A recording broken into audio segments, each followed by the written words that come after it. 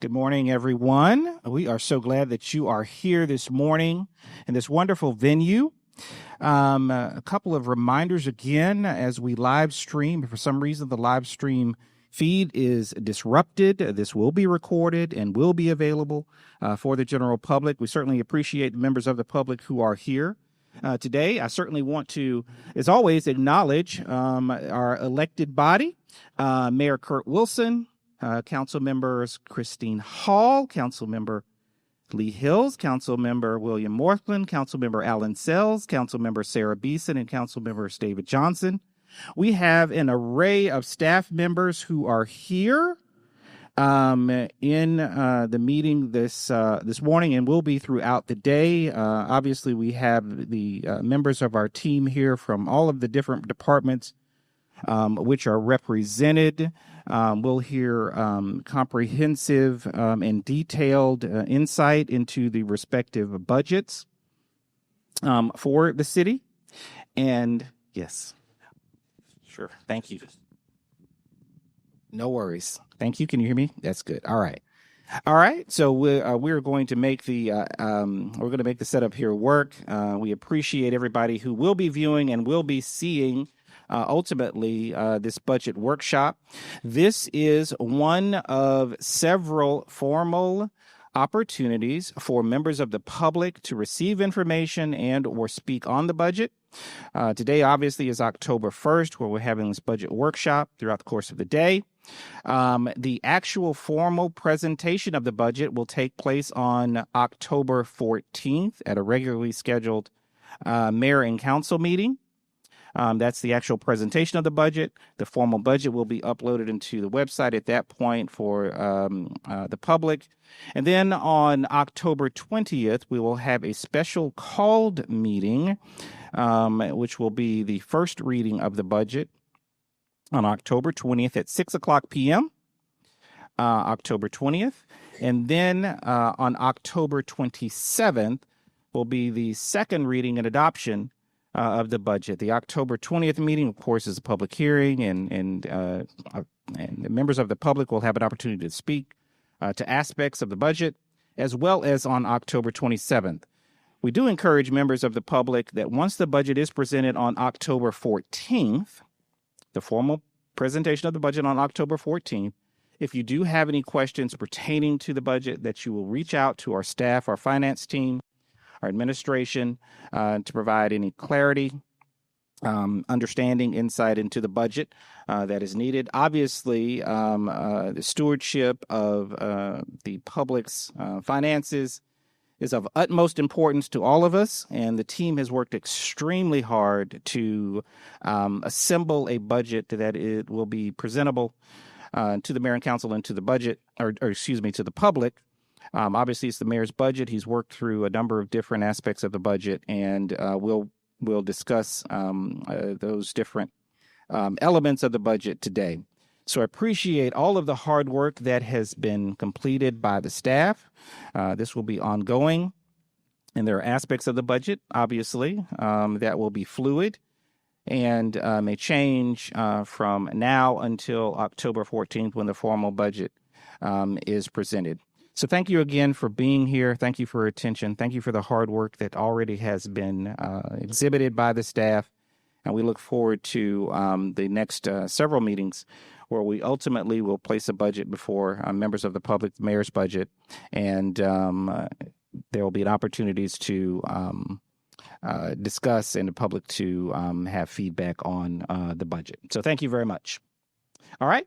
With that, I will turn this over to Mr. Godshaw, who will walk us through the journey that has been navigated not only in the last several months or weeks, but also really over the course of the past year, as we have as an organization really stretched the boundaries of innovation, creativity, and ensuring that we are providing a budget that's fiscally sustainable. I'll remind everybody again, we transitioned from a fiscal year budget to a calendar year budget, which had some challenges, but certainly has yielded some tremendous results. And you'll hear about some of that during the course of the day-to-day. Mr. Bill Godshaw, our Chief Financial Officer.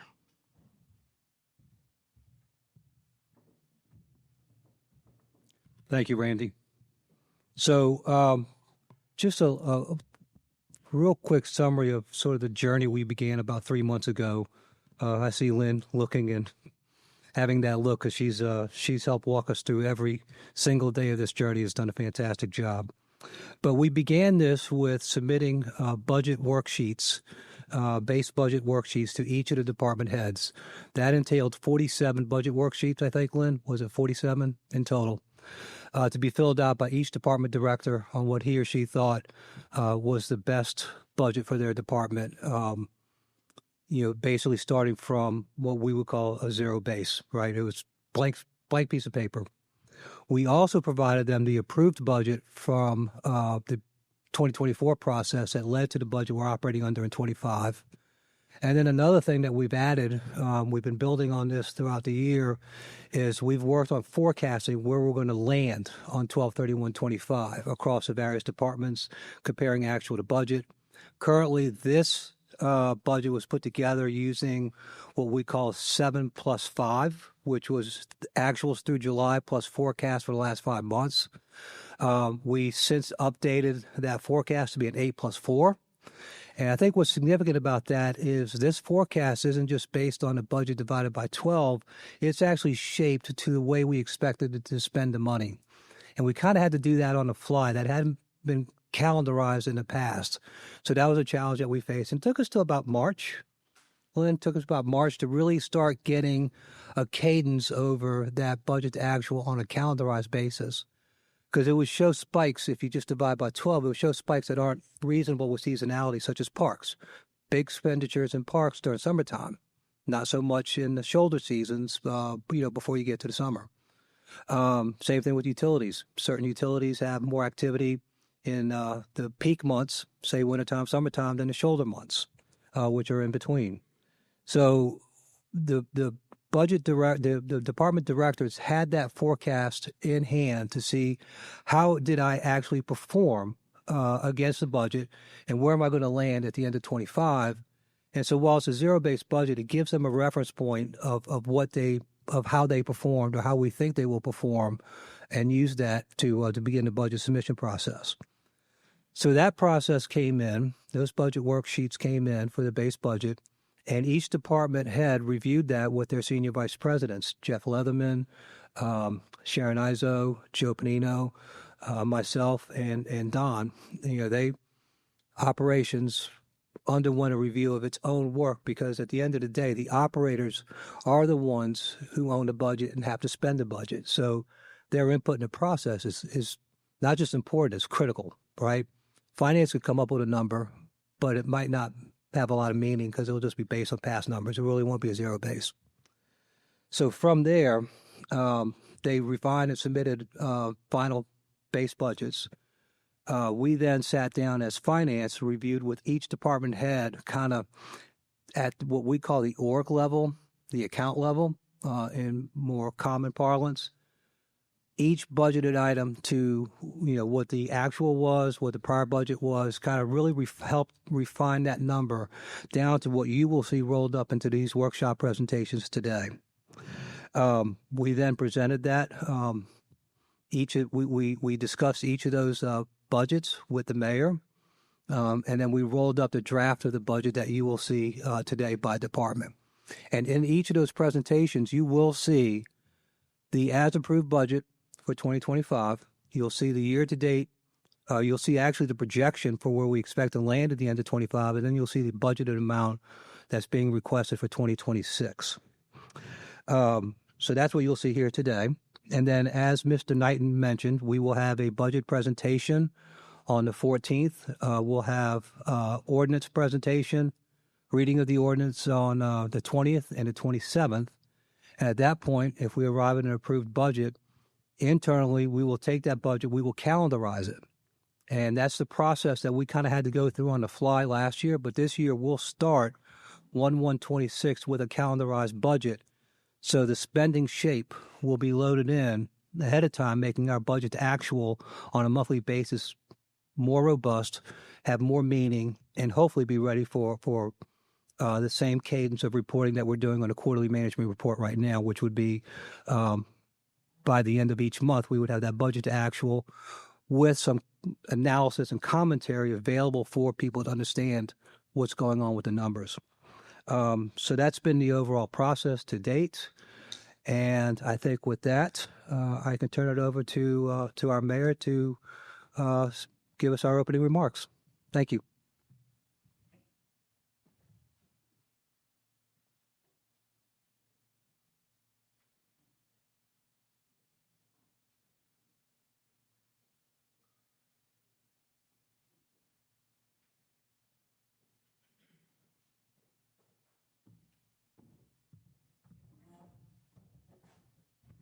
Good morning, everybody.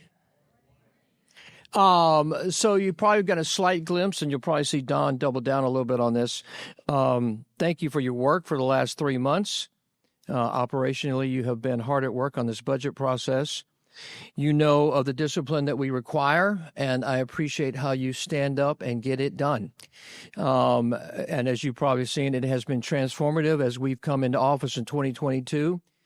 We have transformed the city's finances. Not only have made them transparent and illuminated, but we've made them operationally ready and relevant. And we have made them unlike a lot of governments, I would say, in the sense that instead of taking a 12-month budget and dividing the number by 12, which is not operationally relevant, nor real, nor how most entities really operate, this city has created a real budget that's relevant to what's really happening in operational activity and has the ability to illuminate that. So this city's been about the business of actually illuminating and transforming the city's finances, where the city has never been in better financial shape. And I look forward today to presenting the FY26 budget to the elected officials and to its residents, and that this is a workshop that has been several months in the work.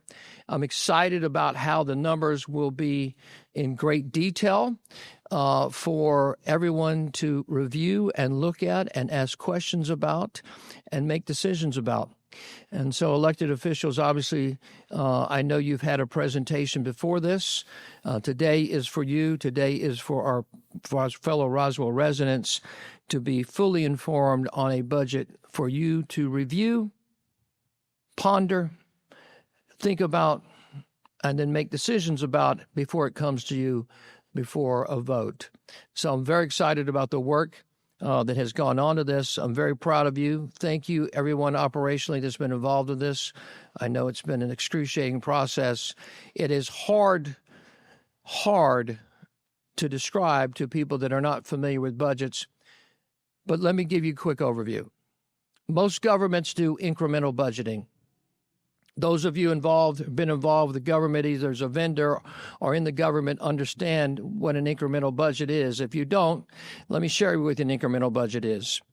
An incremental budget is where you have an existing budget, and if you don't spend the money, you lose it.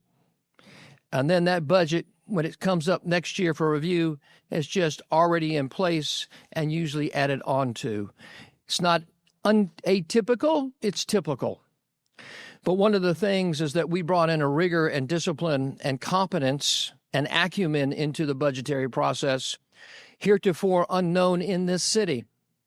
And I would say heretofore unknown in a lot of governments. And so as of being wise stewards from a fiduciary perspective of the finances and money that the City of Roswell residents and City of Roswell businesses give to us for a short period of time to run the operations of their government, I am proud of the competence and the ability to illuminate the dollars that we use to run this government's functions. And anybody who has any knowledge of budgets and expenditures will clearly understand this and understand the level of detail and competence and work that goes into this. So I thank you, operational people, colleagues, senior leadership of the City of Roswell, for your amazing diligence and the hard work you put into it. You put up with a lot from me on the budget process. You guys are amazing, guys and gals. Thank you. Lynn, God bless you. Here, here.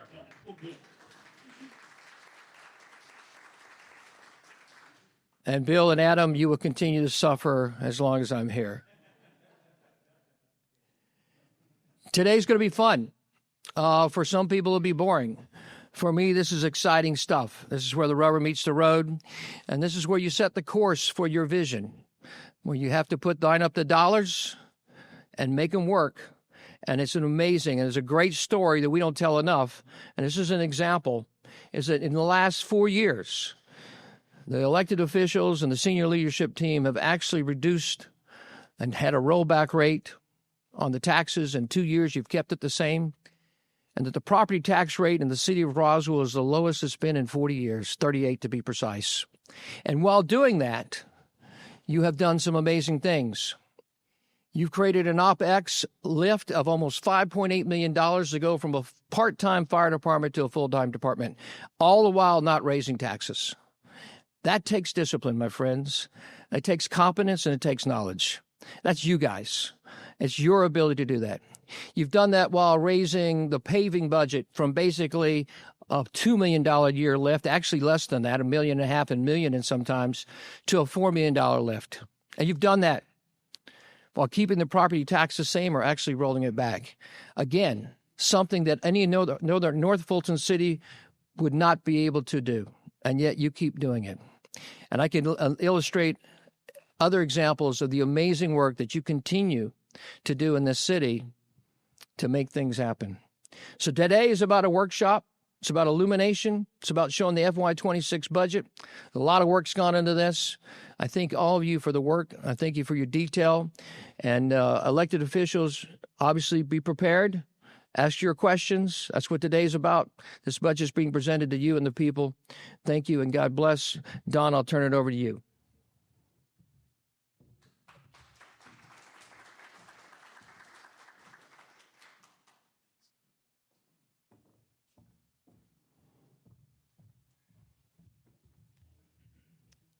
Okay. Well, good morning. And the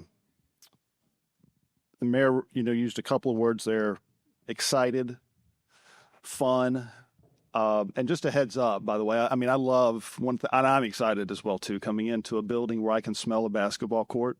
Maybe it's the Kentucky in me. Just a quick heads up, council member Sells, mayor, I've got us signed up for a 3-on-3 basketball tournament that starts at 1 o'clock this afternoon. So we'll need to step out for a little bit. But I do love that. There's a part of that in me. And I wouldn't be sharing this if it had not been a good story, but I did step in and hit 5 free throws right off the bat, and I stopped there. So if I had not hit them, I wouldn't be sharing it. But I'm feeling a little good about myself. So Greg was so kind. He bought me breakfast next door, which was very helpful. But no, I am excited for today. And sometimes, as the mayor was kind of, and as Bill was kind of describing the budget process, sometimes excited and budget are two words that really don't go hand in hand, right? It is a tedious process at best. But for an operator, it represents an opportunity to really share and kind of solidify and crystallize your goals, your objectives, your priorities. And so it is truly an opportunity. And once you kind of get underneath the data and you get on top of the data, incredibly important for the organization. I think especially important for us because it also kicks off the planning season for us. And one of the things that we've committed to here, in fact, Mayor, it's one of your top priorities that you tasked me with whenever I came on board, is establishing a 3 to 5 year strategic roadmap, which part of that is a 3-year financial model, a commercial model, whatever you want to call it, a business plan. So this particular budget's important because it really initializes the start of that 3-year plan. And a lot of the process that Bill was describing about how we collected information, how we have compiled information for this budget is also the baseline for how we'll develop the 3-year plan. And we'll be rolling that forward in the Leadership Planning Conference in January, February, which is, again, I'll talk a little bit about that later, the longer-term planning process, but incredibly important in terms of how it informs the decision-making. I think another kind of nuance, too, that is very important, and the reason I'm excited about today and this budget process is it also represents an opportunity for us to maintain momentum. This is an organization, as the mayor was describing, that is clearly been on the move for a few years now, and really kind of transformative, on a mission, on a journey. I just joined last year. I've been here a year, and I'm amazed at the progress we've just made in a single year.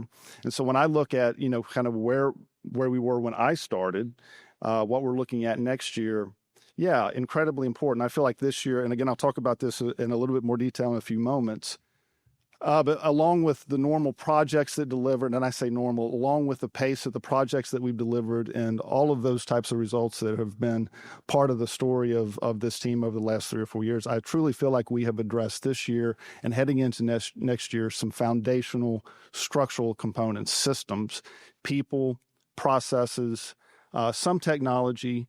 I feel like we're building a foundation that's going to allow us, as we head into next year, 2026, operate in a completely different way, and actually serve the residents of the community at an elevated service level than we have been in the past. So, yes, I am excited. It is a budget, but there's much to be excited about.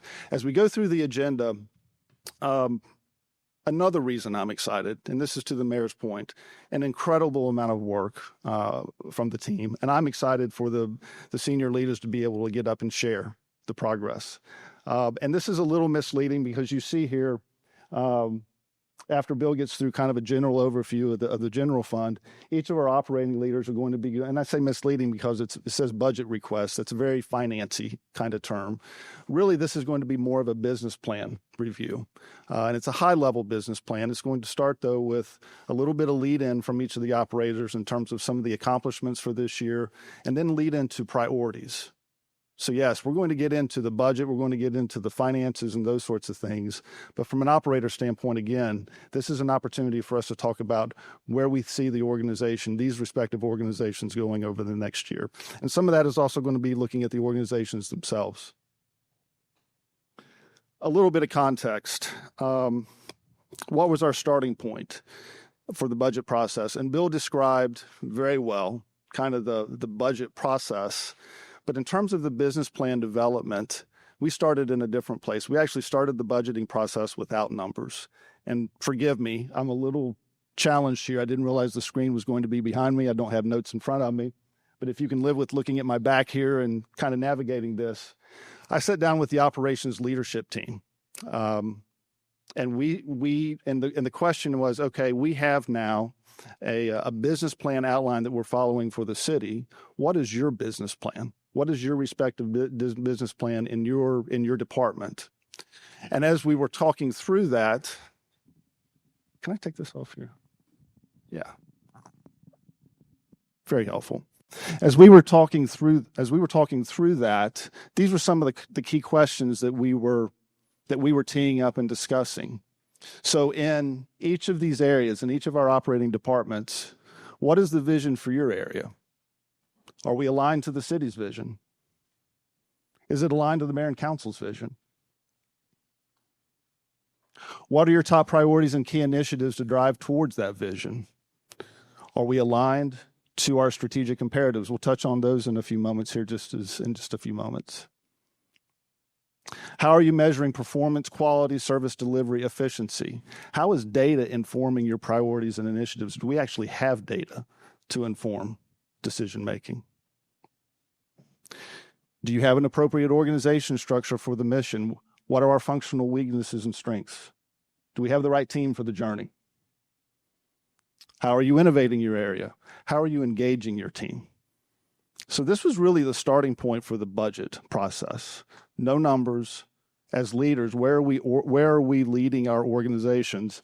And you see the key word here is alignment, both in terms of vision and top priorities and key initiatives. Are we aligned with mayor and council vision, with our strategic imperatives? And that's a little bit of the discussion for today. That's a little bit of the test as we're rolling out, as the staff is rolling out top priorities for next year. Are we ensuring alignment? I think we have, but that's part of the test today. And as Mr. Knighton always reminds us, the starting point is the vision to be the #1 family community in America.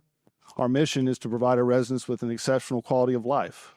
This is truly what it's all about. And if this is where we're going, and I know this is repeat for a lot of the staff, but repetition is the mother skill. It's important structure for us to understand, because you're going to see this structure really on an ongoing basis. You have been seeing it, but you're going to definitely see it today as we go through departmentally how we're aligning our work. But if the vision is where we're going, strategic imperatives is just in effect a fancy way of saying this is how you get there. This is the roadmap. Every activity that we're undertaking in the city, all the priorities you're going to see today, they all align in these buckets. And I think it's worth, or these pillars, and I think it's worth repeating them, calling them out loud. Economic development is transformational, purposeful, intentional. Infrastructure investment, continuing to invest in infrastructure, developing it, maintaining it. It's definitely a theme that you're going to continue to hear today. Best-in-class safety for residents, businesses, visitors, and our employees. I worked in aviation most of my career. Best-in-class safety has always been one of the pillars. Typically, it's aspirational. Typically, it's a projection of what you're trying to get to.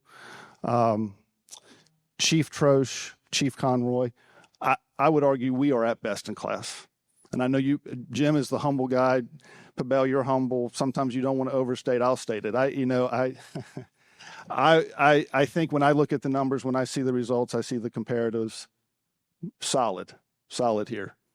Service excellence, delivering service delivery that's safe, clean, reliable, responsive. Again, aspirational. We have work to do here, and you're going to see in our priorities some initiatives around these areas where we have numbers in place and we know we can do better here. We have metrics in place that give us some clear idea of how we're performing in these areas. Stewarding with integrity. Obviously, we're going to cover a lot of this today in a budget workshop, but effective stewardship of city resources is a central theme to everything we do. And then from a people standpoint, ensuring we have a top place to work, valuing our people, supporting their growth. This is the roadmap to get there. These are our strategic imperatives. And this is one of my favorite slides always, because to me, and I know it's a busy slide, we call it our strategic bingo card, right? But it's incredibly important because in my mind, it's where we start transitioning from strategy to execution. And in my experience, this is where organizations fail. Vision and strategy actually is sometimes the easy part. How do you execute? How do you get this down to a level that not only across the leadership team, but you can take execution down to the line level? And so what you start to see here is you see the strategic imperatives across the top. You recognize all of those. And then you see for 2025, what were our goals and objectives that we set out at the beginning of the year? We covered this in our leadership conference. I think when we talk about a strategic framework becoming a management framework, then you have to understand that each of these pillars, economic development, infrastructure, each of these has a senior leader assigned to that area. So economic development, community services is Senior Vice President Jeff Leatherman. Infrastructure investment, Senior Vice President Sharon Izo. Obviously, best-in-class safety is Chief Troche and Chief Conroy. We all kind of co-own service excellence. Senior Vice President Joe Panino is the one who we coordinate underneath there. Stewarding with integrity, CFO Bill Godshaw. And the top place to work is Senior Vice President Joe Panino. So we are structured organizationally in these pillars. And so when we start talking about execution, it's really important to understand. As we go through the material today and you see the priorities that the team is brought forward, you're going to see a number of these. Obviously, a lot of these we have completed this year. Some of them are in process, and some of them, quite frankly, were replaced by another priority we didn't plan on, and you're going to see those probably into next year as well. So this is continuity, and one of the reasons I have confidence that I think our priorities are going to be aligned right off the bat with what Mayor and Council is looking for is because these are ingrained. This is 2026 already. Part of this is. And along those lines, the mayor's top priorities. Right? So if we had all of those initiatives at the beginning of the year, what are the ones that we say are the highest of the highest priority? That's what this list is. And you're going to see a lot of these kind of drift into next year for 2025 as well. There's going to be a lot of familiarity. Again, a lot of this is maintaining momentum and continuity. We're not starting from a dead stop. Last slide I would share. I shared with you back at the beginning of the year that when I came into the organization, I've been here roughly a year. And so in our leadership conference, I'd been here roughly 3 months. And some initial observations shared with you, Mayor, just kind of, okay, 90 days in, what are some of the top of mind things that we're seeing? Heavy focus on streamlining planning process. And you look at some of the progress that we've made. We have a strategic framework. We've decompressed decision making. We talk a lot now about the legislative calendar, the legislative process. It's fascinating. It is a dynamic organization, lots of decision making. A year ago, a lot of those decisions were being made in a short compressed time frame. We have stretched that out now, and as a result of decompressing that decision-making process, we can actually process more and more quickly, right? Improving organizational alignment. I think, again, when you look at the strategic framework that we have, how we're organized around strategic imperatives and the work that we're doing, great progress there. I think when we talk about what we transition to then into 2026, we've got to continue to build out this 3 to 5 year view of where we're going. The budget really is a management tool. If you only have a budget, it can actually work against you in terms of long-term vision. So that is really critical in terms of informing more longer-term strategy and decision-making. And that's, again, a commitment that we'll have that in place by the Leadership Planning Conference at the beginning of the year. Something that we have on the priorities this year, and again, Mayor, this is something I think we've had a number of conversations. How do we improve alignment with key stakeholders in the organization? I think we've done a much better job internally within the organization, but what about key stakeholders? We've made good progress with the RDA, with the DDA.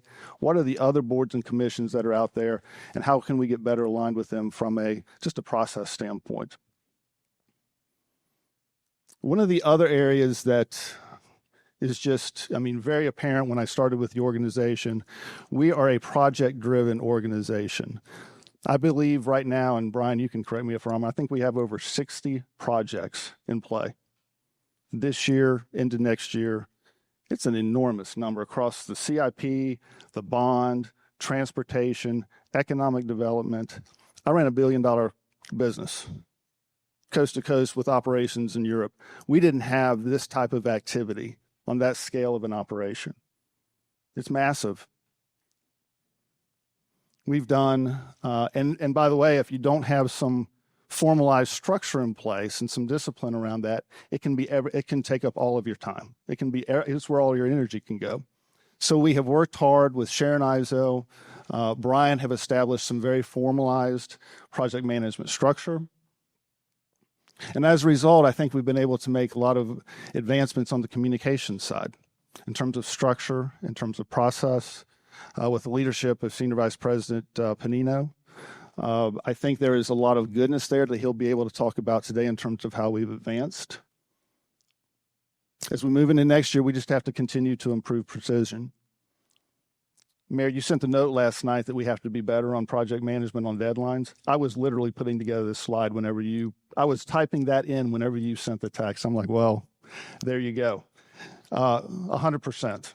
So we have the discipline in place, but we are very project driven. How do we continue to improve precision? And on the communication side, how do we continue to build a culture of no surprises? How do we build confidence? How do we build trust? How do we continue to move into that proactive range? And I wouldn't say that this is clearly, and Joe will talk about this today. We tend to say everything is comms, and then we all look at Julie, wherever she is. Where is Julie? She's calming. But that is there you go. But that is a leadership. That is a leadership culture for us, that we all own that. We all own that. That clearly is an opportunity for us heading into next year. Enhancing service delivery. When I talk about fundamental structural changes that we have put in place to allow us to execute at a different level, this is where the rubber hits the road. The monthly business reviews that we've initiated, formalizing performance standards, establishing department KPIs. Bill mentioned financial forecasts, the rigor around that. This is the blocking and tackling of operations. It really is. And it has not only informed the budget process, but has really helped establish a number of the priorities that you're going to hear about today. You see over in 2026, now we're actually getting into very specific areas of service delivery. Senior Vice President Jeff Leatherman is going to talk about the work we're doing in community development. At the beginning of the year, we knew we had a weakness in community development just in terms of permitting times and those sorts of things. We actually didn't know how long it took to process on average. Now we have very detailed data. And so as Jeff kind of talks through the game plan today, it comes from a data-informed place. Enhancing key corridor areas.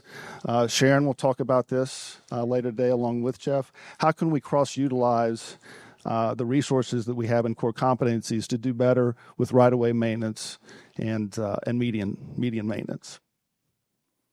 We have significant investment that we're putting into facilities this year, both in terms of OpEx and CapEx. And I'm really excited for Sharon to be able to share that a little bit later as well. Clearly an area where there is significant investment there. And historic assets activation.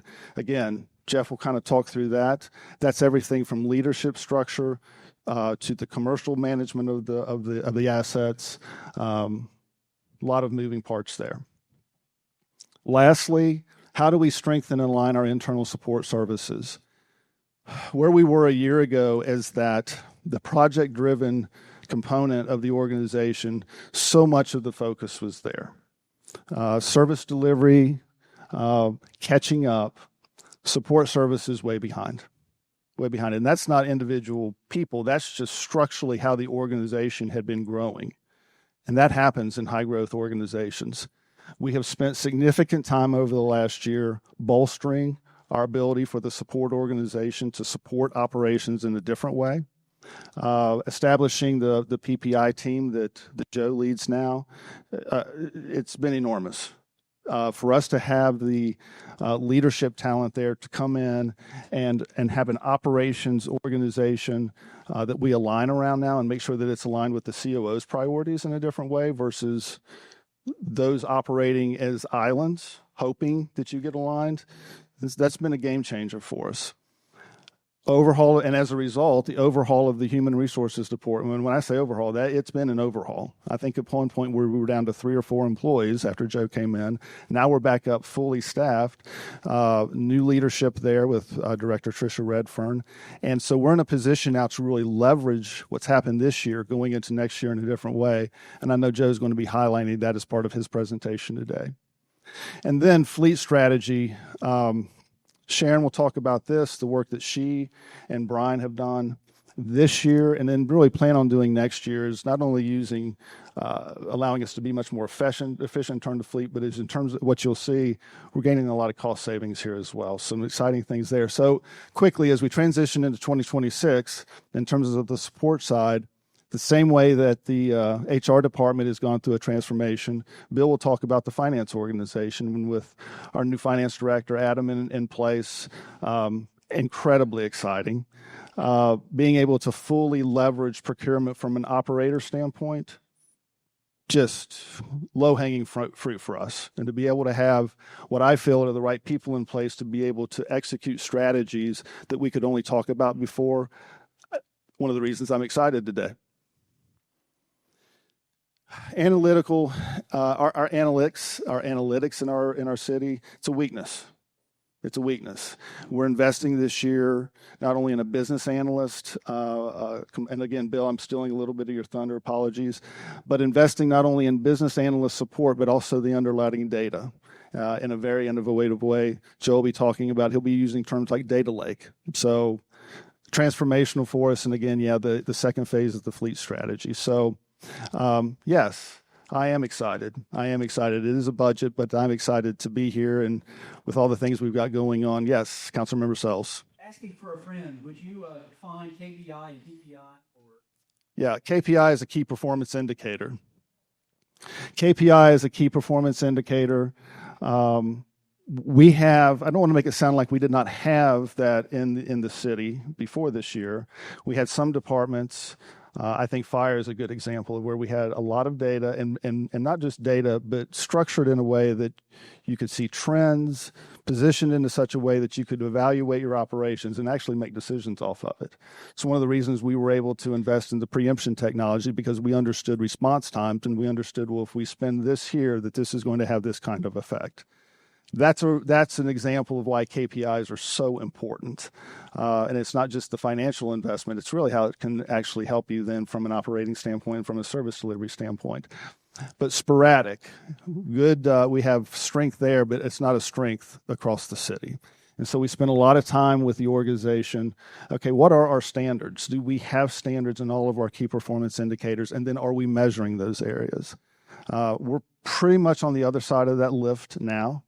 But that's been a big lift this last year. PPI is planning, performance, and innovation. And that was a result of Joe and mine's negotiation over what the title of his organization would be. But it does represent kind of what he oversees, and he'll be going into that in more detail today. Any other questions? All righty, thank you. Bill, I'll turn it over to you.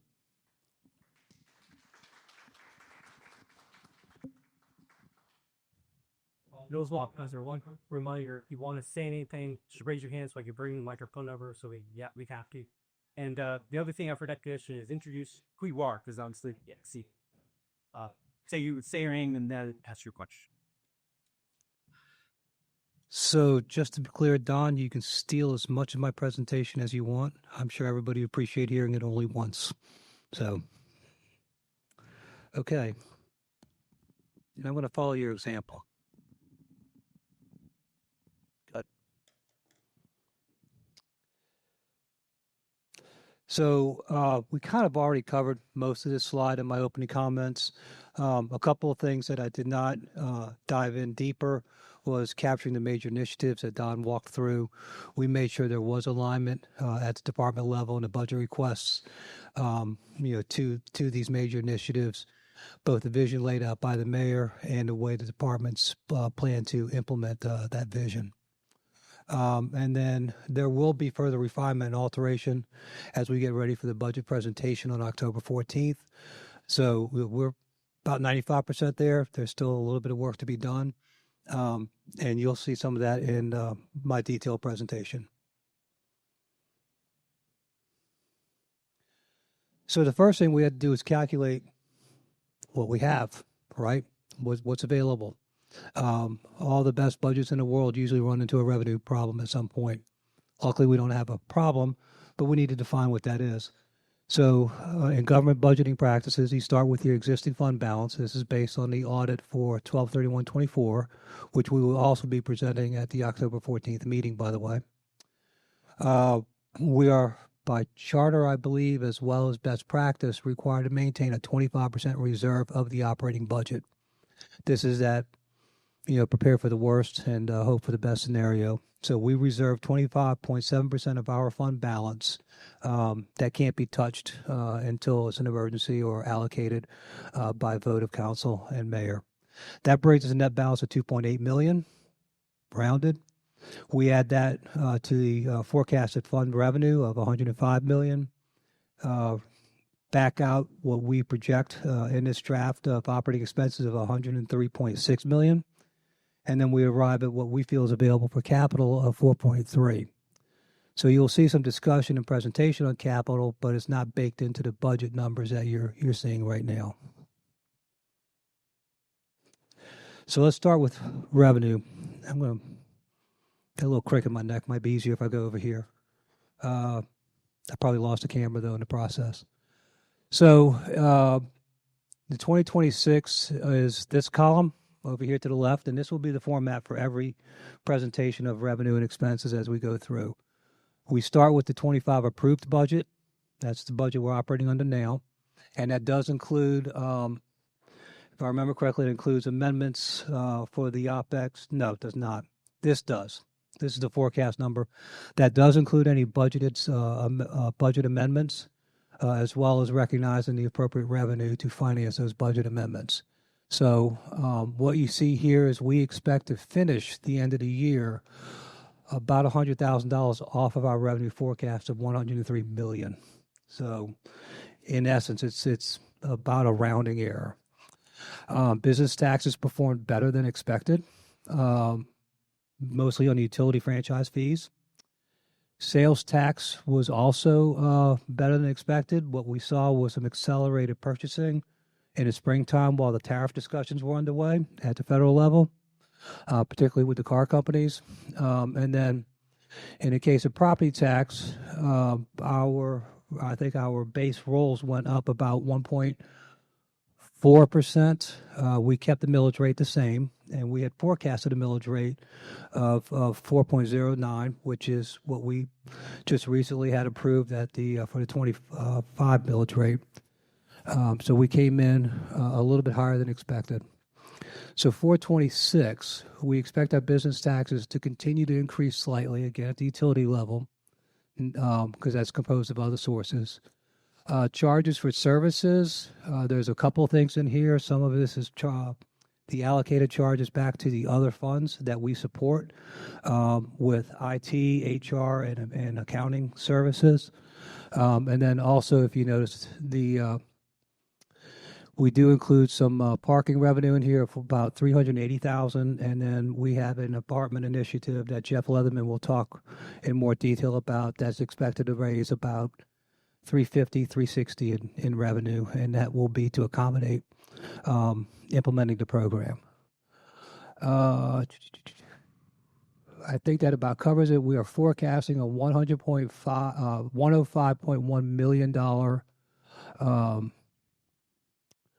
revenue uptake for 2026. I could pause here for questions, or I can keep going.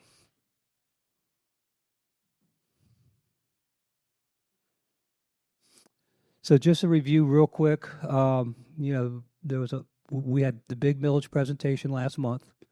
And as you can see from this chart, to go back 38 years would have made the lines really hard to read. So we went back 25 years to show that the millage has not been lower in that history than it has been the last 3 years.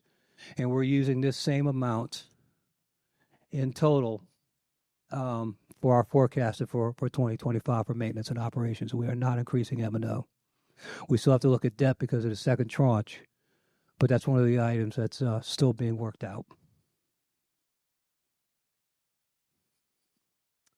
On the operating side, again, 25 approved budget was $101.6 million.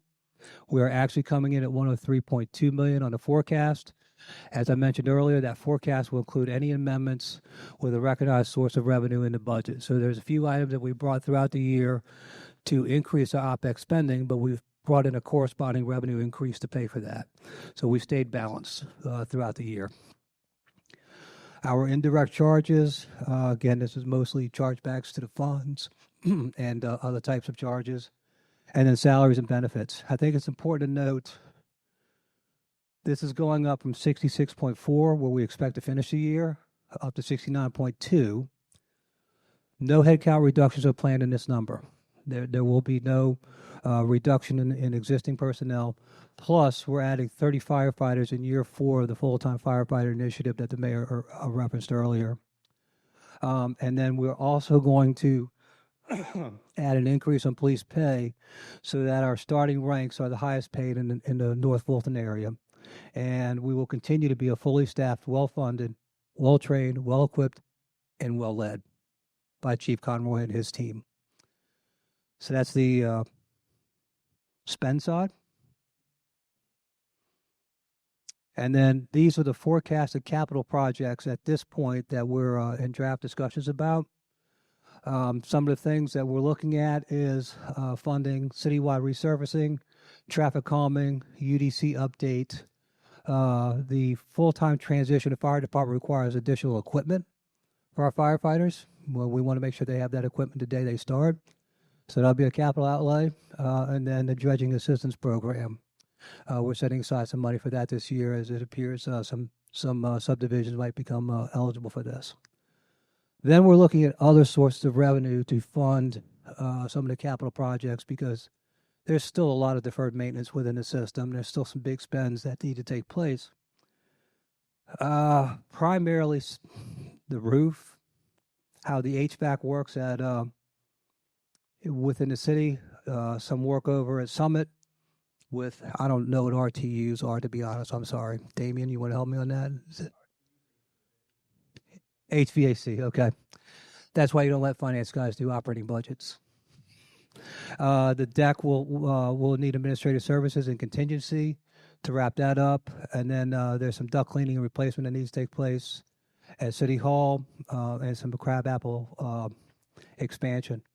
So our plan is to roll these up into approximately $12 million PFA bond and manage those improvements through there rather than continuing to defer and kick these important maintenance items, important capital items off year after year. I believe our roof is Brian Watson here. What's your quote? What year are we in on our roof? 36 year of a 25-year roof. So that may not have been put in as well as it could have been. So we have some real problems that need to be addressed, and we feel that the PFA that was created by state law and approved by mayor and council in 2024 would be an excellent vehicle to use for a program like this. And then we also have some impact fees that we plan on using. According to the appropriate type of impact fee, we have transportation, recreation, and then public safety impact fees. And some of these have expiration dates coming up on them. So it's one of those things where we're better off using them now for important maintenance projects and goals than we are risking losing some of that money. And then on the Green Street Mobility Project, we would be able to use some of T-SPLOST 2 to facilitate that. So that's kind of the capital outlay that we're envisioning at this point. And that's my presentation. You have to illuminate a little bit, like on the PFA. No, sorry. I heard you perfectly. Mayor Wilson. I know. Thank you, Ben. So you got a lot of items up there. Does the can you go to the right of the spreadsheets because you got several columns? Are all the columns being shown? This is it now. Okay, good. You cut it off. So explain to everybody what a PFA is, and then why you would create a PFA, and then how do you service the debt on a PFA, and why would you do that? Like, what's a PFA, and how do you pay for it, right? And what's the advantage? Why does that make sense to a resident? Why do you have a PFA? Who's paying for it? How's it get paid off? And why do I do that instead of a general obligation bond, right? Why would I not take a GO bond on this? Or why would I not pursue a revenue bond? Exactly. These are things that people might have a question towards. And then obviously you've got T-SPLOST 2 on the Green Street Mobility Project. Sharon's probably going to cover that later. Yes, sir. And then you've got the Cultural Arts Center, Holly Hill, Doc's Cafe, those pieces down below underneath the Hotel Motel. I'm guessing Jeff's going to cover that later. Yes, sir. Okay. So PFA, you mentioned a PFA. It's a sophisticated instrument. A lot of cities aren't even familiar with PFAs. The city, it's available financial tool. The city, the elected leadership approved it 2024. So why are you using it? What's the advantage to it and how you pay for it? These are great questions. So PFA stands for Public Facilities Authority. It's another one of the authorities that, like Downtown Development Authority, except the PFA has the ability to raise debt. It's an instrument of the city. The PFA is governed by the 7 members of council and mayor, as well as an 8th member who is a resident of Roswell. I think that's currently our ever-ready Joe Cusack. Who also helps us on the legal side along with David Davidson to make sure these documents comply. So first question is, why would we use PFA versus a general obligation bond? Basically, for certain city expenditures, we're getting to about $12 million on this. So when you look at the cost of capital to do a GO bond versus a PFA bond, much more expensive. There's a ratings review that takes place with Moody's and S&P. all the underwriters get a piece of the action. Um, Legal fees, both outside as well as time spent by David and Joe. So if you look at the cost of capital associated with general obligation bond, it's higher, not just the interest rate. The interest rates are generally about the same. The real cost in a GO bond is the cost of capital. So the PFA, because of the dollar amount, we're able to circulate for RFPs. I think the one we did with Sproul, we sent to 45 banks, 6 responded, and we got phenomenal terms because of our balance sheet. And that will be financed through, in this case, we'll be using impact fees in the first year to make the debt service payment on the Sproul property under PFA.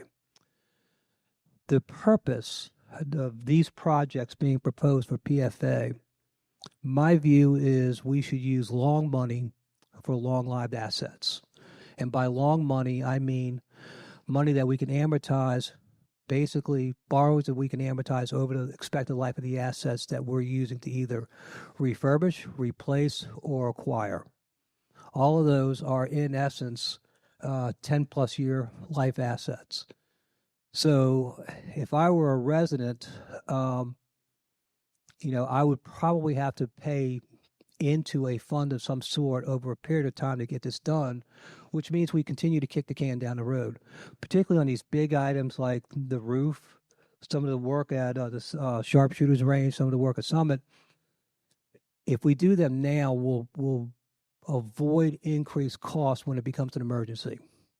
So that's the kick the can fear, right? Kicking the can down the road generally doesn't work. There's that old Midas commercial, if you're old enough to remember. You can pay me now or you can pay me later. Guy's holding a wrench and he's doing your oil change. All right. So we can change the oil and pay for it timely. The way we will fund the repayment would be through general fund, but we may have sources of payment available outside the general fund on a year-to-year basis. But it allows us to schedule out the fiscal impact of improving these long-lived assets in 1 year or 2 years, depending on the length of the project itself, as opposed to waiting another 5, 6, 7 years. I mean, this roof, as Brian said, is 38 years old. It's a 25-year roof. If we don't fix it, I don't think it's unreasonable to expect some sort of catastrophic event at some point with the roof that requires us to say, okay, we're going to incur millions today, right now, to fix it. It's unplanned money. It's short-term money, and it's expensive. It's expensive money relative to long-term money. Did that help? Hey, I just want to add. Just for the record, I got a thumbs up from the mayor. This is Alan Sells. I just want to add one thing to that. Because of the cost of the entry fee, the cost of raising the money, there's a tendency to overcapitalize so that the transaction gets bigger. You'll do a bigger offering and try to put more things in it. So it's less efficient and it leads to waste. With this, we can raise for a specific project, scope the project, and be quick to market, whereas a GO bond has to go for a referendum. There's a whole lot of things that just take a lot of time to do that. And this allows us to be much closer to the planning and much closer to the amount required for the offering. So that's an excellent point. And the process around the number that we came to, I think, deserves a little conversation. We actually started out with a little bit larger number, but because of the sweet spot in the interest rates and the size and the experience we had with Sproul, I wanted to push that number down to where it is now at 12 million. So unlike a GEO situation where because of the fees, the economies of scale, the larger you raise, the more you push that percentage fee down. So it becomes a catch-all for projects. With the PFA, it's the opposite. You want to enter with a certain level of discipline, and then that allows, your fees are already relatively low. So the only thing you're really focusing on is your cost of money, your interest rate. And so that discipline, you bring it down. This is going to be approximately the same service cost as the Sproul because interest rates have trended down, and we'll be able to pick that up through the discipline of making sure that each of these projects has a budget associated with them already, right? And so it'll be easier to monitor, it'll be easier to control, easier to issue. Any other questions? Appreciate your time. Pavel?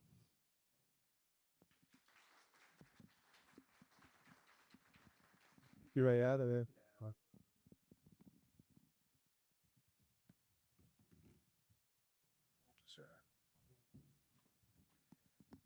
All right. Good morning. Can you hear me okay? Fantastic. Pavel Troche, Fire Chief. I'll try to run through this and control myself. I'm hopped up on Cuban coffee this morning, so I'm going to try to slow my pace here. If I go too fast, just let me know and I'll slow down. So on the first slide, I want to discuss the accomplishments of the fire department, and I'm going to be brief, but I do want to cover these because what this is going to do is going to show you the investment that the city has made in public safety and the fire department by the elected leadership, and show, as Don was speaking to earlier, the KPIs and the impacts that they're having, the true impacts that are having on that investment. So operational ready, we maintained optimal turnout response and continued our ALS service. That's advanced life support.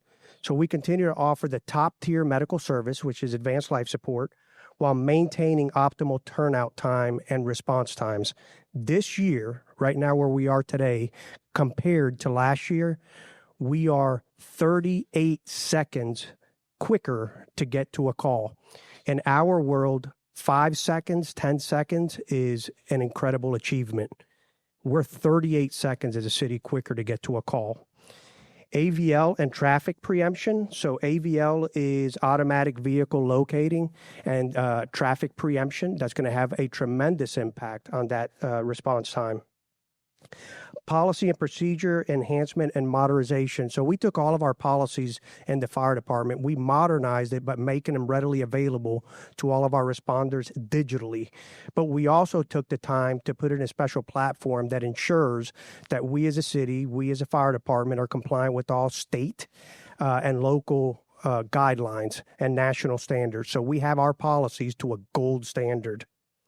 Emergency operations plan and department specific plans. So one of the things that we are in the process of and almost completed is ensuring that this city has a continuity of operations plan so we can continue to operate under any circumstance. And that includes by department. What happens if there's a technology fail, a radio failure?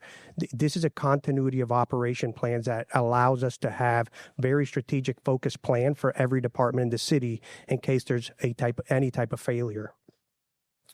Workforce development, inspection, and plan review service delivery enhancements. So inspections, plan reviews, the things that impact businesses and businesses that are trying to thrive in the city, we're making sure we're very focused on that and enhance that service. And how is that done? We want to make sure that it's done efficiently, effectively, professionally, but also we want to make sure that we're focused on helping them overcome any hurdles that they may encounter as they try to open up a new business or continue doing business in the city of Roswell.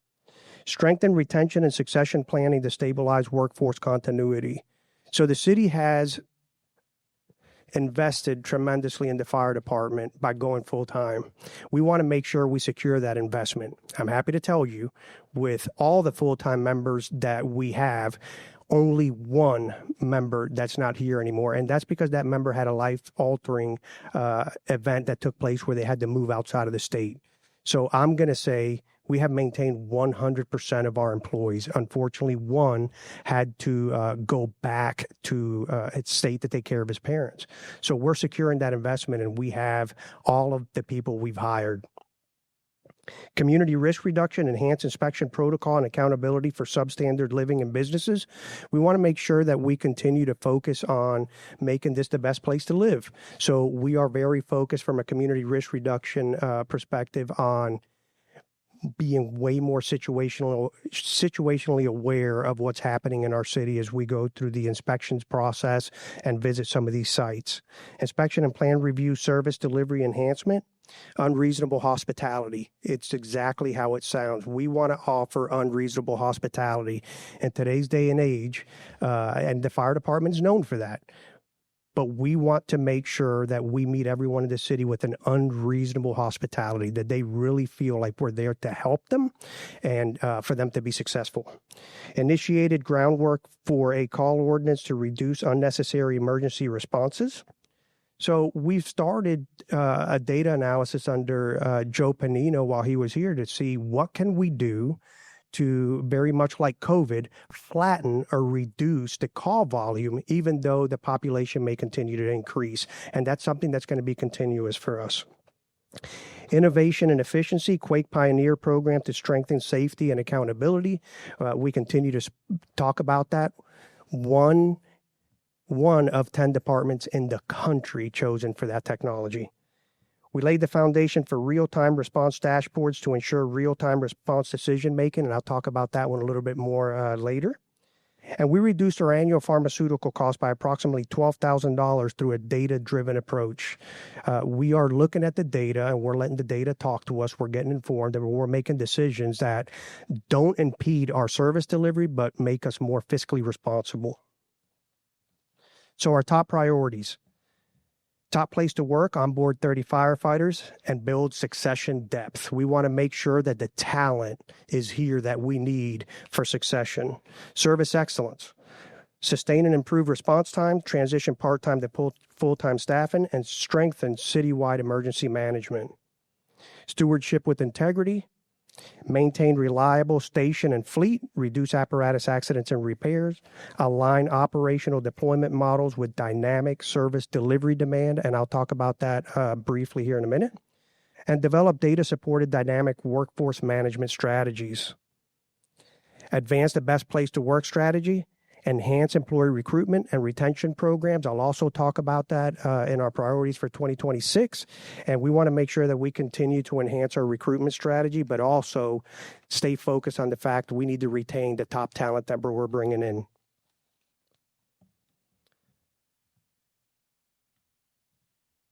All right. Operating plan and expenses. So the numbers. In FY 2026, the recommended budget was 17.755. If you look at the FY 25 approved to FY 26, you see 460,561, so a 2.68% decrease. We really worked hard as a fire department this year, and we do every year, but we really focused this year on taking a look at where we can be really fiscally responsible, focusing on reducing accidents, repairs of apparatus, stations, so staffing. So we really took a good look at where can we save funds, not just for the sake of saving, where we may be overspending. An example of that was what I just said, pharmaceuticals. We took a good dive into that, and that's $12,000 reoccurring every year that we were able to reduce because of that data-driven approach. Right below that, if you look at the variance between FY25 projected and FY26, we're looking at $948,786, so 5.69%. And the breakdown is salaries make up 79%, so just at 80%, operating at 1.6, 9.2%, and indirect at 11%. This is going into FY 2026, and that is taking a strategy of we have 30 people coming in, potentially, if approved. How can we bring them in at a timeline that allows us to be the most physically responsible as possible? So what we did is we really came into a area with the operating team. What is the best way to onboard these 30 people and put them in a timely manner where we can take that in, but also be able to have some cost savings for the year? We're also realizing the cost of the 15 FAOs that we'll be swearing in October 27th. On capital initiatives, there's $148,150, and that's to cover the PPE, the uniforms, and the different things that are needed for the 30 firefighters. Even with that, we took a deep dive into what do we have available now that we can use, and that reduced the cost almost in half for PPE and uniforms that we're going to be providing the 30 firefighters that come in. Yes, sir.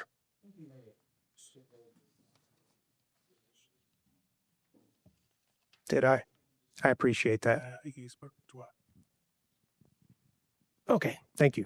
Try not to turn my back to the group. All right, so we got the numbers out of the way. I can go back to the narrative and give you a few more numbers.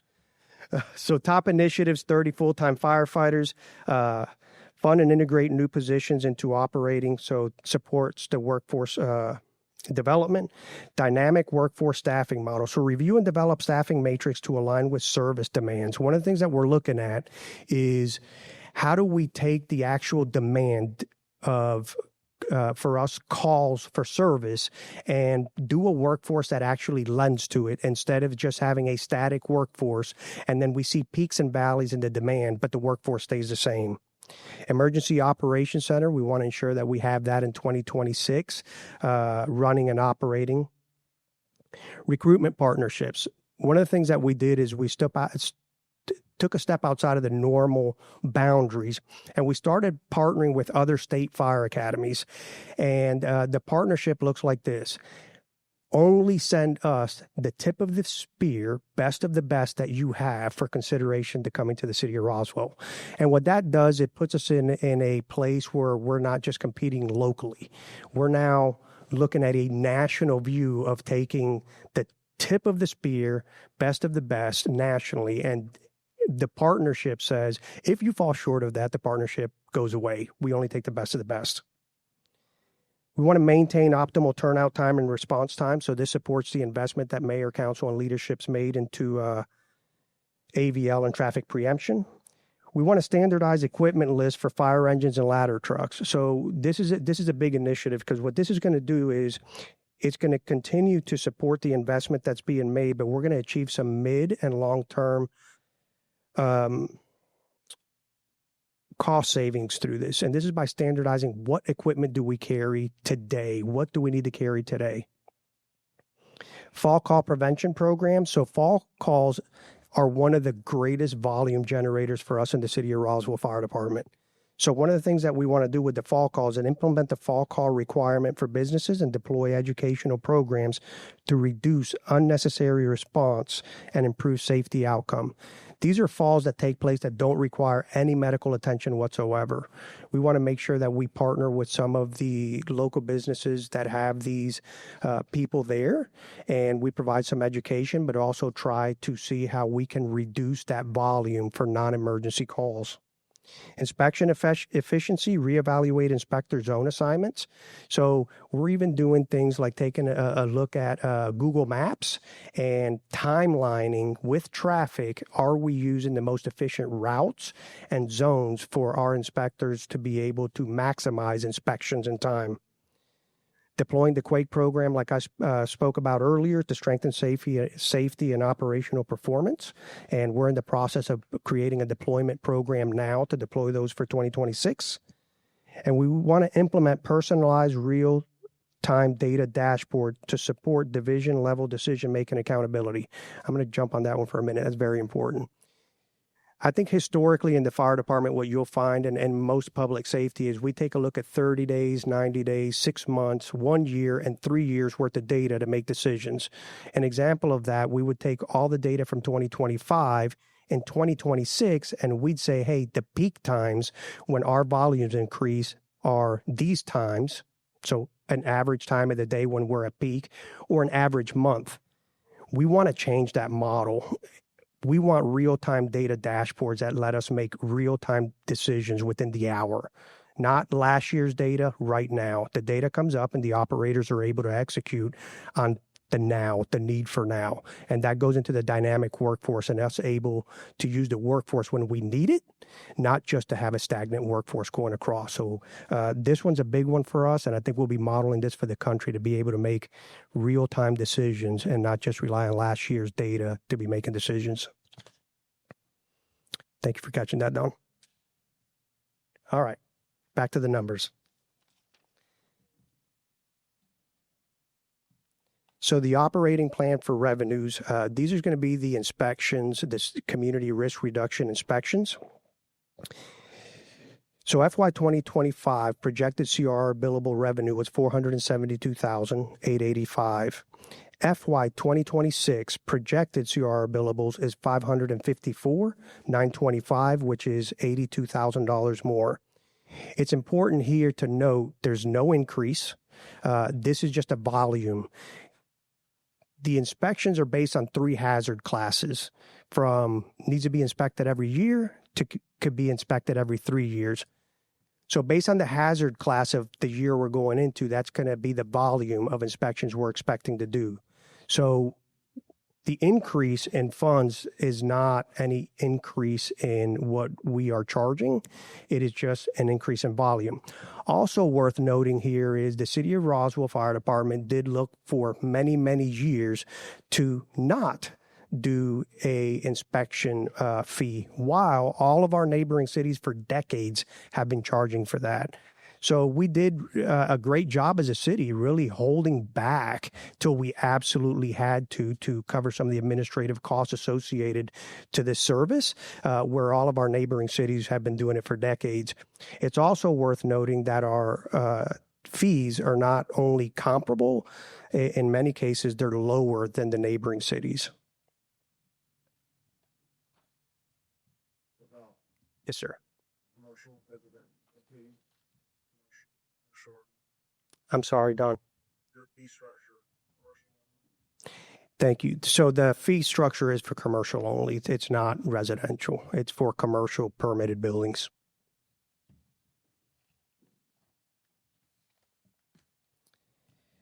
So staffing, like we spoke about earlier, FY 2025 total approved full-time 91, and that includes everyone in the fire department. And FY 2026, if approved, will be going to 121 with the additional 30. It's important to note here that you see that increase of 30. Usually, always when there's an increase in full-time, there's a decrease in part-time. Since mayor and council approved us going full-time, it's important to note and to boast on the fact that historically, over 50% of our full-timers come from the part-timers that have been here. So we promised from the very beginning, hey, we appreciate you being here. We want you to be here. We want you to be here full-time. And when we go full-time, we see an over 50% of our part-timers are taking these positions. That's why we continue to have the best of the best.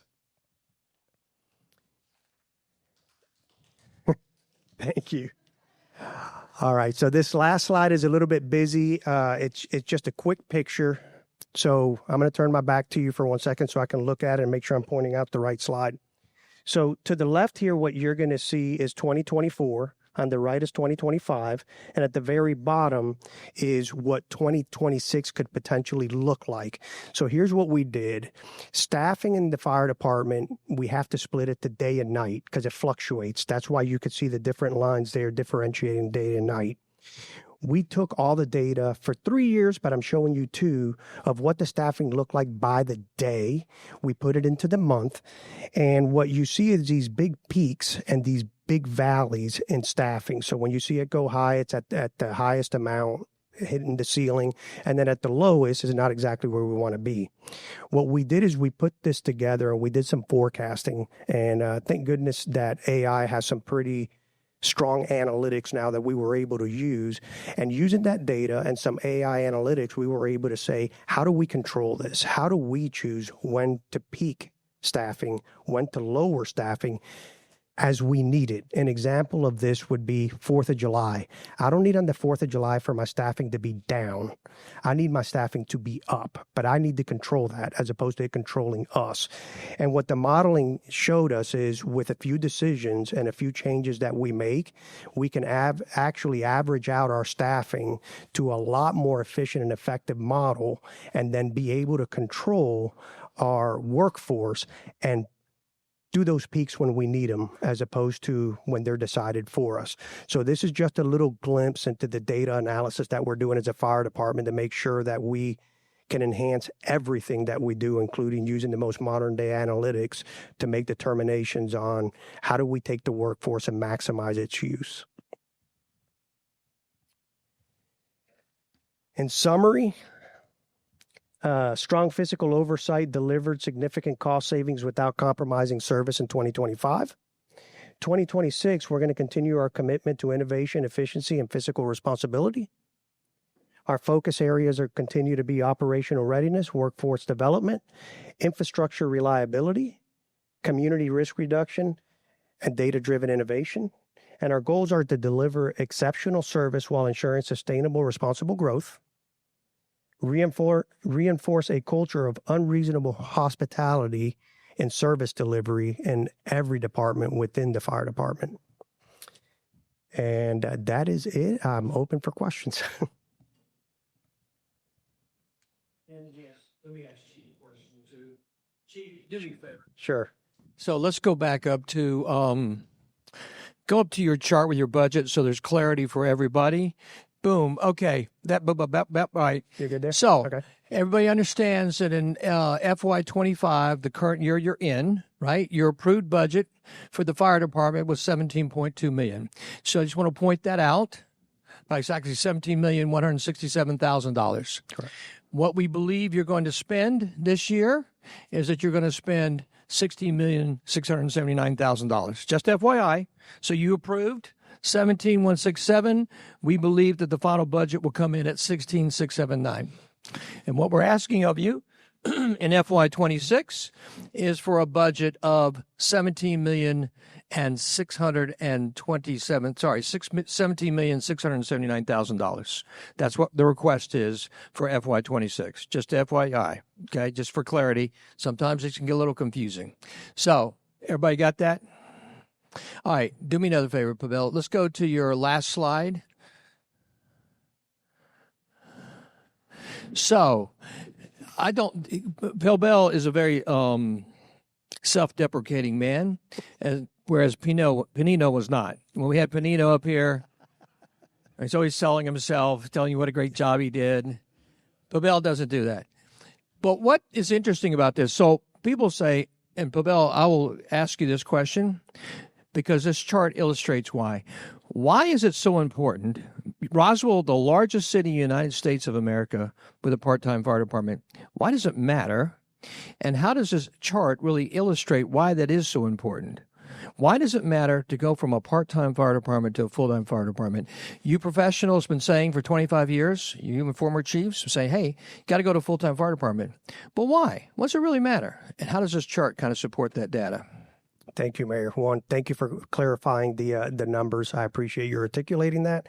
And I'll answer your question. If you look at 2024 and 2025, the simple answer to that is because we need this consistency and continuity of service delivery. And you're not going to get that with a part-time workforce. We've shown that. We've have all the data. We've been able to show that. So we need to be able to provide this city the protection it deserves all the time, not sometimes. Also, we need to ensure that that is present during real needed times, a hurricane, a storm, a winter storm that happens. So the continuity of operation and consistency of service delivery is critical, which is exactly why you need to go full-time and why most, not all, organizations would not do a part-time model is because you cannot promise a consistent continuity of operation to the city. And if I were to show you a chart from, let's say, fiscal year 20 or 21, what would that chart show? So if you look at 2024 and you see some of those peaks and valley. 20 or 21? Yeah. So I'm going to reference 2024 just as a picture. Yep. If you can imagine the peaks and valleys in there a lot closer together and all year long, it is just a tremendous, what we would call consistently inconsistent, which makes it consistently unreliable. It would be such a tremendous difference. So we've made a tremendous impact in stabilization. Going back then, there was no stability. It was all over the place. So in layman terms, Chief, what it was that the public and businesses were vulnerable at certain times because we couldn't staff a fire department at certain critical times where we did not have enough professionally trained firefighters in the city of Roswell at certain times of the day and night on certain days and weekends. We were at a critical mass and did not. COVID truly exploited that issue for us, revealed it very clearly. But we already knew 20 years previously that we needed a full-time fire department because if we had a regional event, all the part-time firefighters that worked in the city of Roswell, guess where they would be in a regional event? Where would they be? They'd be in their full-time department. They'd be in City of Woodstock, City of Atlanta, DeKalb County, wherever they were fired. And it's interesting. So all these part-timers work in another fire department. Why are they coming to the city of Roswell?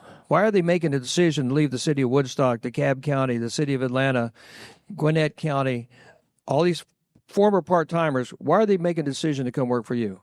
Great question, and thank you for asking that. I'm going to give you 2 reasons, and I can qualify these reasons because we ask all of them when they come, why are you here? Why are you choosing Roswell? Not in exact order, but here's the top 2 reasons that I'm getting from every single soul that we have onboarded here. Number 1, they're at awe of the support by the leadership in this city that they are not seeing in any other county or city around us. That's per them. Noted on why are you here. When they see the level of support that's being provided by this city, they are just at awe at that. And they continue to say it's something they have not experienced. And we're talking about veterans. We're not talking about somebody that's been in the fire service for 2 years. We're talking about people that have been 5 years, 10 years, 15, and 20. People that have been chiefs in other departments that work for us and say, I've never seen leadership support public safety the way Roswell does. That's one. The other one is going to be talent attracts talent. We were given pretty clear directive on the city of Roswell has a standard. That standard is high. And we only let people into this team that meet that standard. Talent attracts talent. When other fire departments around the country ask, those are the 2 things that we always tell them. 1, we have a leadership team that provides us a level of support that it's unseen. And number 2 is get top talent. Talent attracts talent. They're coming here because we have unbelievable talent that we've onboarded, and they want to work with that talent. Good. All right. Thank you.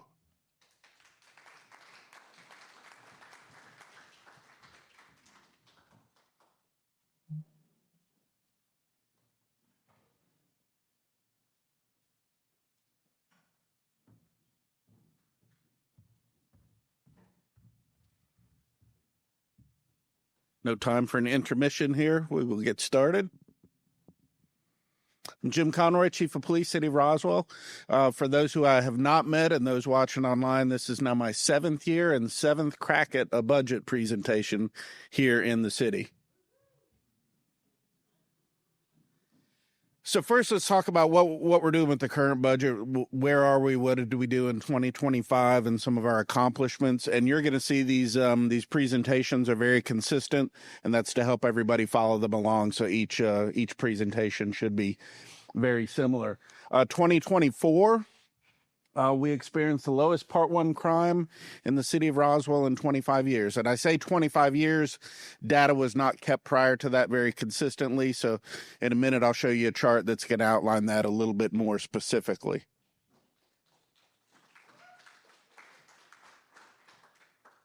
We became a leader a statewide leader in our efforts to fight human trafficking. I'm going to put this in here because I keep turning.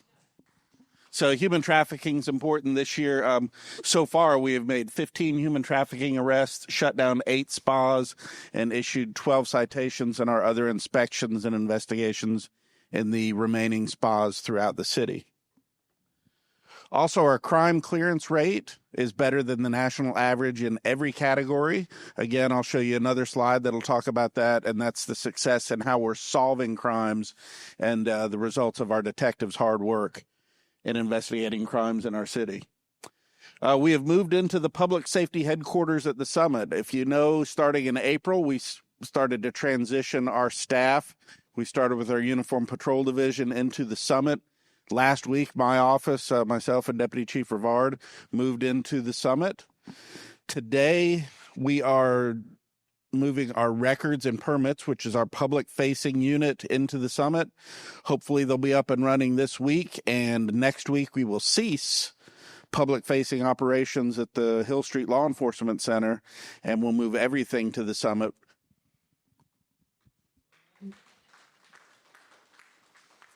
Once we do that, you'll see it announced on social media through all our channels, and we're going to have an officer stationed at Hill Street for the next week, directing people to the new location that need be. But if you do need police service, you can still do so. You can just come to the Summit and call us, and we will come and respond to Hill Street if needed. We've completed the design phase of the new 911 center. In fact, that was approved by the mayor and city council. The contract with the vendor was approved at the last city council meeting, so they can begin construction.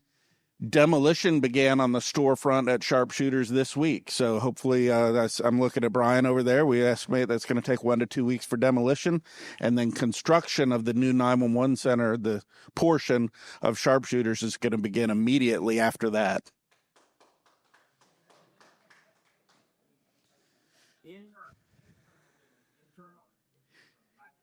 Correct. Inside the store, we've got to make it suitable for 911, and it will not affect the shooting range portion as well.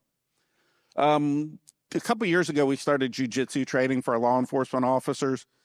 Some of our newer applicants had never been involved in physical altercations. This gets them used to being in physical altercations, learns how to interact with individuals. If you look nationwide, a lot of officer-involved shootings were happening with no physical interaction. The officers went straight to their gun to shoot perpetrators. This trains them to be very familiar with interacting with individuals on a physical level, as well as gives us tools and techniques that don't look as harsh in making arrests. We've transitioned to Gracie survival tactics, which Gracie is one of the leaders in jiu-jitsu. They have specific programs geared towards law enforcement for taking folks into custody, and we've transitioned to Gracie survival tactics for that. 4 years in a row, we're maintaining 0 vacancies in our sworn personnel.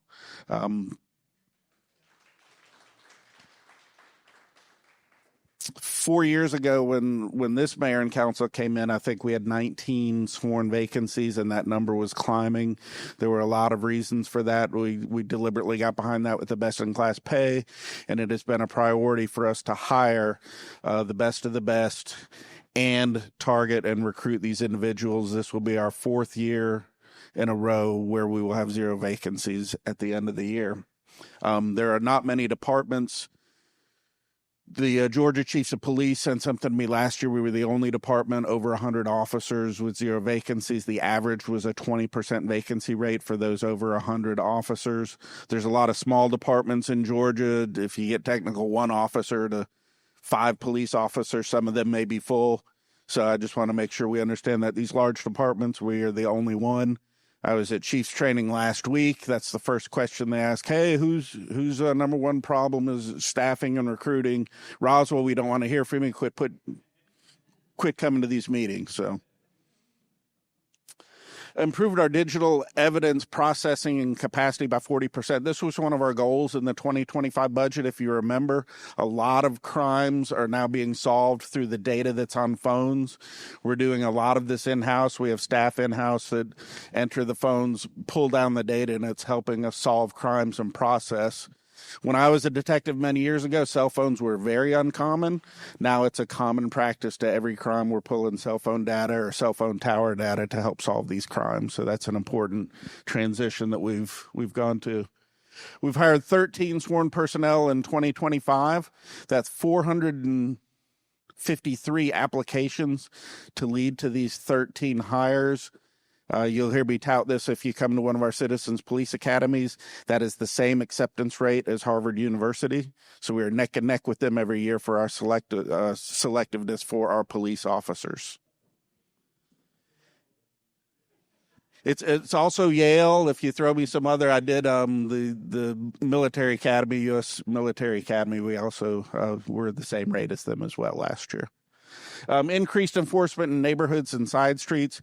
Part of the slowdown in Roswell is enforcement within our neighborhoods, and our traffic unit and our patrol officers are spending dedicated time within the neighborhoods to try to slow down those individuals within neighborhoods. And we are staying on the main thoroughfare, so don't worry about that, but we are being intentional about being inside neighborhoods for enforcement activities as well. I talked about the crime rate. This is a question I ask at our citizens police academies.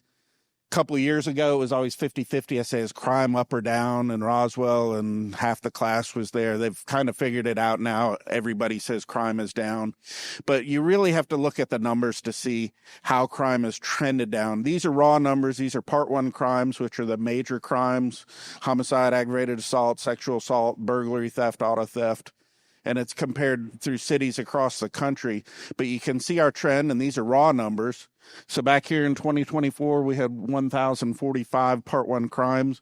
We actually beat the COVID year of 1,267. I never thought we would beat COVID because if you remember, the city was shut down for 2 months. Businesses were not open. The only crimes we were having in Roswell during those 2 months was domestics increased as everybody was locked in their homes with their families.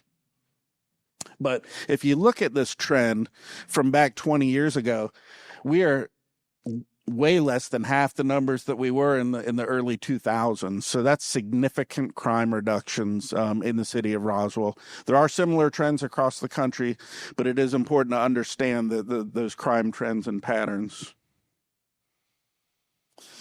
Crime clearance rate, the FBI has strict rules on how we can clear and close cases.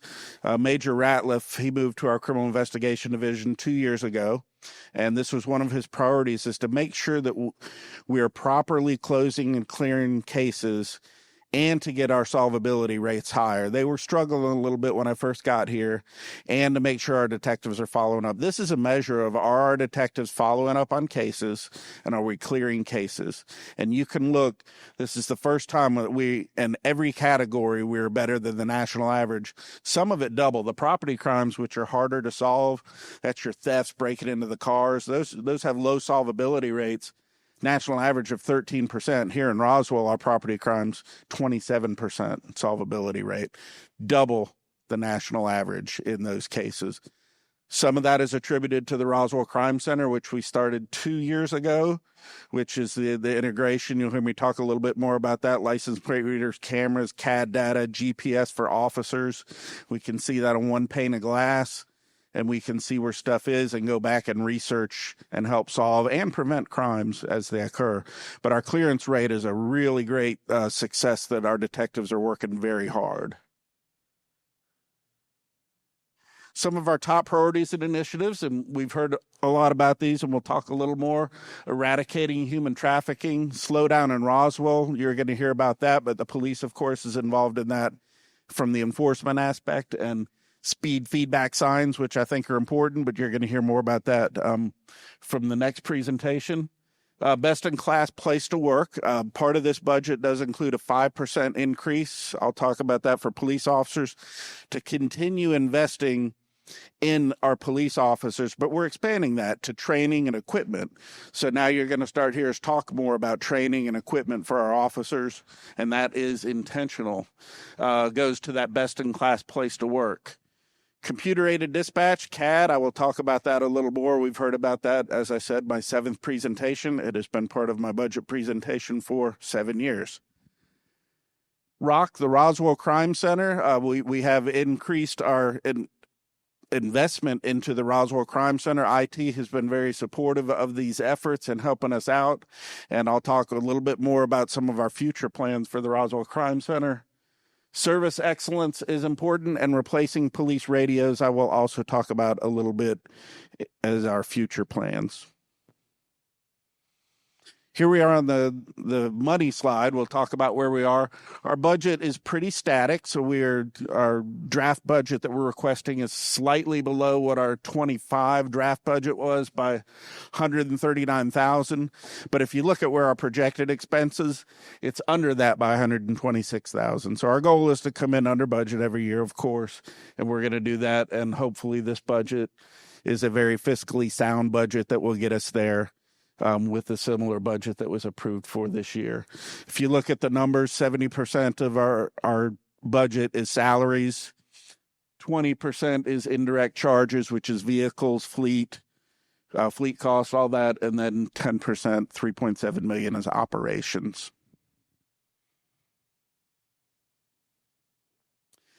Here's some significant changes in the line items for the budget. The first one I mentioned is a 5% increase for our sworn personnel. This would take place in the first quarter of 2026. This is for our sworn personnel only. This will bring us, we're doing it as a comp class study. What that does, that allows us to raise the starting salary, not just the current employees, but that'll make us the highest starting salary in our region for law enforcement officers. The North Fulton radio agreement went up. This is our radio system that we share with the North Fulton cities.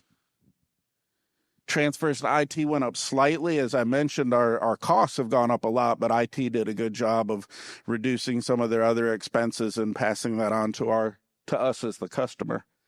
Our animal control fee goes up every year. This is a service that we're required to pay to Fulton County for animal control services, and that is based on their costs, their expenses, and they pass those on directly to the cities. Advanced police training, as I mentioned, we're investing more in training into our officers.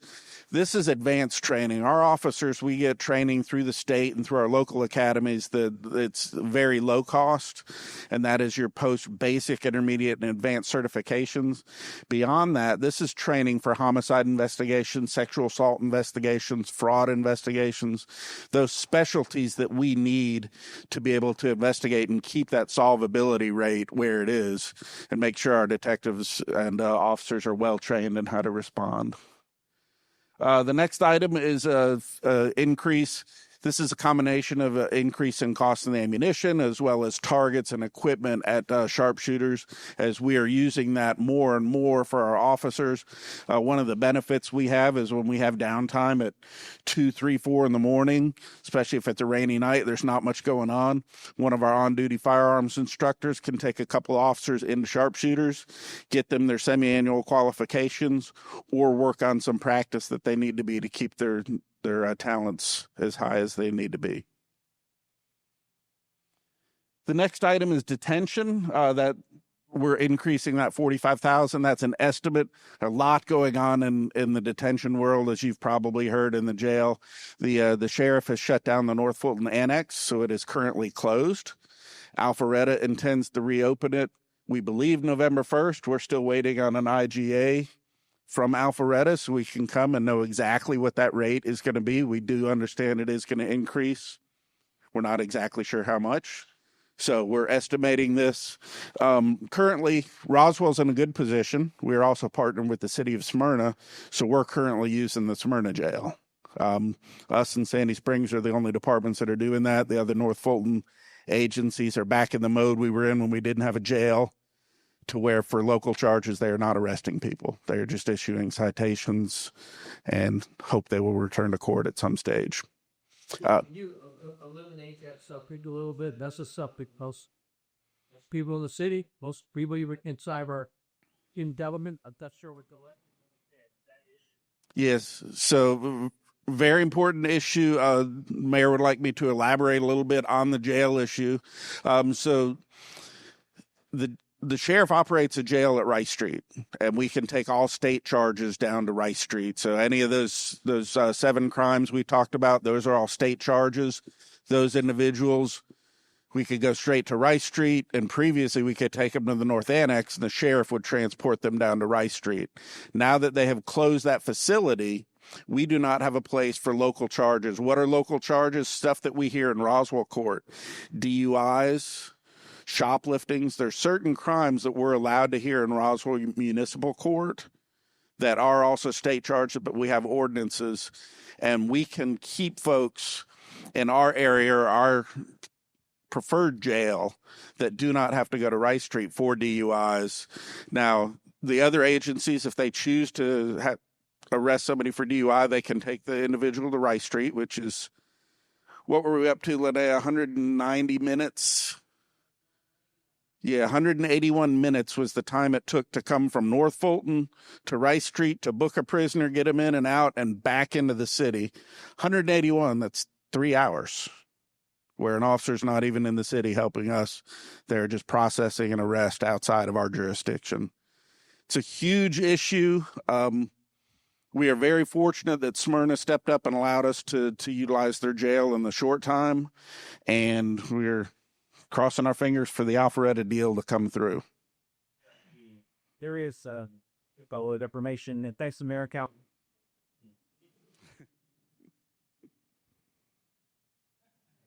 Hold on. All right. Can you hear me? Okay, good. Yes. Thank you very much, Chief. Randy Knighton, Chief Administrative Officer. Thanks to Mayor and Council for last year. Back in March of last year is when you approved the agreement with the city of Smyrna. Obviously, at the time, we knew there was some jeopardy with the jail situation with Fulton County. But obviously, it's come to a place where the Smyrna decision that you made certainly is now paying dividends to the city of Roswell. Obviously, it reduces travel time and maintains officers here in the city.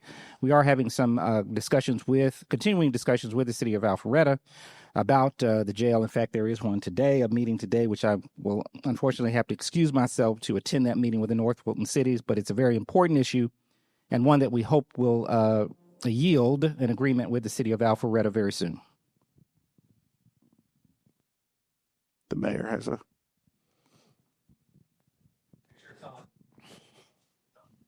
Thank you. Thank you, Mr. Knighton.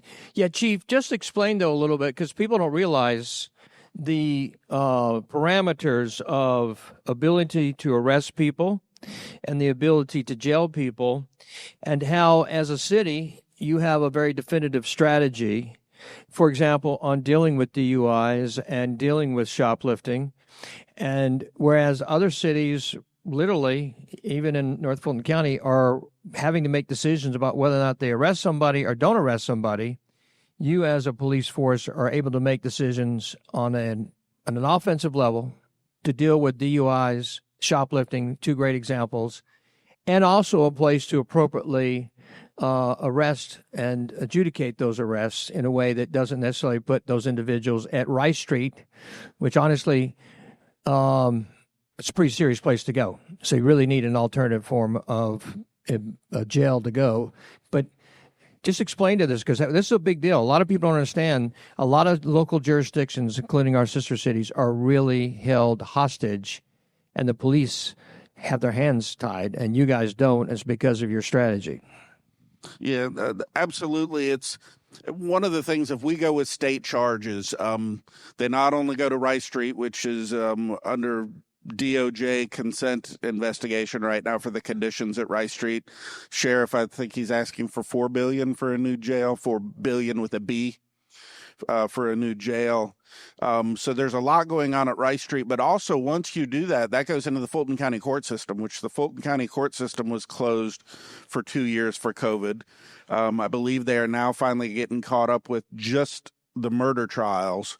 At the end of COVID, as they came out and reopened, I remember they had 1,000 murder trials pending that they had to start with. That's 1,000 murder trials, which are not simple trials. All that has to go through the Fulton County court system. Fulton County court system is overwhelmed.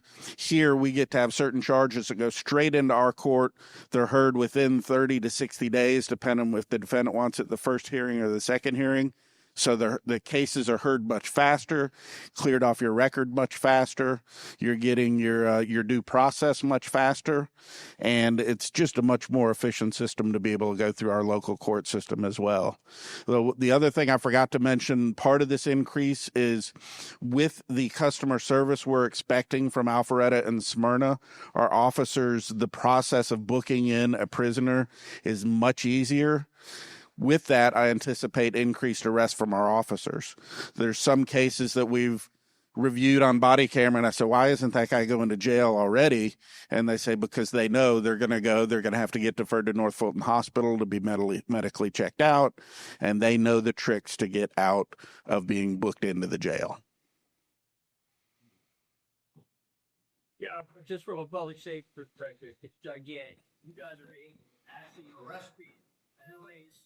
Everybody assumes that arrests are happening all the time. You have to have the capacity from a jailing perspective, a court system perspective, and a capacity inside of your police department to make arrests.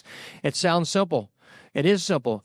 But it doesn't happen in a lot of cases in the modern day. And because of your leadership and Randy's leadership and the elected leaders, the city council that stands by me, they're willing to support this financially, knowing that that's what the people of Roswell want is, hey, if you get a DUI, guess what? You're going to get pulled over and you're probably going to get arrested. Mm-hmm. And we're not going to let you off with a pass. More significantly, I would say, is like the amount of shoplifting that goes on, which shuts down businesses. We see examples of businesses shut down. Dunwoody, our sister city, like Walmart, shut down in Dunwoody. The shoplifting is real, and the ability to stop it and prosecute it, whether it's individuals or professional crime, and having the ability to do that, where other cities literally are hampered and can't deal with it. Like you call the police and the police can't do anything. In the city of Roswell, thanks to you, Chief, and the strategies behind that, Mr. Knighton, you guys are able to arrest people and put them in jail and then prosecute them in a court. Absolutely. And it reminds me, things start to come back as we have these discussions. When the North Fulton Annex was closed, our judge was constantly asked, hey, when is the jail going to reopen? I said, well, how does this affect you, Judge? And he said, well, when people don't show up to court, I have a bench warrant. I have a stack of bench warrants that cannot be arrested because they cannot be processed in the Fulton County Jail. They have to be processed in a municipal jail. So now that our court is open, our jail option is open. We can take any of those individuals that the judge says does not show up to court. We can take them to the Smyrna jail. And when the Alpharetta jail reopens, we'll be able to take them there. In the meantime, those other cities have nowhere to take those prisoners who choose not to come to court. Absolutely. Great discussion. Oh, let me see. Where was I? Uniforms for the department. This is part of the well-equipped officers. We're in need of some uniform money as we hire additional officers, and we want our officers to maintain their professional appearance as they come in and serve our community. One thing to note was the big reduction was the fleet overall cost. Fleet worked hard to reduce those interfund costs that they charge the police department. We do this by eliminating some of the unused vehicles in the police department, reducing our fleet. But that came down $700 to $8,000, and that was a huge assistance in helping to submit a balanced budget. Capital initiatives. It's important to note none of these is on our application to be in the 26 budget, but these are capital projects that we are seeking alternate funding sources. So I do want to talk about them. The first one on the list, the police portable radio replacements at $2.1 million. You've heard discussions of this. Our fire department received a grant this year to replace their radios. The vendor of our radio system has built-in obsolescence, so our portable radios are obsolete as of 2025. They still work. They just are not supported, serviced, and they do not make spare parts for those radios any longer. Fire department's harder on the radios. They're exposed to fire. They're exposed more to water, exposed to heat. They were at a higher risk factor than we are. Our radios still work. As they do break, this is going to become an issue. So we're going to be intentional this year on applying for grants for this replacement.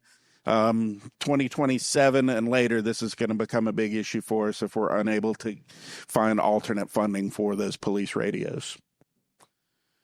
Sharpshooters range revitalization. You heard Bill talk about this earlier with the PFA and impact fees. We're looking at $1.5 million for some of this revitalization.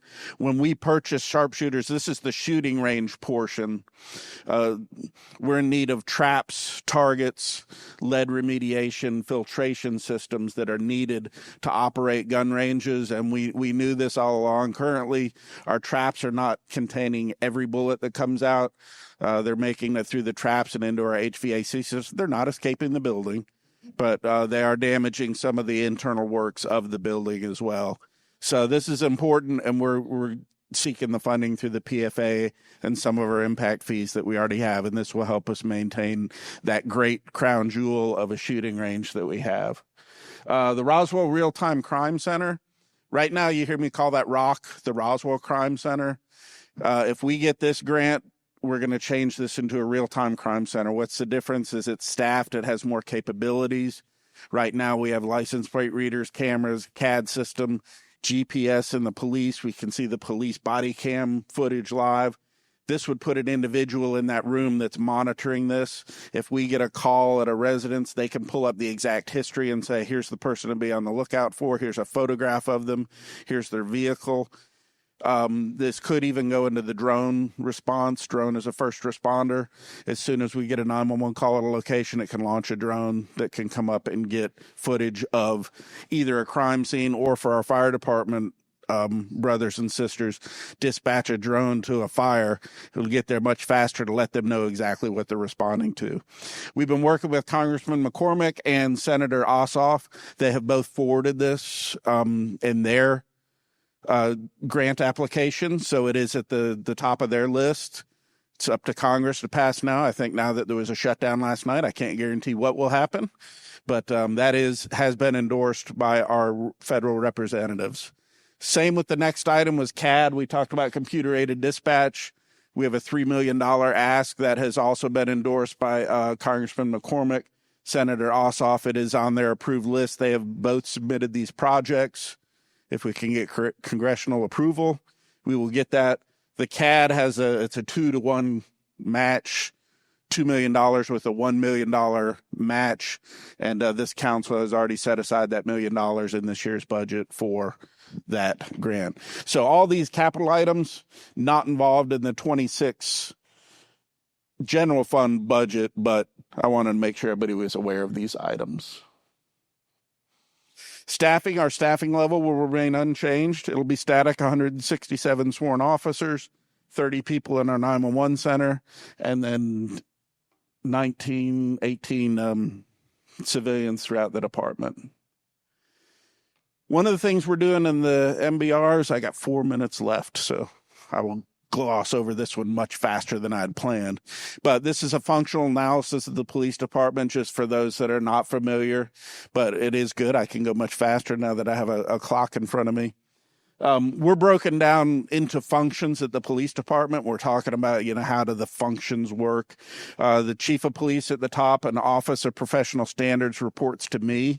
That's Major Greco. He oversees our internal affairs, training, background and recruiting, and accreditation functions. They report to me.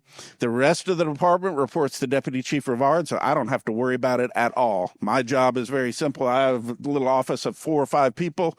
She has the remainder of that 187 in the police department. They are broken down. Uniform patrol, that's what everybody thinks of. That's the bulk of our department. Patrol officers 24/7 in your neighborhoods, traffic enforcement, and then our part-time units respond there when they're activated: SWAT, bike patrol, and mobile field force. Criminal investigation, that's Major Ratliff. He oversees all of our detectives. They're broken down in criminal investigations and special investigations. Criminal investigations is those crimes we talked about before, the part 1 crimes, the big 7. Special investigations, that's our spas, narcotics, vice operations, and that's our proactive unit as well. They work to proactively seek out any of those vice or narcotics violations.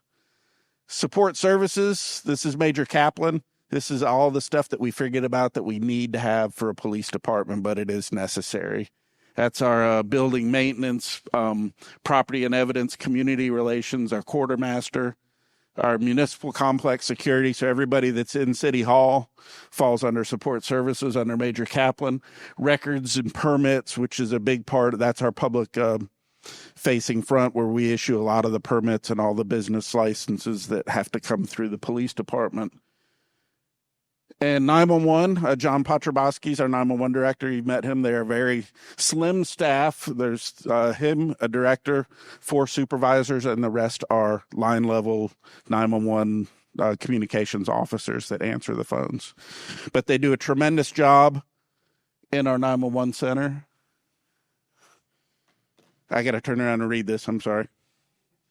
Our 2026 draft budget remains fairly static. RPD will continue to be a fully staffed, well-funded, well-trained, well-equipped, and well-led police department. I have to drop the mic.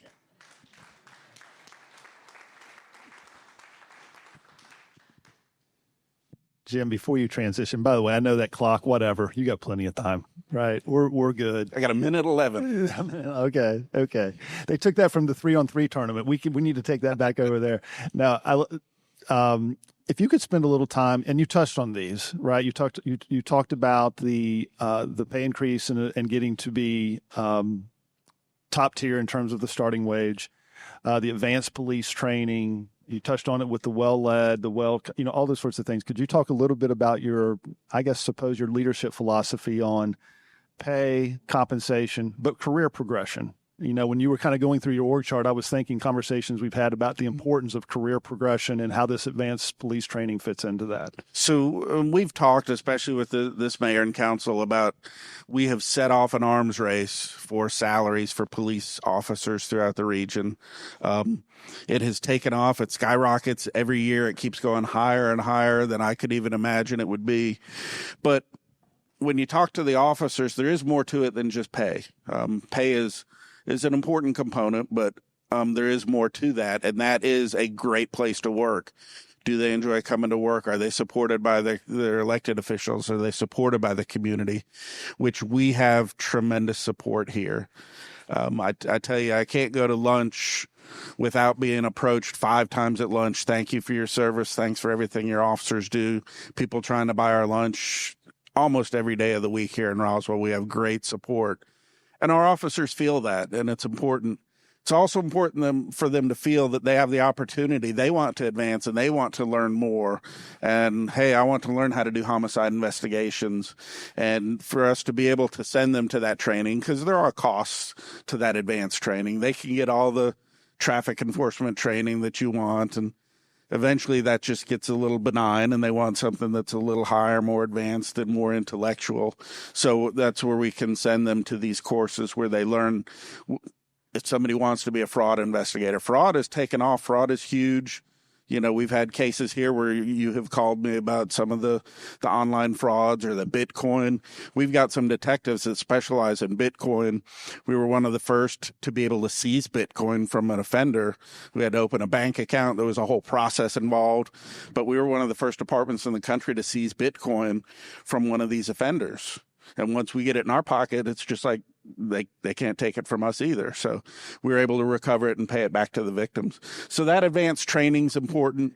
Their equipment, they do look, we want to make sure that they do have the equipment that's available. If they tear shirts, we want to make sure they get a replacement easily and not just say, hey, suck it up, or put a patch on it and go back to work. So the employees notice that, and that's that next step in making sure the employees feel valued. Chief, hey, here praying that the homicide detectives are incredibly bored. Yes. So this is Alan Sells, by the way, and a couple things that I would like you to talk about. I believe that there's no revenue for the shooting range by other departments in the budget for 2026.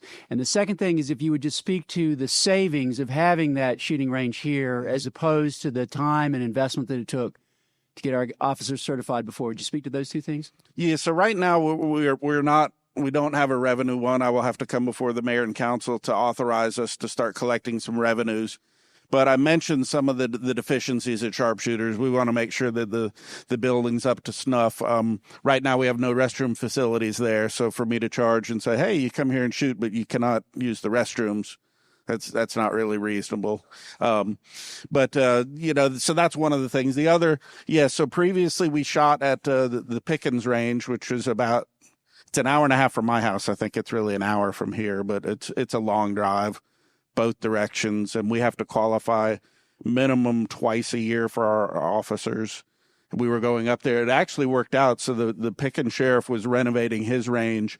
Right when we purchased sharpshooters, we received notice that we could no longer use the Pickens range.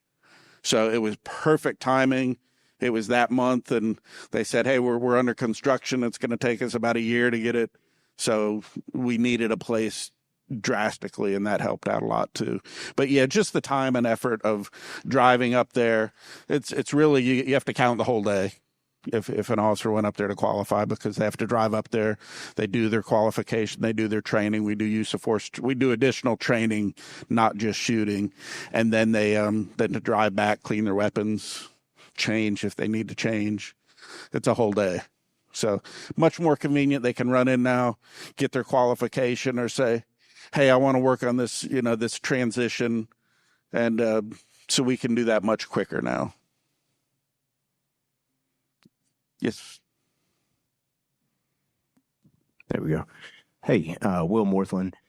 This may not be necessarily a budgeting question, but just a fast update because I have gotten a lot of questions about this. How close are we on getting the K9 back up and fully operational with the second dog from the training program? So actually, we sent 2 dogs. One passed away, one retired. So we have a total of 3 K9s. 2 have returned from training. K9 Goose is still here, still operational. The 2 have returned from training. I think one is now completed training and he's back operational. The second one, we are doing some additional evaluation to see if that dog is going to continue to fit and service our needs. So the second dog is up and running. Actually was out 2 weeks ago. We had a pursuit that was near the hospital, and that was the new dog that caught the suspect that, if you saw that video where they rammed one of our police cars and he was hiding under a bridge, that was the new dog that has completed training. So very close to being back full staffed K9. They're here. They're in training. Do you want to meet them? Is that, I can bring them to a council meeting. Yes. We will arrange to bring them to a council meeting to meet. These 2 are not as pettable as Goose, but you can meet these 2 as well. No, you're still part off. 60 is separate. Oh, Christine.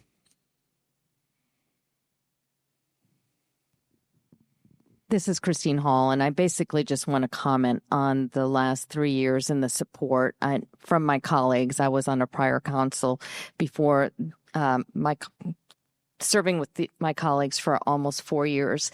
And this sounds wonderful, but our residents need to understand the long road to get here, because we went through a tremendous, around 2020, the defunding of the police. We fought against that. We stood up and we basically said, we want to fund our police. We want that culture change. Some of the culture before Chief was here, we were in the news for not great things. We had a very bad culture, and I'm just so proud and thank my colleagues, for really supporting you and for our residents. So I just want people to recognize that we didn't just get here overnight. This has been a hard road the last 4 years. And thank you, Chief, and to your entire department. Thank you. I appreciate that.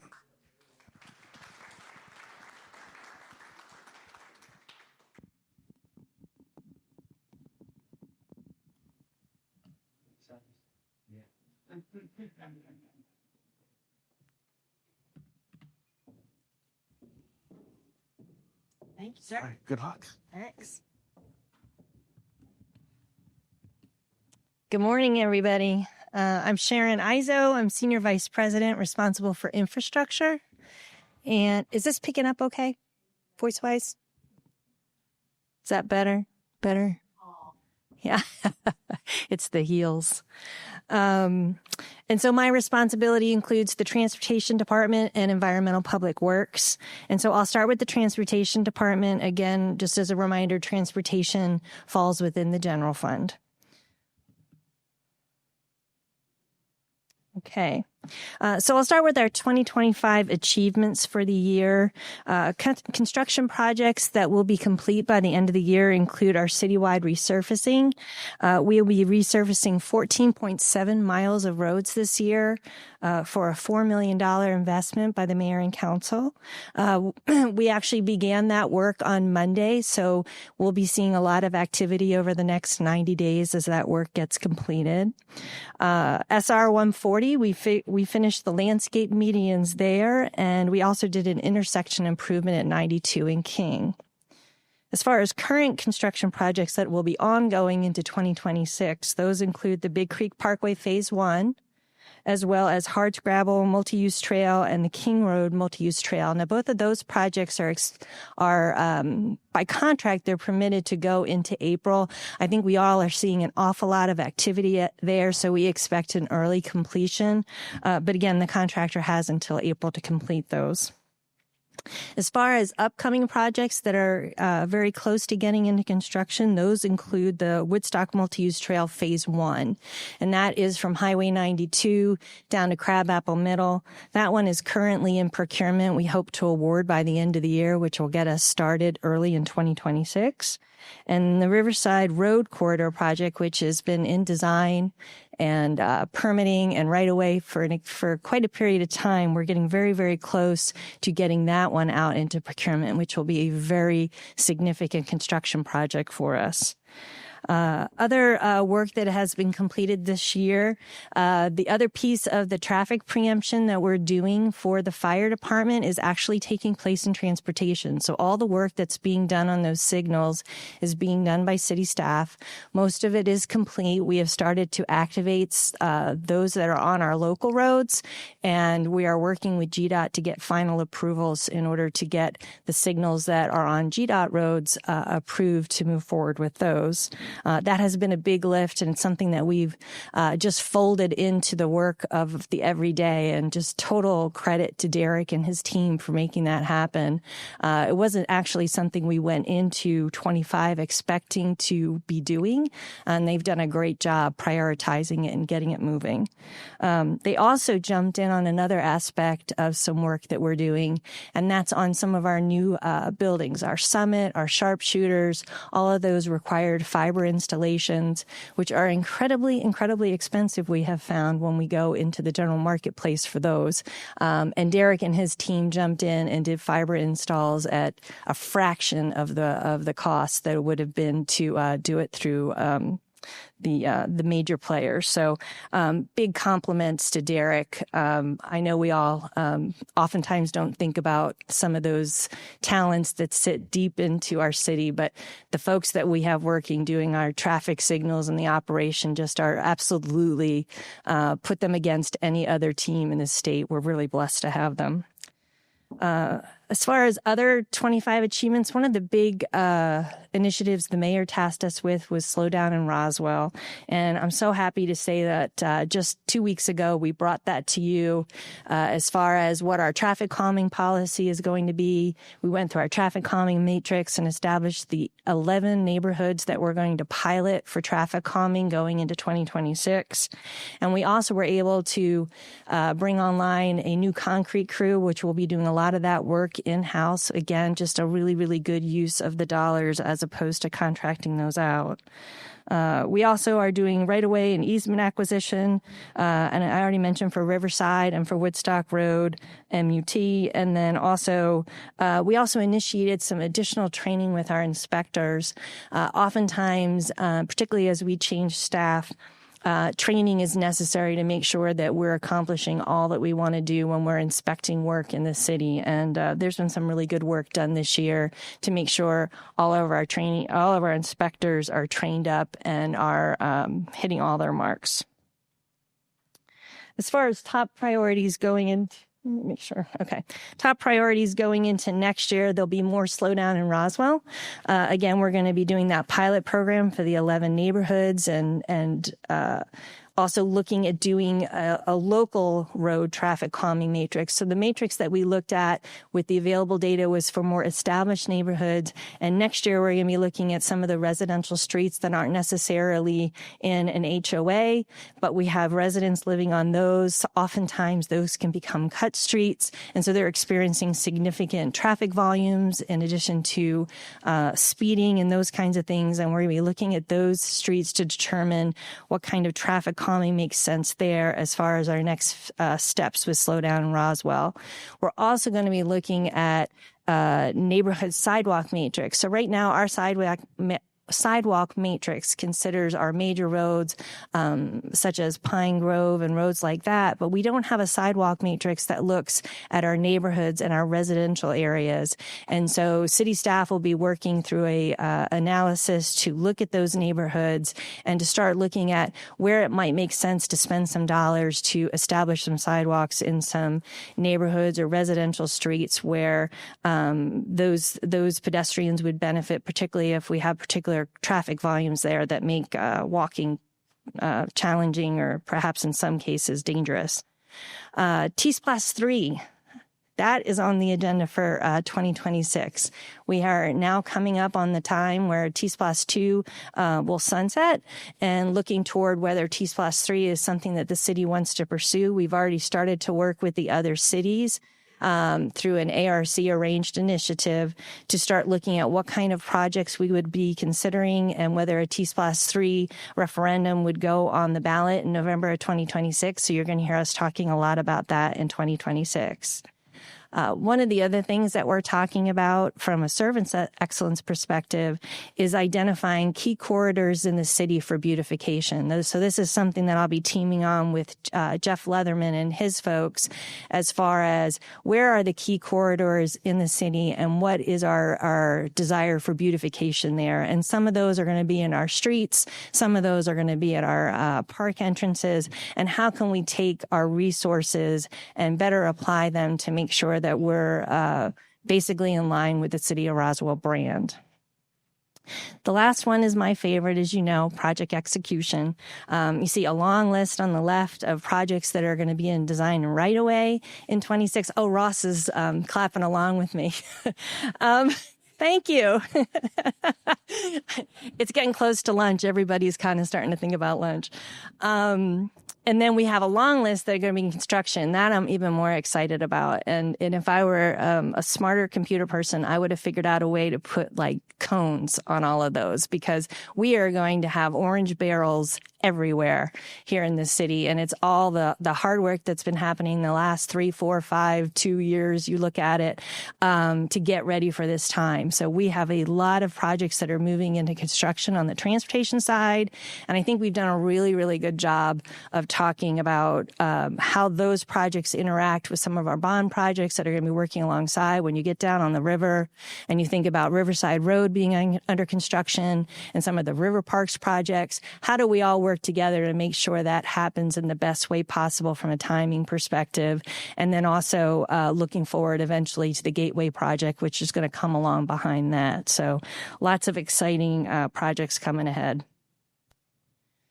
As far as our operating plan, you've seen this slide already. Working left to right, you see our recommended FY26 recommended operating. The center is our actual forecast, and then all the way over on the right is the FY25 approved.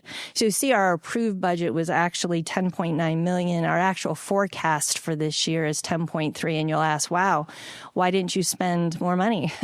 Part of it was we've had some challenges with some vacancies. And we've talked about this many, many times. The construction market has completely shifted and exploded in new and different ways after the COVID pandemic. It has really been a challenge to get those construction resources. We're all vying for the same people. So oftentimes some of our vacancies are a little bit longer than we would like them to be. Also, our construction costs are higher than we'd like them to be, sometimes on the order of 40+%. So we've talked a lot about that, but that's a little bit what's going on with that operating. And then you'll also see that our actual ask for this year is a little bit less than last year. And mostly that comes from the understanding of, hey, you know, we've been going through a year where we've been forecasting every single month and going through our monthly business reviews. And that has allowed us to get a really good discipline around looking at our costs, looking at how we're making our marks as far as how we're reaching our key performance indicators and what's really needed to get there. So we feel comfortable coming at this a little bit less than we did last year. As far as capital initiatives, going to be doing more citywide resurfacing next year, looking for about a $4 million project. Some of that will get funded out of LMIG, and the rest of it would come out of general. And then also the Green Street Activation Plan. So that's the project that's moving right alongside the parking deck. And so that project will be going into construction late this year, early next. And that's about a $5 million project. And we're looking at a blend of different funding sources for that one. And then the traffic calming that we talked about. So that's about a $400,000 ask to go ahead and get those pilot programs started in those 11 neighborhoods. The good news about that money, a lot of those things that we'll be purchasing with that money will be able to be used over and over again. We're talking about feedback signs. All right, got it. Speed cushions, those kinds of things. And they're temporary installations that we'll be able to put into a neighborhood, do a pre-reading as far as what the situation is. Once we get those in place, what is the post? So are we having the desired impact or not? And if we're not, we're going to pull it out and try something different. But that'll allow us to have that, all of that equipment to move in and out of installations moving into the future. And just lastly, wanted to give you an idea of where we are with the transportation department. So we have 63 folks in the transportation department. And for FY26, we are requesting an additional staff member,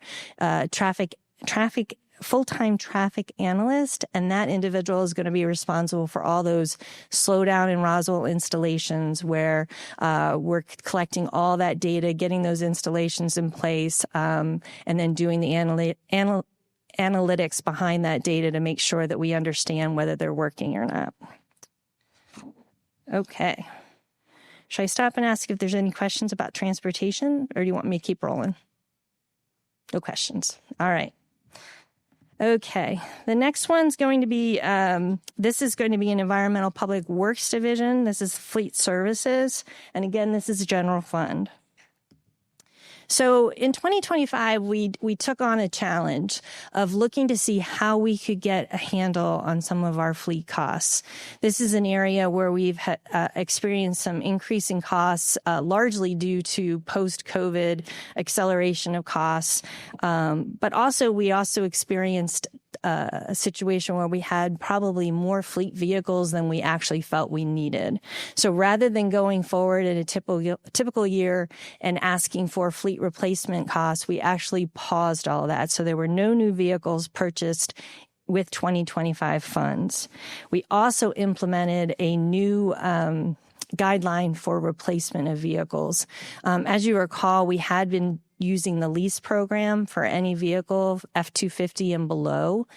We also felt it was important to suspend that program as well, because as we were doing the cost analysis on that, we really weren't feeling as though we were getting the value out of it. And so we wanted to pause the leases, and we wanted to think about whether we wanted to go back to more of an ownership model as opposed to a leasing model. So getting these guidelines into place was important. We worked with police and fire. As you know, their vehicles are especially important to what they do every single day, and worked through those and have all come to an agreement on what kind of guidelines we think are appropriate for replacing vehicles. We also did an entire assessment of the fleet. So every single fleet vehicle was assessed for its condition, when it should be replaced, and so on and so forth. So all that data was gathered, and we were able to get a much better handle on these vehicles. Alongside of that, our folks put together a fleet master plan, which gives us a 5-year roadmap of where we think we're headed and what the needs are for fleet. We also took on the challenge of surplusing 40 vehicles. And yeah,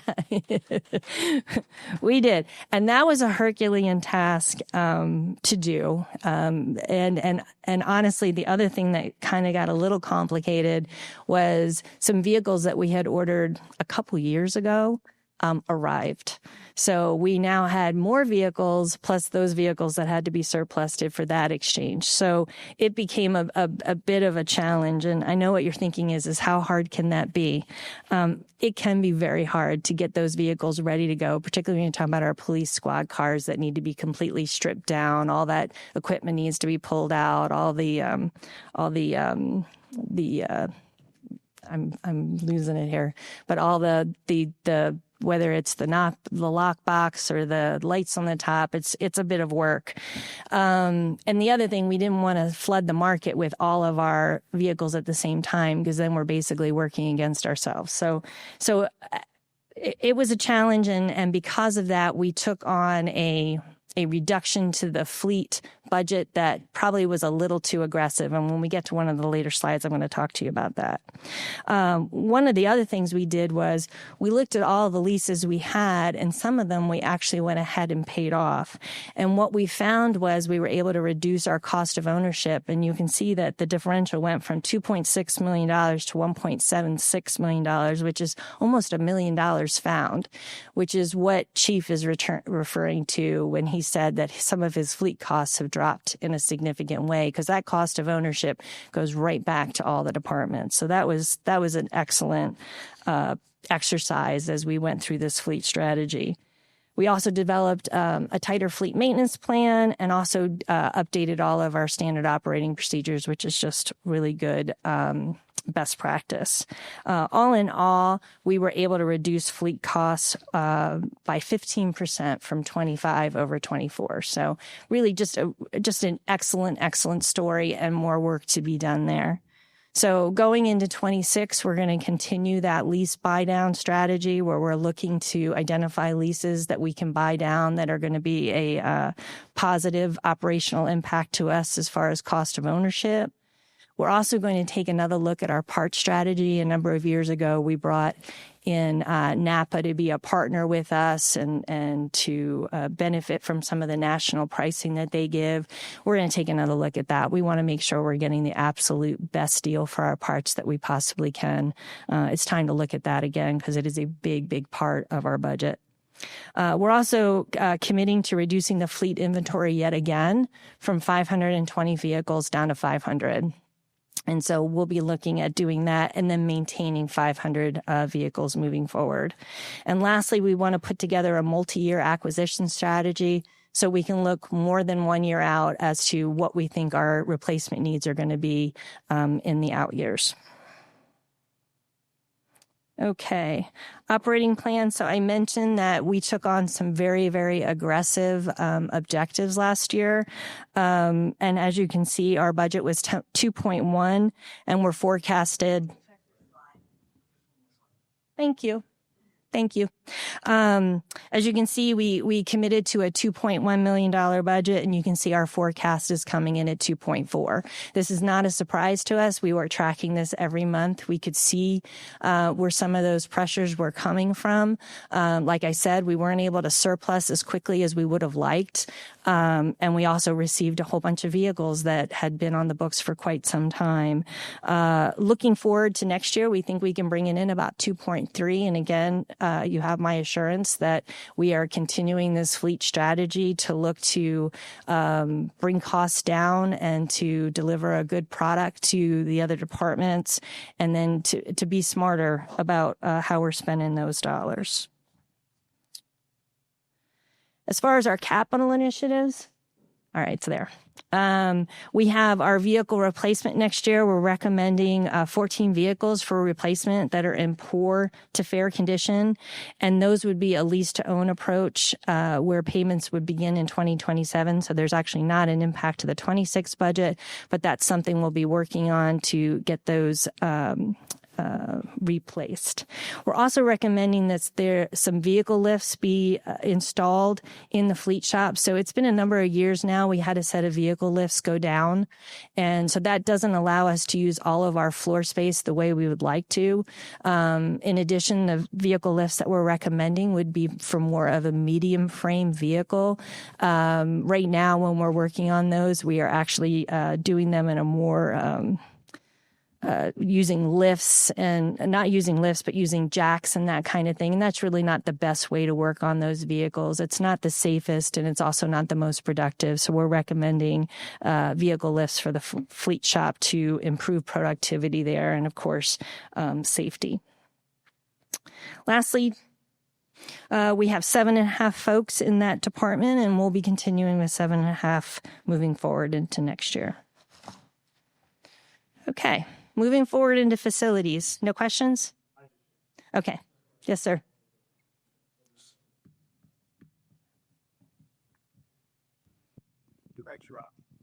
Can you go back to your operating plan slide just real quick? I just want to clarify. And I don't know if this is a question maybe for you or maybe for you, Lynn, however, but you talked before about how we have a savings of roughly $900,000, almost $1 million in the fleet cost because of lease pay down. This doesn't show that. So maybe an explanation of where that savings, I think that's the fleet fund versus what's in this. Yeah. I think that would be good to clarify how that works. Yeah. I'm going to let Lynn jump in, but my understanding is those are the dollars that the departments are seeing in their fleet fund. And so that's some of the goodness that Jim referred to, and it should be spread around the rest of the city as well.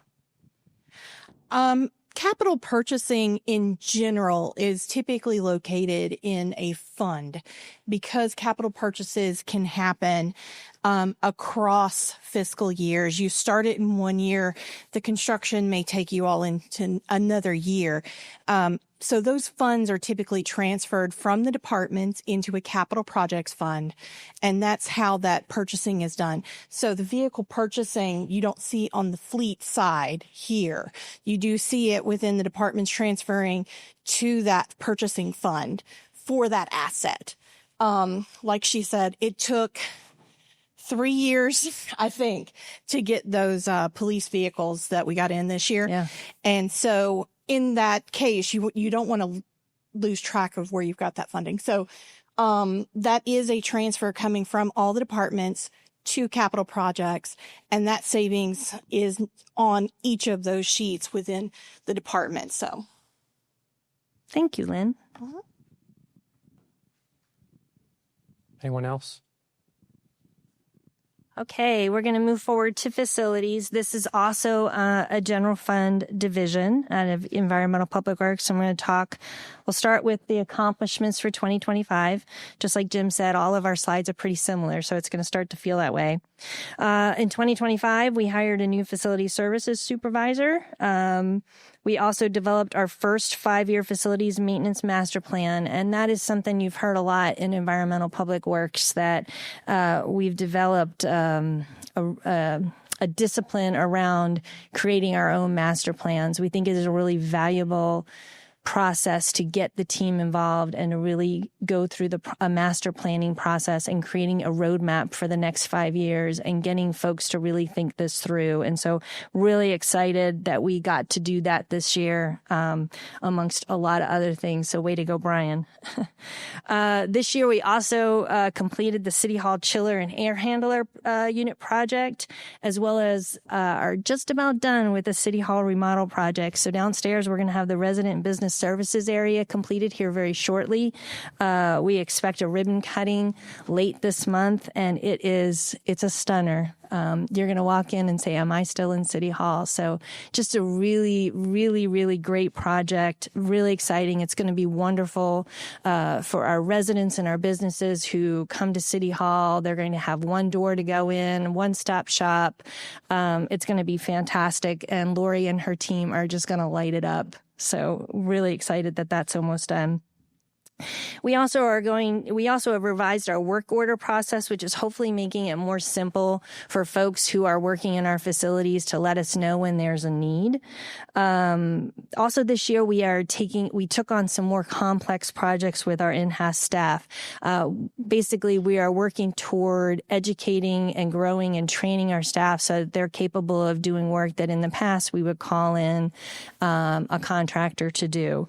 And so we did a fair bit of it this year and hope to do more of it next year. We also We also worked through how to implement the recommendations that come out of our facility conditions assessment. Those are capital funds that are available to all of our facilities. And basically, how do we have folks put in their requests to use those funds? One of the other things we did as a part of this budget was take on the custodial work for the entire city for all of its facilities. And that was really quite the challenge. One of the things we needed to do at a certain point was ask for some feedback about how we're doing. And so we formalized that process, and that was really helpful to help us to keep in touch with what folks are experiencing in the facilities and where there was a need for additional custodial work. And lastly, just updating our standard operating procedures. That's just best practice, and it's something that we never want to get too far away from. Top of priorities and initiatives for next year. We want to make sure that all of our facilities reflect the City of Roswell brand. And that's very, very important to us. And that's some of that feedback that we're talking about, that we're seeking from folks that use our facilities to make sure that we're hitting that mark. We're also going to provide our technicians with some more specialized training in HVAC, potentially in plumbing and electrical. And again, that allows them to be more effective for us and hopefully keep those dollars using our in-house staff as opposed to using contractors, which are obviously more expensive. This year, we also have set a goal of evaluating the energy rates through the city. As we look at our utilities and how they've grown year over year over year, it is a tough line item, and there's not a lot we can do about it. And you'll see that it's going to impact the facilities budget here this year because of those costs. So one of the places we need to go is how can we control it on our end and use less. So that's an objective that we put out for this year. We also want to evaluate our work order management software to improve efficiency, making sure that we get those requests in and we get them prioritized properly. We also want to work with Adam and his team on our purchasing process for things like paper towels, soap, all of those kinds of things. Every dollar that we can save there by making sure we're doing that in the best way possible is a dollar available for something else. We also want to update our 2025 facility conditions assessment. Some of the pricing that we have in there, we don't feel is wholly reliable. So we want to spend next year really looking at that so that when we get into the budget process, we have better confidence around the pricing on these projects. And again, just like fleet, we want to make sure we're looking at a multi-year approach to the capital budget. That's something that'll be a priority next year, and it's something that Don has challenged us on to budget. He likes to think about 3-year windows, and we're going to start working toward that as well, because I think that would be really, really helpful. And then best practice, always looking at succession planning and making sure those standard operating procedures are current and that everyone is trained on them. Just want to focus the fact that our priority for facilities is to have clean, safe, reliable, responsive. So those are the taglines that we talk about often in our monthly business reports, and all the different departments touch on that in one way or another. I think facilities especially. And so in the custodial contract in particular, last year we decided to bring all of that work in-house, and at a certain point we realized we weren't keeping up. So we did go ahead and make that call through the MBR process to add a custodial contract back in and start working on making sure we had better coverage. And next year, it's our expectation or our request that we expand that contract a little bit further. As you know, we took on 911, the shooting range, sharpshooters, and also Summit this year. And there was a custodial part to that was not fully understood in the budget and has created some difficulties for us. So we want to make sure we have that covered properly. So we have a game plan of which facilities are going to be handled by in-house staff and which facilities are going to be handled through a contract service, and that's what you're seeing listed here. Also, facilities also includes all of our service contracts. So whether it's pest control, all of our elevators, all of our fire extinguishers and alarms, security cameras, generators, fire systems, the bay door maintenance, which is a surprisingly large number. All of that comes up through our facilities budget, and I just wanted you to be aware of that, as well as disposal costs. So one of the things that we've added to our, as a line item for us, is the disposal costs for overhead sharpshooters. So all of that material is hazardous, and that requires a specialty contract, and that runs about $125,000 a year, and that's not something that was in our 25 budget. So we've got it in the 26 budget, so we have it covered. Also on Summit, in addition to Building 100, which we are occupying and actively taking care of, we also have the responsibility for Building 200. And through our contract with Sugar Oak, there is a management fee there and a building engineer, and those costs all need to be included in this facilities budget. The $90,000 for the building engineer was an oversight last year and was not included. So that's one of the things that, of course, we paid it. And that's one of the things that we saw quickly in our forecast of, hey, we're a little out of alignment, what's going on? And we saw that. So that's definitely in our 26 budget as well.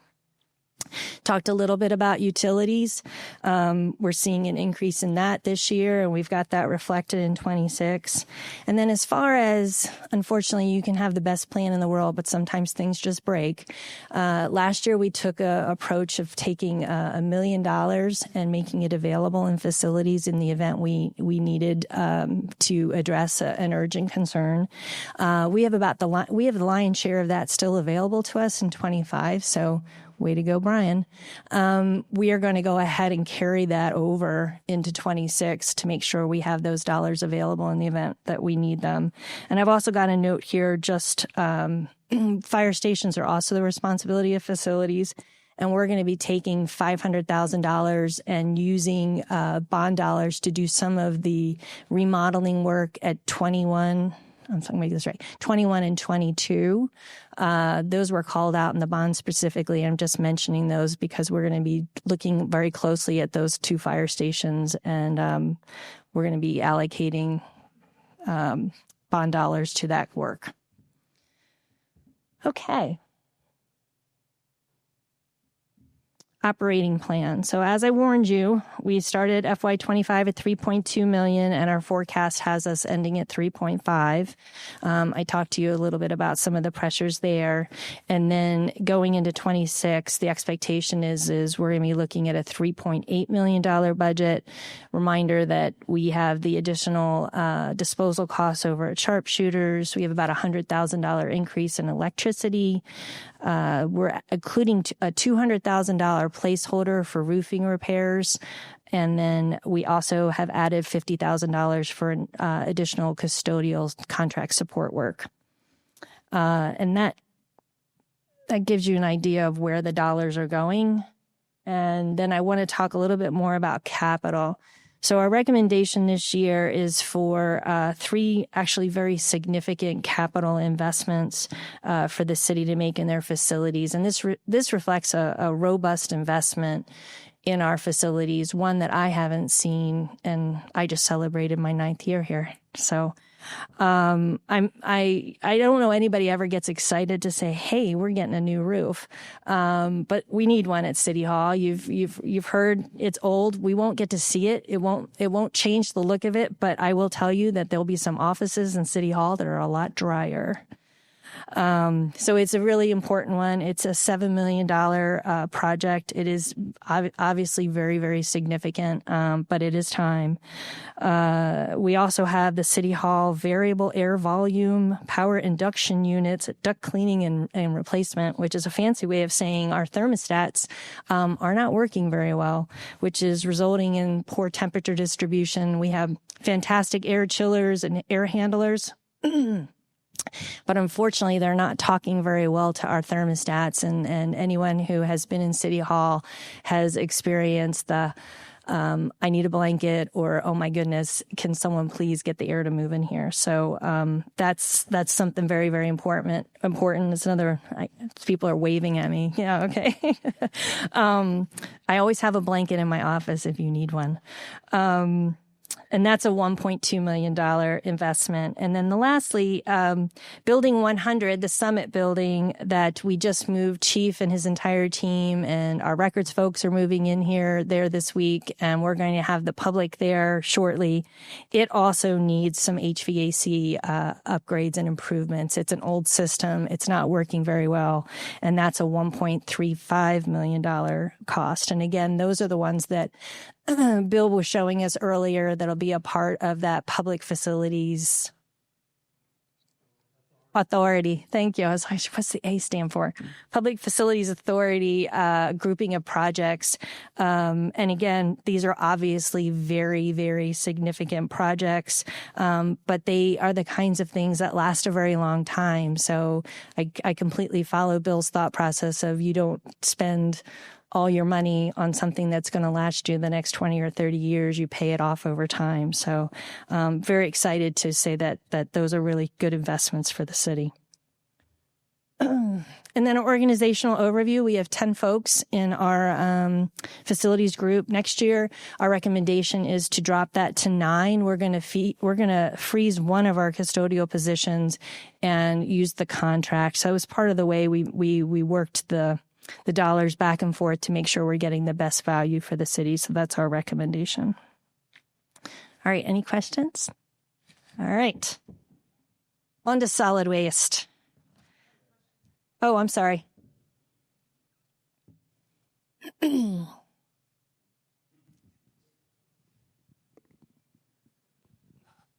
don't know if this is so much a question. There might be one at the end. Just an acknowledgement. I joked yesterday in one of our meetings, I've gained an appreciation of doing budgets with engineers. Everything is, it's all big stuff, right? And I appreciate how you and your team kind of interact, because if I talk to Brian, I start breaking out in cold sweats on a particular item, and then you have a way of just, okay, but this is okay. I like, okay, well, all right, we landed in a good place. And so, I appreciate how your team has navigated this year. You went through transportation and you talked about, as we went through the MBR process, we actually saw that in some areas, as you kind of laid out standard operating procedures and metrics and those sorts of things, we were able to actually perform without these dollars, and that kind of reflected in the budget. And then I think you juxtapose that to what you just went through here, which is actually the opposite. And your team is big on standards and the KPIs and the measurements, and we were actually on the other side of it, right? And so I think the flexibility here and the importance, and this isn't I think it's really important to note the importance of having a financial forecast that we're reviewing in a month-to-month basis, along with operating performance measures. And being able to get that kind of dialed in and aligned is really important for us, not only organizationally from month to month, but when we come up to financial planning and setting priorities and those sorts of things is really critical. So I think you've got all of that kind of going on at one time, and I appreciate the leadership, Sharon. Oh, thank you. Yeah, well, we have a great team, and our folks really take all of this very, very seriously, what we're signing up to, and I think that we all have come to really like the MBR process because it creates no surprises. 30, 60, 90 days in, we're seeing trends. We're saying, hey, what's going on? Let's dig in deeper. Do we need to make a change? I think it's worked really, really well. It's a lot of work, though. I'm not going to kid anybody. It's a lot of work. So. All right. So solid waste. Solid waste is an enterprise fund. So this does not affect the general. So we basically work within our means, if you will. As far as 25 achievements, this was a big year for us. We actually brought on 2 new providers, one for a residential recycling and yard waste contract, and the other one for our transfer station operations contract. This can be a very, very stressful thing, because literally on one day, somebody else, one contractor's doing it, and the next day, a different contractor's doing it. And that can be really crazy, because we don't want to leave any of our residents with any material curbside and say, oh, geez, sorry. So the team did a really fantastic job working 90, 120 days in advance to get a game plan together to make sure we were ready to literally flip the switch on this. And just huge compliment to the team. Of course, we we had some little speed bumps, if you will, or some little things that had to get worked out. But the team stayed on top of it. Waste Pro has been excellent to work with. They're learning the city, and so just awesome that we got through that as well as we did. And then also changing our transfer station operations contract over to Seagreen was also behind the scenes. It was more of a challenge, but not so much for our residents. What our residents got to see was we offered a new service. So one of the things that happened this year was we were able to open construction debris drop off, which is enormous. Anybody who's ever done a project at their house, changed out some deck boards and go, what do I do with the deck boards? Or, hey, I pulled a toilet. What do I do with that? Anything like that, it can be extraordinarily frustrating when you find out how far you have to drive to the closest landfill that'll take that material. So being able to open that up, and we are charging for the service because there is a cost, but I think it's such a tremendous benefit to our residents. We initially tried to open it to non-residents as well, since it was a source of revenue. And we very quickly realized we did not have the capacity to be able to take on North Fulton's construction debris. Because the last thing we wanted to do was have Councilmember Sells show up with his debris and tell him there was no room. So it didn't last very long, but we moved it back just to residents only. We're not trying to get into the construction debris to business. I don't think you want to do that. The permitting is very, very involved. We don't want to do that. So we want to make sure we're staying under that limit, and we're able to do that for our residents, which is great. We did open the transfer station to non-residents, though. So folks that have mattresses, couches, just extra garbage from any old where can come, and then we charge them. So that's become a source of revenue. As you know, we have a transfer station that has excess capacity, so we want to make sure we're using it. So all of that was implemented really, really well by the solid waste team. We also have added another hauler who's dropping off at the transfer station. So is that 2, Brian? 3, thank you. So we have 3 haulers that are actually using our transfer station and paying us for that. We look to continue to expand that in 26. And again, that's additional revenue that helps to offset the rates. We also began running an automated side loader route. As you remember, those are the trucks that we don't have to have a refuse collector on the back. The truck does the whole thing.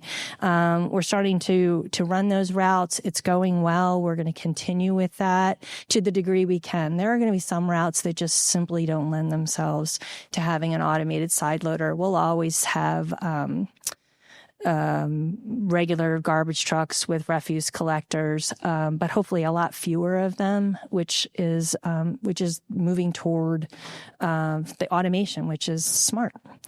We also will be completing our solid waste business plan. I think this is either the second or third time we've done that. And we do that, and that's that 5-year roadmap. So that's getting developed next at the completion of this year, which will help to set the course for 26.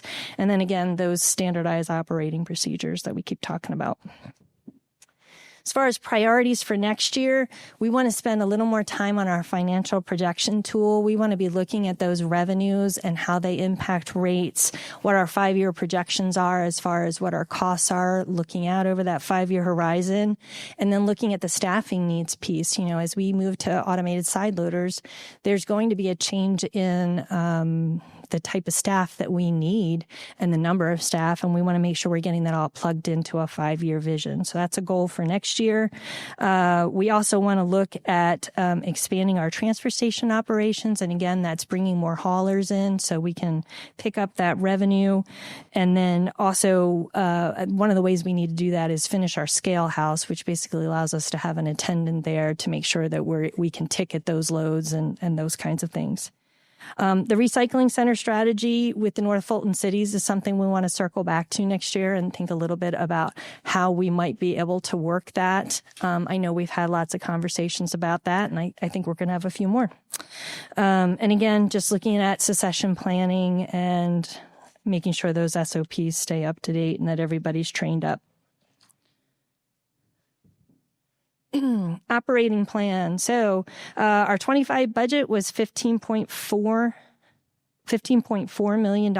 Our forecasts were coming in, and I'm sorry, this is for revenues, is coming in at 16.2.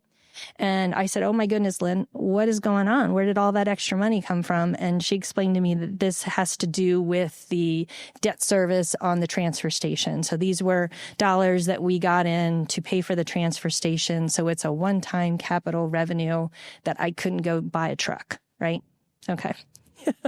So that explains that one. And then next year, we're looking at $15.7 million in revenues. From an operating perspective, we started with an approved budget of 13.9, and our forecasts were coming in at 13.2. So spending a little less than what we had originally planned for. I think some of that has to do with some of the capital that as far as our truck purchases always have a big swing in our expenses. And I think probably we held off on ordering a truck. And then our recommended operating for next year is $14.2 million. And there's the capital. Thank you, Lynn. All right. So capital for next year, we're looking to get a new front loader, new commercial truck. We're also going to add another automated side loader. You see, these are really expensive trucks, the 450. They're expensive. We also need a new dumpster delivery vehicle. That's the vehicle that delivers dumpsters to commercial businesses if we're swapping them out or adding a new one. There's a $50,000 line item here for transfer station repaving.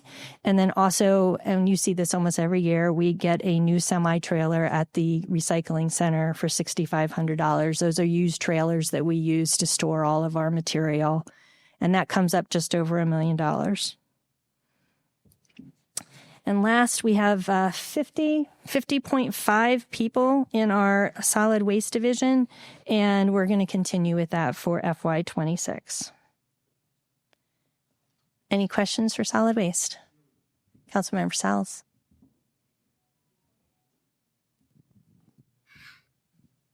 Thank you. I know you guys have been working on that transfer facility for quite some time. It's one of the first things that Brian and I talked about when I first joined City Council. Can you talk briefly about the fact that this is an enterprise fund, meaning that it has to cover all of its costs? So the planning is important on the rate setting and all those kinds of things. And then the contribution of third-party revenues, that's because of the work that was done at the transfer center, I'm pretty sure. Absolutely. And through that, we were able to hold the rates for trash pickup below market increases. If any, was it increased at all? I'm not sure, but it was for in 25. But in any event, it was definitely below market. So talk about that enterprise fund and the interplay between these new revenues and new revenue opportunities and how we're using that to keep the rates low. Absolutely. As we bring those revenues in, we're able to absorb some of the increases in our other costs rather than having to pass those on to the customer. Because we have that alternate revenue source, then we're able to keep our rates to our customers relatively flat. And to your point, the transfer station, when we built it, has excess capacity in it. And basically, we were building it for the 20 to 30 year horizon of what City of Roswell's needs are. But in the meantime, there's floor space available. And so we are working with haulers to see to get them interested in basically using our transfer station. And then they actually use our refuse contract to then move it off into the landfill. So it's a whole package deal. They bring it there and then we process it from there. And like Brian mentioned, we've got 3 haulers. We hope to add more. And then that's the other reason why we're opening up the transfer station to non-residents, because we can take the material and we're going to charge for it. And those are additional revenues that then help to offset any of the increase in costs that we're getting across the board. So, we're doing our best to make the most of the business model and the enterprise and to basically market it to the rest of North Fulton to make sure that they know that we're here and that we're available, and they're excited about it. I think if we can figure something out on the recycling center, I think that's going to be fantastic. So that's a goal for next year, to see if we can generate revenue there as well. Okay, we'll start talking about the water utility. All right, achievements. Awarded Plan of the Year, 4th straight year. 5th time in 6 years. It's absolutely tremendous. I know you guys, I know you know this, but I think it's just such an amazing thing to have such a talented group of folks. You know, when Chief was talking about talent attracts talent, there's something special in the water utility, and maybe it's the water, or maybe it's just the folks that work there. But just what a tremendous folks of just a group of high achievers. So again, and I know we mentioned this at one of the other meetings, you know, we don't have to apply for these awards, and getting these awards is a lot of work, but our folks are so motivated and so proud of the utility, and they chase those things. They work really hard to distinguish themselves. This year we received the hazard mitigation grant for the emergency generator at the water treatment plant, which is just unbelievably tremendous. One of the things that when the water plant was built, the initial costs that came in, the construction costs exceeded what we had available to spend on the plant. So we needed to do some serious value engineering. And one of the things that was value engineered out at the time was the generator. And frankly, a water treatment plant should always have some sort of backup power.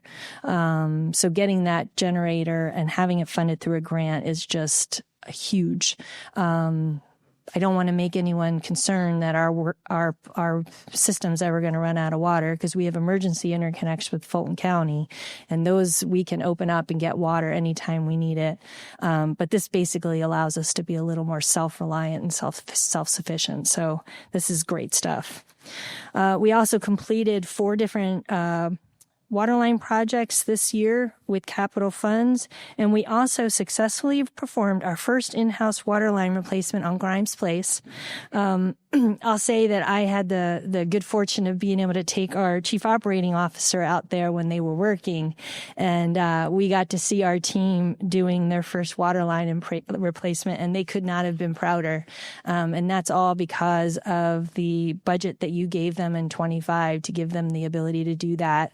And that's the kind of thing that makes people really excited to work here. They're growing, they're learning, they're getting more responsibility, and they're feeling good about it. So they're very excited, and they're currently working on their second. And it was an incredibly well-run job site. So you should be proud of them. And that's also lending us towards some of the cross training that we're doing in the water department. Our distribution folks are learning how to do production. Our production is learning how to do distribution. It is a great place to come and grow and learn and get lots of opportunity. So they're a really proud group. The good news is lead and copper rule, which is one of the EPA rules. We had to report out on the number of unknown services that could potentially have lead or copper. And much to our complete thrill, we only have 88 unknown service connections, which is just a stellar number. And those are ones that we are running down to determine what those are constructed with, and making sure we address those. We replaced 16 galvanized steel services. We performed leak detection over half the system. You have an incredibly tight system, which is really, really, really impressive. We don't have a lot of water loss in the Roswell water system, and that's because they're doing things like leak detection on half the system every year. We've also completed our asset management plan for water treatment plant. We are in the process of decommissioning the community circle water tank there next to the police department, and we'll be looking to replace that tank in the coming fiscal year. Also updated and replaced all of our SOPs, make sure everybody's trained. Top priorities. Again, we're going to be looking at that financial projection tool. As Councilmember Sells was saying, as a enterprise fund, it's important that we understand our expenses and our costs and make sure our rates are set appropriately. So that's always a top priority for us. The plan is to complete another 6 waterline projects next year, with 3 of them being completed in-house. One of those waterline projects would be the Frank Lewis Drive waterline extension. The reason that one is important is because it provides us with redundancy and resiliency as we're exiting the water plant, making sure we have more than one exit to connect us to the system. Really, really important project that we have planned. I already mentioned that we'll be looking at a design of a new water tank and a siding to replace the community circle tank, which is honestly not in the best place as far as the system goes, and it's also too small. We'll be updating our water utility master plan. Again, that work is going to be done in-house, and again, just an emphasis on succession planning and SOPs. From a revenue perspective, our approved revenues for the year were $6 million. You can see our forecast is short of that, $5.6 million. When it comes to a water utility, we can only sell what people want to buy, and it has been a very wet year. And because of that, our actual production has been down, our sales have been down, and that's why you see that differential. Interesting thing is our capacity fees, that yellow bar, is up. So that was larger than we had expected. That helped to make up some of the shortfall. Going into next year, we're going to take a little more conservative look at that, and we're sitting at about $5.8 million for revenues. Again, we can't predict whether it's a dry year, a wet year, or somewhere in the middle, but we think that's a good place for us to land going into next year. As far as expenses go, the approved budget for last year was $4.8 million. You can see our forecast has us landing at about 4.5. Again, that MBR process and also the discipline of the team, keeping an eye on revenue, where our revenues are compared to our expenses, tightening up, slowing down when we have to make sure that we're coming in good at the end of the year is so important. So looking at next year, we're recommending an operating of 4.6, which is a little below 25. And again, we're just trying to be a little extra careful in case the wet year continues to be two wet years. As far as capital initiatives, and again, we all have to fit within the fund. So this is the wish list, if you will. They will not all be done unless the revenues allow us to do that. So the water line replacement budget is about $562,000, and that again is going to be based on available funds. So if we have to pull back and do 4 projects instead of 6, that's what we'll do. We are committed to doing the Woodstock Road waterline replacement for $370,000. That's the project that is getting folded up into Greg's transportation project. So as that MUT comes down the street, we're going to be replacing the waterline right along with it. And that makes just great sense. We're taking advantage of the construction that Greg's doing, which is going to save us money, and also the community. They don't have to have 2 different projects. They're going to only have 1. Frank Lewis Drive, that is one that we're setting up to be about $500,000. We think this is something that would be eligible for a grant, so we're going to be pursuing a grant for that one. The replacement of the water tank, we're going to start with just concept and siting. That's about a $250,000 item.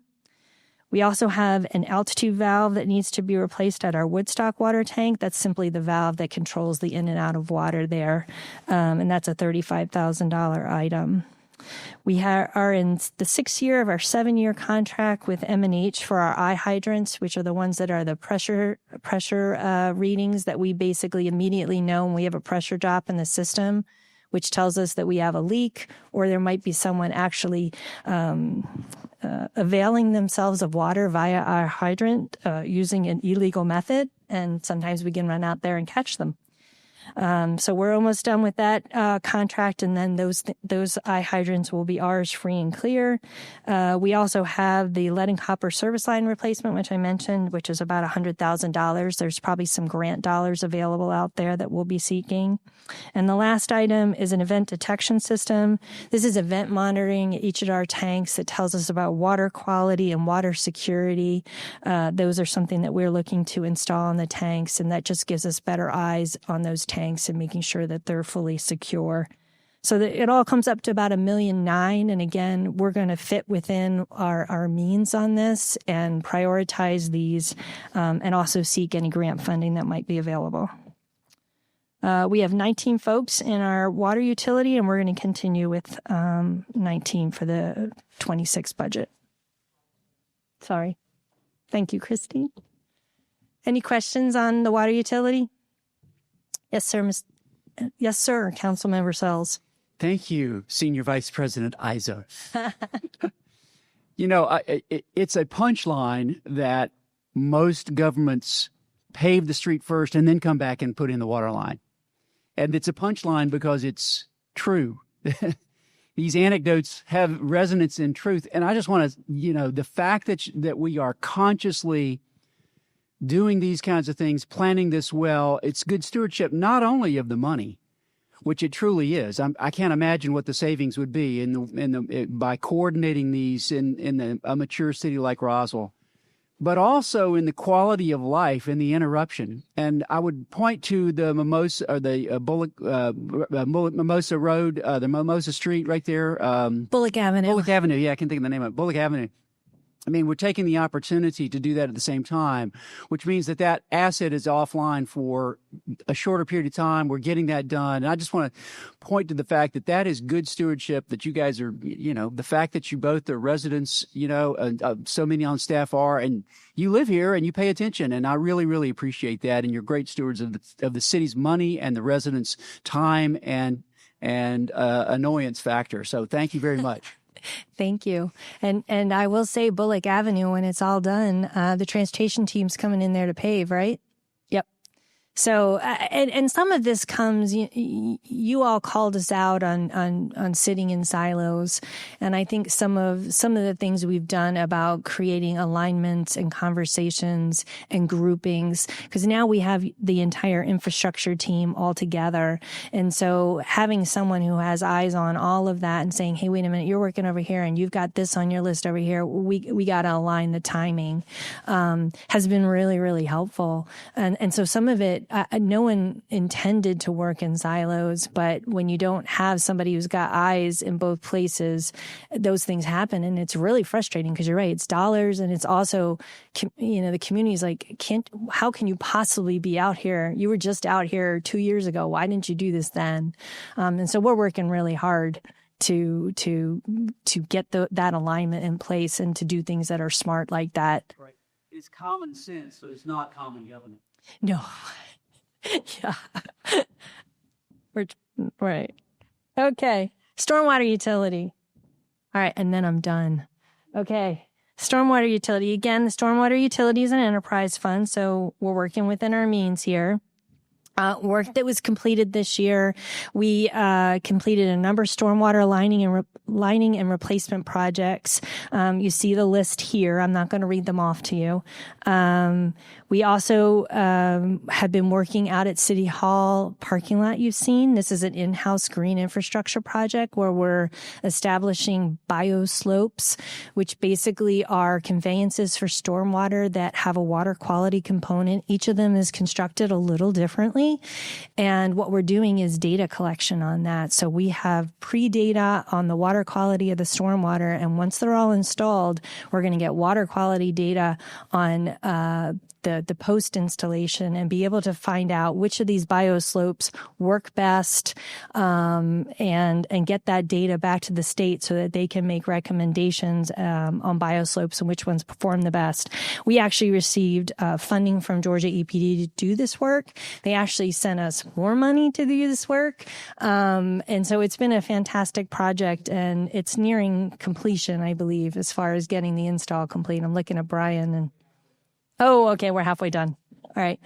Our staff is doing it and they're learning and growing as they do it. And again, that's that whole, I'm getting to do really cool things when I work at Roswell. I like working at Roswell. You should come and work at Roswell. We're also getting ready we'll be completing, we've completed the design of the Roswell Area Park Pond. And that one's going into construction.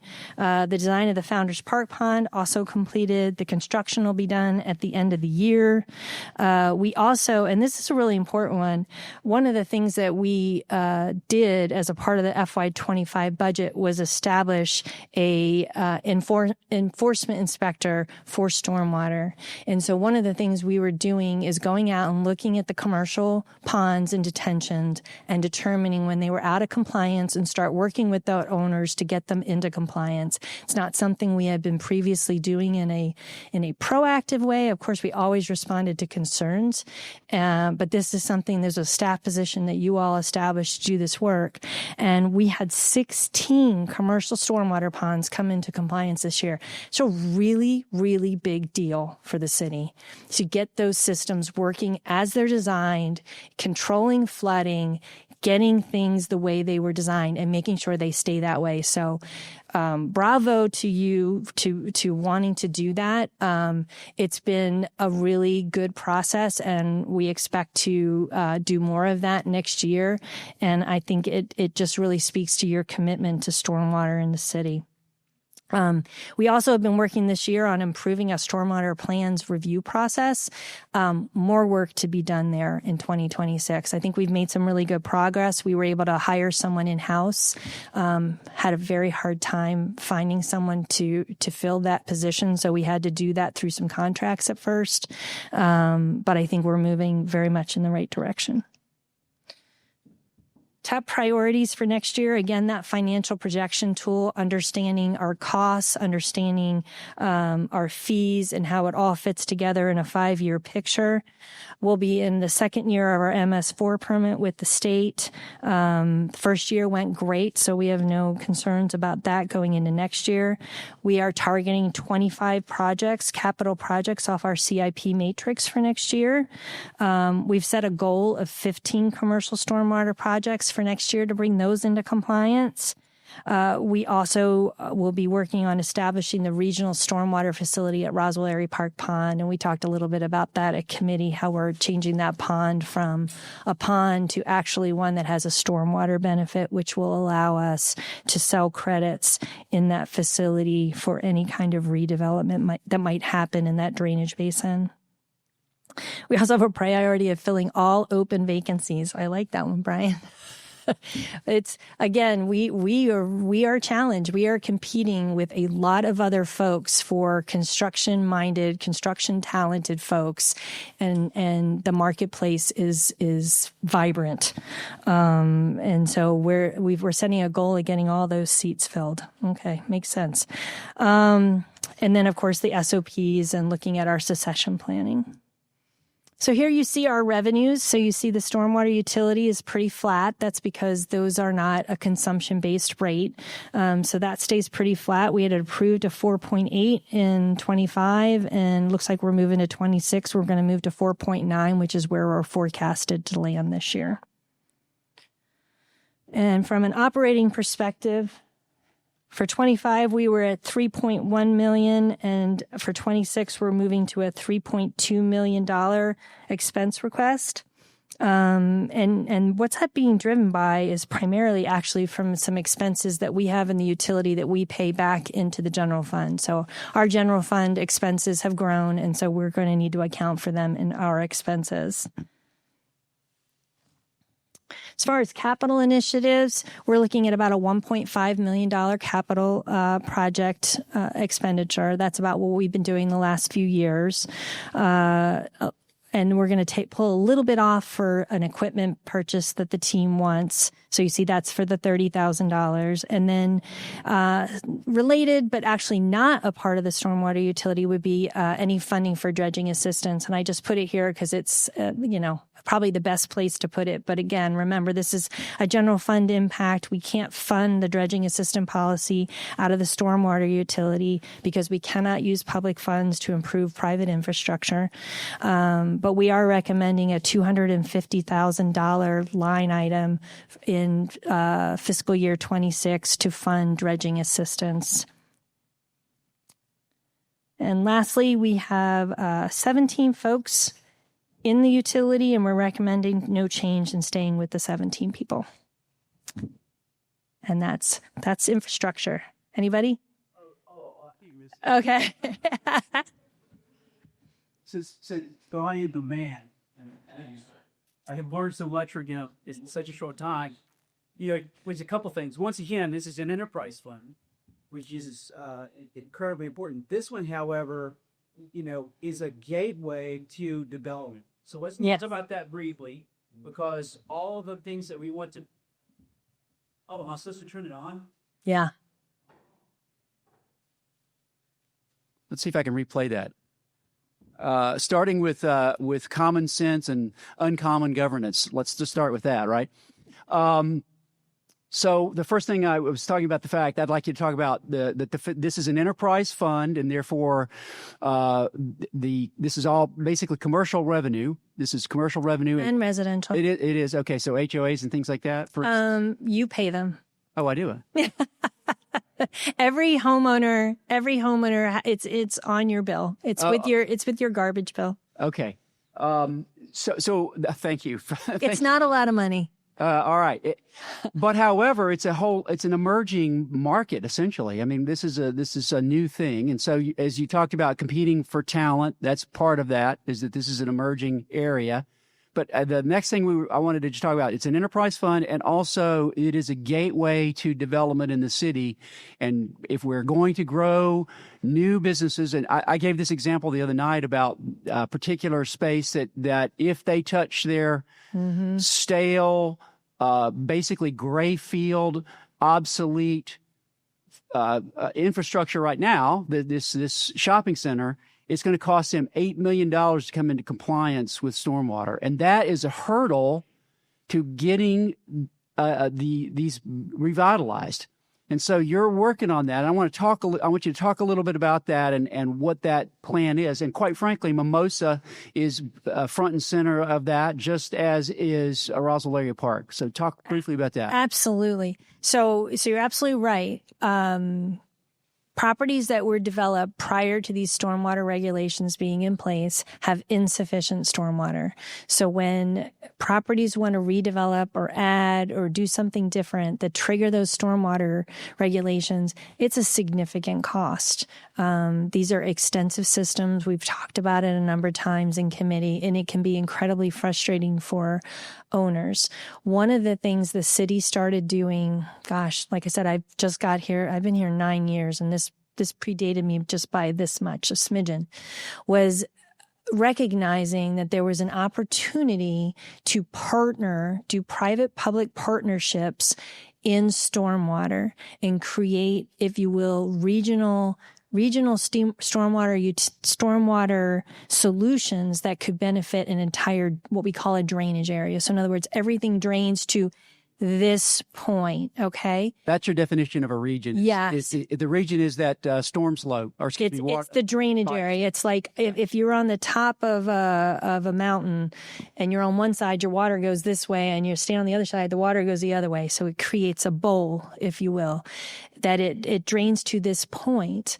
And if we can create regional detention for that bowl, if you will, then folks that are doing redevelopment in that area can redevelop and then buy into our detention facility, because we've got excess capacity, much like at the transfer station where we built excess capacity and we're trying to sell that.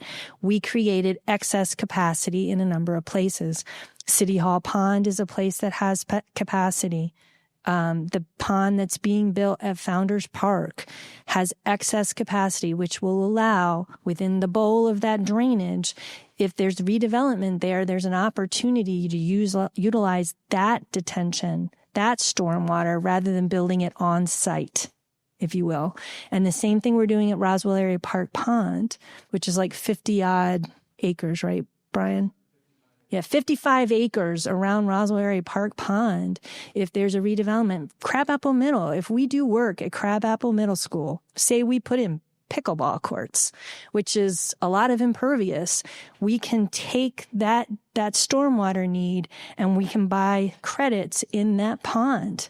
And then those dollars that we get, we can then use we've created an account for that then, right?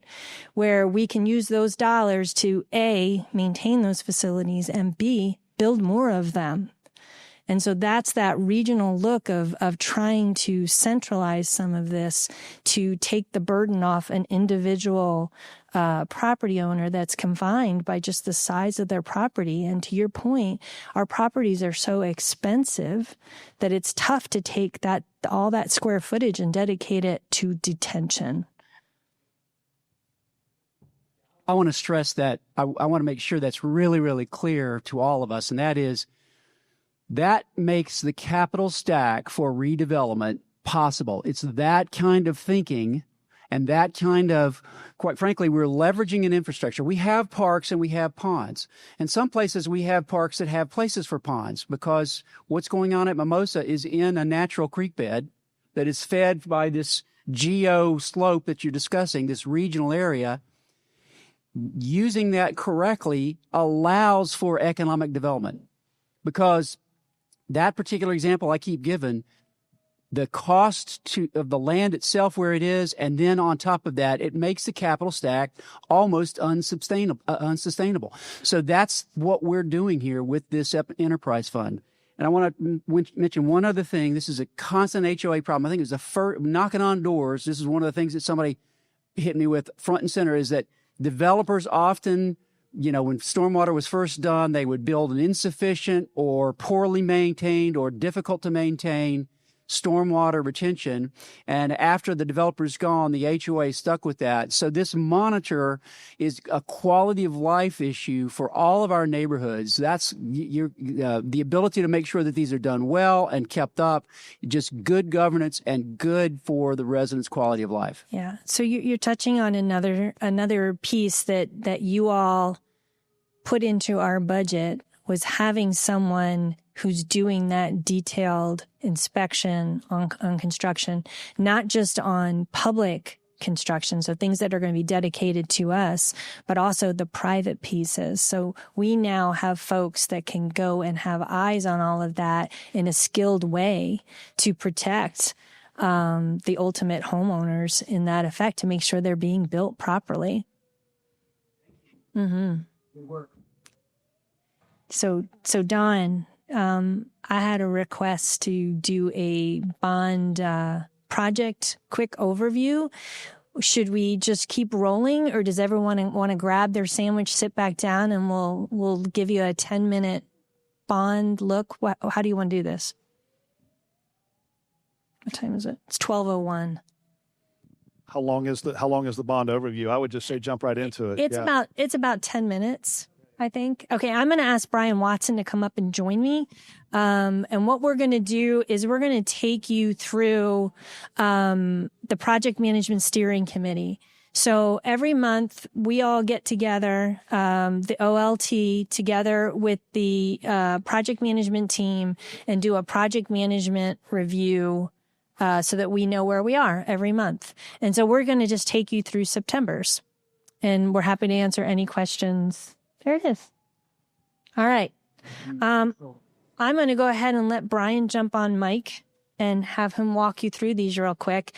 Actually, I'll just talk one more minute. What you're seeing is each project is listed here on the left. And then there are three elements. You hear me talk about it all the time. Scope, schedule, budget. Scope is what are we building? Schedule is obviously our next critical milestone, whether we're in construction or design, and then our budget. So we're monitoring those every 30 days. And the greens, the yellows, and the reds mean exactly what you think. Green means all good. We probably don't need to talk. Yellow means something might be coming. We better check in on this. And red means we probably have a problem. And really the problems come from the risks. So we're monitoring the risks to these projects, whether it's the risk that we're not going to be able to build what we want, that it's going to cost us too much, or that we're going to be late. All along. And so we're having these conversations every 30 days at the OLT level. Brian and I meet with his team every week. So we're keeping pretty close tabs on all of these projects, but I just thought you would benefit from seeing what does that 30-day look like. And then obviously we can answer any questions that you have. Mr. Watson. You kind of took it all. Well, I thought you could kind of go down through the projects and talk about the reds and the yellows. Okay. So I went through the hard part. Yeah. So red doesn't necessarily mean bad, by the way.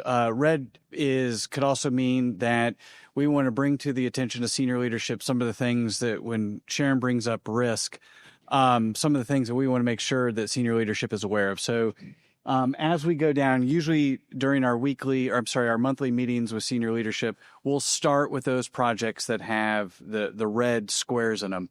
So, for example, in this one, we've got two that we have identified. The 911 call center as well as traffic preemption. And the red boxes are actually in the schedule. And the reason that we're bringing those as red is because right now we have very tight timelines, and we're just letting senior leadership know that we're on a very aggressive track on both of those projects to get them completed by the time that we said that we'd get them completed by. So again, not necessarily bad. We have had projects in the past where it might be a red box, and the red box might mean senior leadership, we need help. We've got to get a resolution. We've got to get an approval on something.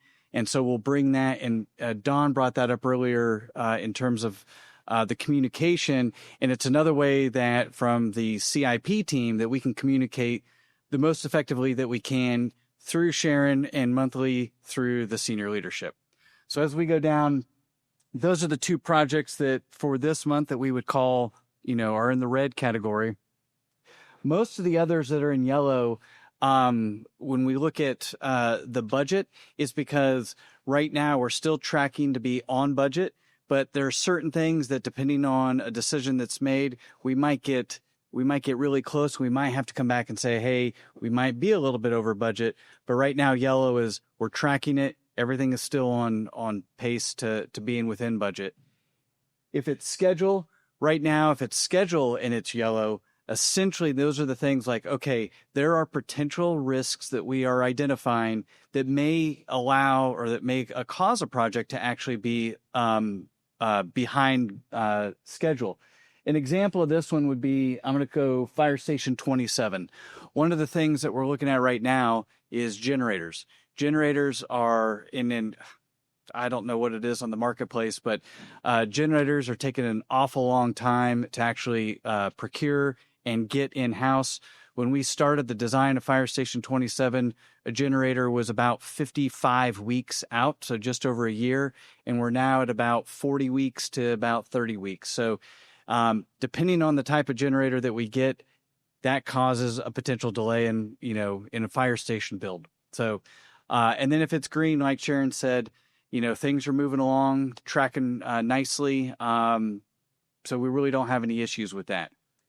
Behind every one of these projects, and if you can bring up the PowerPoint, we have a PowerPoint that goes into detail into every single project related to basically scope, schedule, budget that Sharon mentioned. So the first summary or the first slide in the PowerPoint is kind of a high level overview. You see the same green, yellow, red boxes. This is East Roswell Park. We just did the ribbon cutting on the 9th, I believe.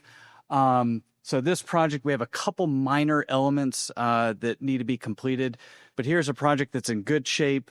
We'll identify any key achievements that we had from the last period, any key decisions that are made. This one's kind of clean. It's one of the reasons I showed it, because this is an example of how we also close out projects. If you go to the next slide, we also bring up all our financials. So not only do we say what did we have budgeted, but where are we in our actuals? How is the spending plan per quarter? So, we've talked about the MBRs, the monthly business reviews. Those are for the different departments, but this is actually our MBR for the bond projects. And then if you go to the next slide, this is where we highlight risks and how we are addressing risks. So if you look at here in September, and by the way, the risks change per month. So when we were at the beginning of the project versus the end of the project, the types of risks that we're dealing with are going to vary throughout the project. So these are very active. These are not static things. So like an example is we had a risk early on that residents would be concerned for the time of the dog park closure. And it seems like, well, why is that a risk? Because our Rec and Parks friends get lots of calls. When's the dog park coming? When's the dog park coming? And so when we put a schedule out there and we tell the public, this is when we're going to have the dog park ready, it becomes a risk when we've got all the residents saying, hey, we want this project done. Well, as of 9/9, which is when we were able to do the ribbon cutting, risk has been achieved, we're completed. And so that's one of the ways that we just kind of address these things as we go throughout the project. And so with that, I'll take any questions on the bond projects.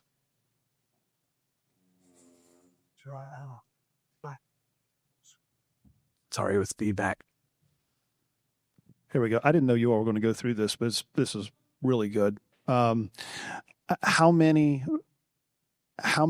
projects in total do we have at any given time? Like right now, for instance.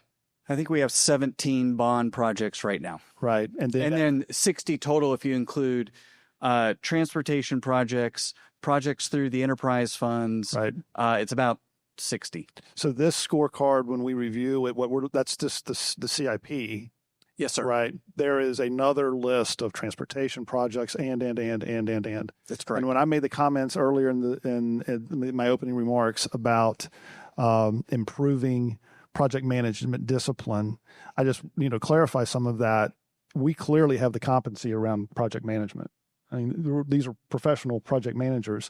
The observation, I think, whenever last year when I entered in was, okay, on the scale that we're dealing with, 50, 60 projects, how do you get project management to a whole different scalability? Because this is intense. I mean, he's going through one, and you can kind of see the rigor here. You multiply that times 50, 60. I mean, that really kind of gives then a different perspective to the impact that this can have to an organization. And when I said before, if we do not have like sound project management discipline around this, it can cripple an organization, because this is where you spend all of your time. And so we, to Sharon and Brian's credit and the team's credit, this project management approach here, you've scaled up for the broader ability to handle a large number of projects this year. And then it allows us to kind of review it at a leadership level. You have underneath this Gantt chart type views of all of these types of projects that you're kind of working through. Can you talk then? So that gives a little bit of size and scope and just the complexity that we're dealing with. Can you talk through a little bit about how, as you're working through this, does it make it into the communications department and then turn into communications that someone would see in social media, press release, and? Yeah, there's so much of project management. When we were told that we had, roughly 10 minutes, it's hard to compress it. So it's one of the things that we left out, and I apologize because now you're asking for it. So we actually, to back up every week, and Sharon mentioned it, every week, my team meets with Sharon and updates her on every project within CIP.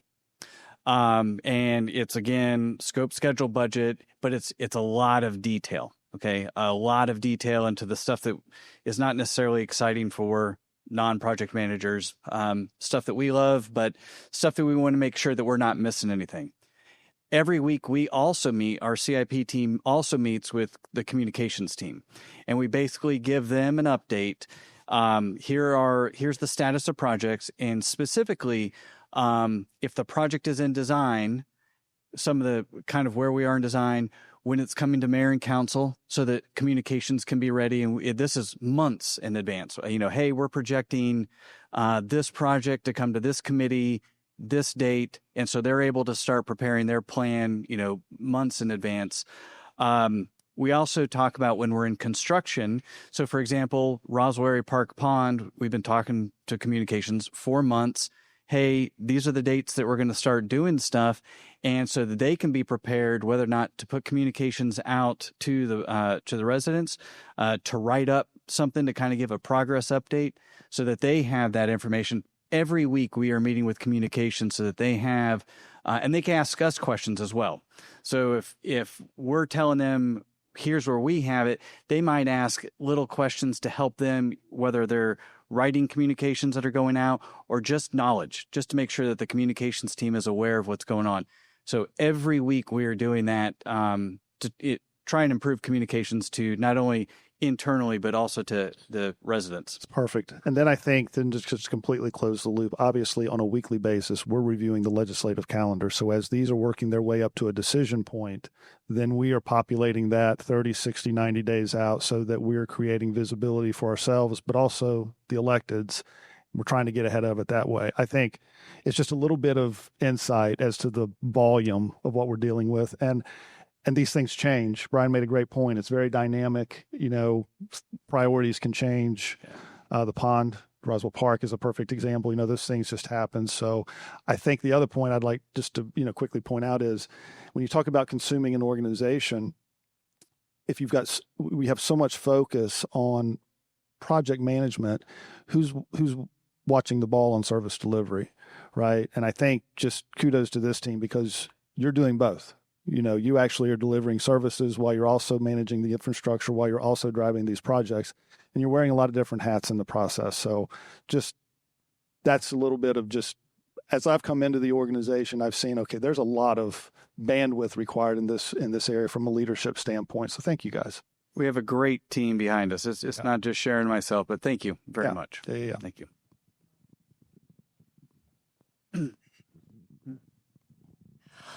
Certainly pertaining to, this is Lee Hills, certainly pertaining to budget, but just some other nuts and bolts.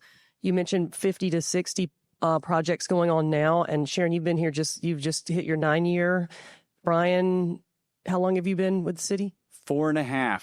Okay, so exactly. you might not have exactly the number, but can you reflect back to, let's say, 6 and 7 years ago on an annual basis? What are we looking at in roughly, I don't need an exact number of projects going on? Probably half. About half. So yeah, I mean, well, I'll just give you 30. The bond, game changer. Absolutely. Game changer to have those dollars and those defined projects. And frankly, we're trying to get them done within 5 years. It's been not a marathon. It's like a sprint. It's like the longest sprint I've ever been on. Right. Yeah. And so it's been such a exciting time for us. You guys know me well enough. I love building things. So to get to do this has been just so exciting. Stressful, more gray hairs, fewer hairs. But yeah, just totally different and so exciting. Right. Well, and I just wanted to add on top of that, it shows that you can't just put a bunch of projects on the table and not have the internal administrative infrastructure. We're talking about physical infrastructure throughout the city, in the dirt, in the air, around the buildings, cutting the grass, all of it. But we have to have that internally. And I know that for the last 4 years, this administration has been criticized for hiring people and salaries and bumping folks' pay up. And you don't get to go from Barney Fife to, excellence without investing in our people, our human resources. And that's you all. That's everybody in this room. But it's a huge thing to be acknowledged. And then behind that, you have to have the proofs, the receipts that you're showing right here. You can't just come in and be awesome Brian, awesome Sharon, and do all this without having a paper trail, proofs, checkpoints, all of those pieces. Some of it's probably really boring to folks that'll watch this later, but it is crucial to the success, not just of this administration, but the success of this city. And that's what our residents, I've been here 23 years, that's what we've been asking for. And I think it's remarkable that, as Don mentioned a little while ago, he's right at a 1-year mark. And I was beating my head against my desk. When are we going to see results? When are we? And I mean, it came out of my mouth about November last year, and everything that we've been piling in, yes, demanding and asking, and you all keep delivering, and it was baby steps. It hasn't even been as visible, I think, to our residents. It's starting to, because dirt's turning, as you mentioned, the cones are out. There's excitement. I don't remember. Well, I do. I took my kids when they were in elementary school to a ribbon cutting at the recycling center. And I'm just a regular mom, at that point. I didn't know I'd be sitting in this role. But, I don't remember that many ribbon cuttings for things that my family would actually use. Now, there are things that are around that certainly residents would use and visitors would use. But my point being, we're in a huge revolution in the city of Roswell. And all of these things that you're talking about today are so crucial to the success of us pulling each one of these items, these projects off. And each little project or item has so many tentacles. So thank you. It wasn't just a thank you, but just an acknowledgement of all the moving pieces and some that don't move fast enough on the inside to finally get to completion and fruition. So thank you very much. The hard work is acknowledged, and we can't wait to see more. Yeah, this is Alan again. Who'd have thought? So, when we hear when we talk about we're relying on staff for the execution of these projects, it's this level of thoroughness that we see that gives us the confidence that the city's best interest has been monitored and is the foremost thought in everybody's mind that's doing the projects. It's because of this. And so when people say, well, you just need to stop this project to rethink the whole project, it's been well thought out. And the implications of stopping a project, the domino effect on the other 59 projects that are in process makes that untenable. Am I right about that? Are these all, you have a certain amount of staff and they are all working at a high level. What does that mean when somebody says, hey, just stop this project and talk about it for the next 6 months? You are absolutely right. You are absolutely right. We were talking about trying to think through the city and where our construction impacts are and how they're going to interrelate. Like the Riverside conversation is so important. The Riverside Road project is a significant one, and how it impacts our parks that butt right up against that project. We have worked very, very hard on the timing and how those grades are going to meet up and how those projects are going to be complementary to each other. And we start to get those out of phase. It starts to create, truthfully, it creates serious dollar impacts, and it creates potential problems with permitting. And so we are working, we've been working very carefully to converge on this. And so you're right, when something happens, it's like, no, you have to stop, you need to go rethink this. It can really bring everything to a crushing halt. And truthfully, and we've talked about this a lot, escalation is real. Every day we don't get our projects out to bid, it's costing us more. And so we are driving the best as we can to get those out to bid as timely as possible to preserve those dollars. Because when we don't, we've got to look at the whole list and say, okay, we can't do this project, or we can't do this project, the one at the bottom, if you will, the least prioritized, the way we wanted to do it. And that's hard news to deliver to you, and even harder to deliver to the residents. And so you're absolutely right. We are working very, very hard to make sure we're getting the right inputs at the right time so that we can deliver it just right. And it's tricky. One thing. Just to add one thing to that, since I started at the city, construction costs and design costs have gone up 50%. So making quick and effective decisions is important for us so that we can get our designs done quickly, get our contractors on board, because it saves a lot of money. So kind of going back to that the last summary slide, when I mentioned like sometimes we'll have red boxes on decisions, like I think the senior leadership can say, I've been at meetings where I'm like, I need a decision now. I'm sorry, but I need it now because this is the impacts. And usually the impacts, most of it is cost related.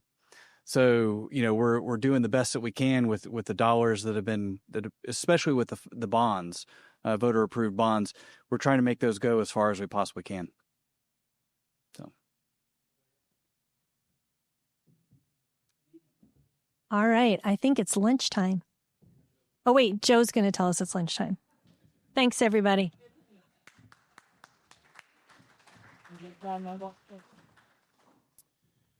All right, at this time, we're going to invite council to get some food and sit back down so we can invite Senior Vice President Leatherman up and he can begin his presentation. So we'll begin whenever you have a chance to get some food and sit back down.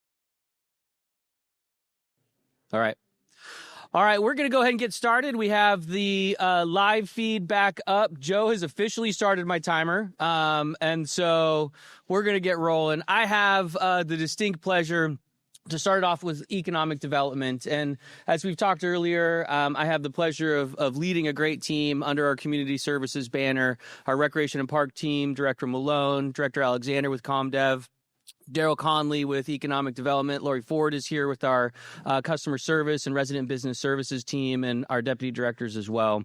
A tremendous bench behind me that is really building our budgets and building the presentation that I have the pleasure to give today. As we start to think about economic development, and we'll go through our achievements and accomplishments, we talk. Oh, my liaison to economic development, Councilmember Alan Sells, wishes to be recognized throughout this process. And I will make sure to recognize Councilmember Lee Hills, who is the all-star of our UDC updates, our resident and business services. And she told me earlier that she was actually beating Councilmember Sells in her deadline to get resident and business services up and running. So there's that. That's right. We've talked a lot about Hill Street. I will not belabor that point. We are on track for Hill Street development, which is very exciting, a tremendous lift by everybody involved. You heard bits and pieces of it from our infrastructure team and from our economic development team, as well as others. We've also been working through the RFPs at Hill Street, established and launched the Roswell Development Finance Program. And as we talk about economic development-related tools, Sharon Iso talked about stormwater. This is another tool that we have developed in our community that helps to facilitate, in this case, hotel redevelopment. A brand new tool that we haven't had in our community before. We now have that. Daryl is in conversations right now with potentially our first applicant to utilize that tool.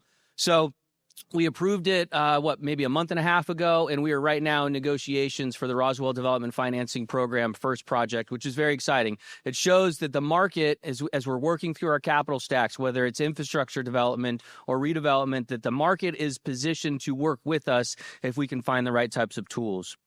We're developing a project funnel system. This helps us to understand what is happening in our community, both that we're self-generating, but also the developers that are coming to us. How do we know?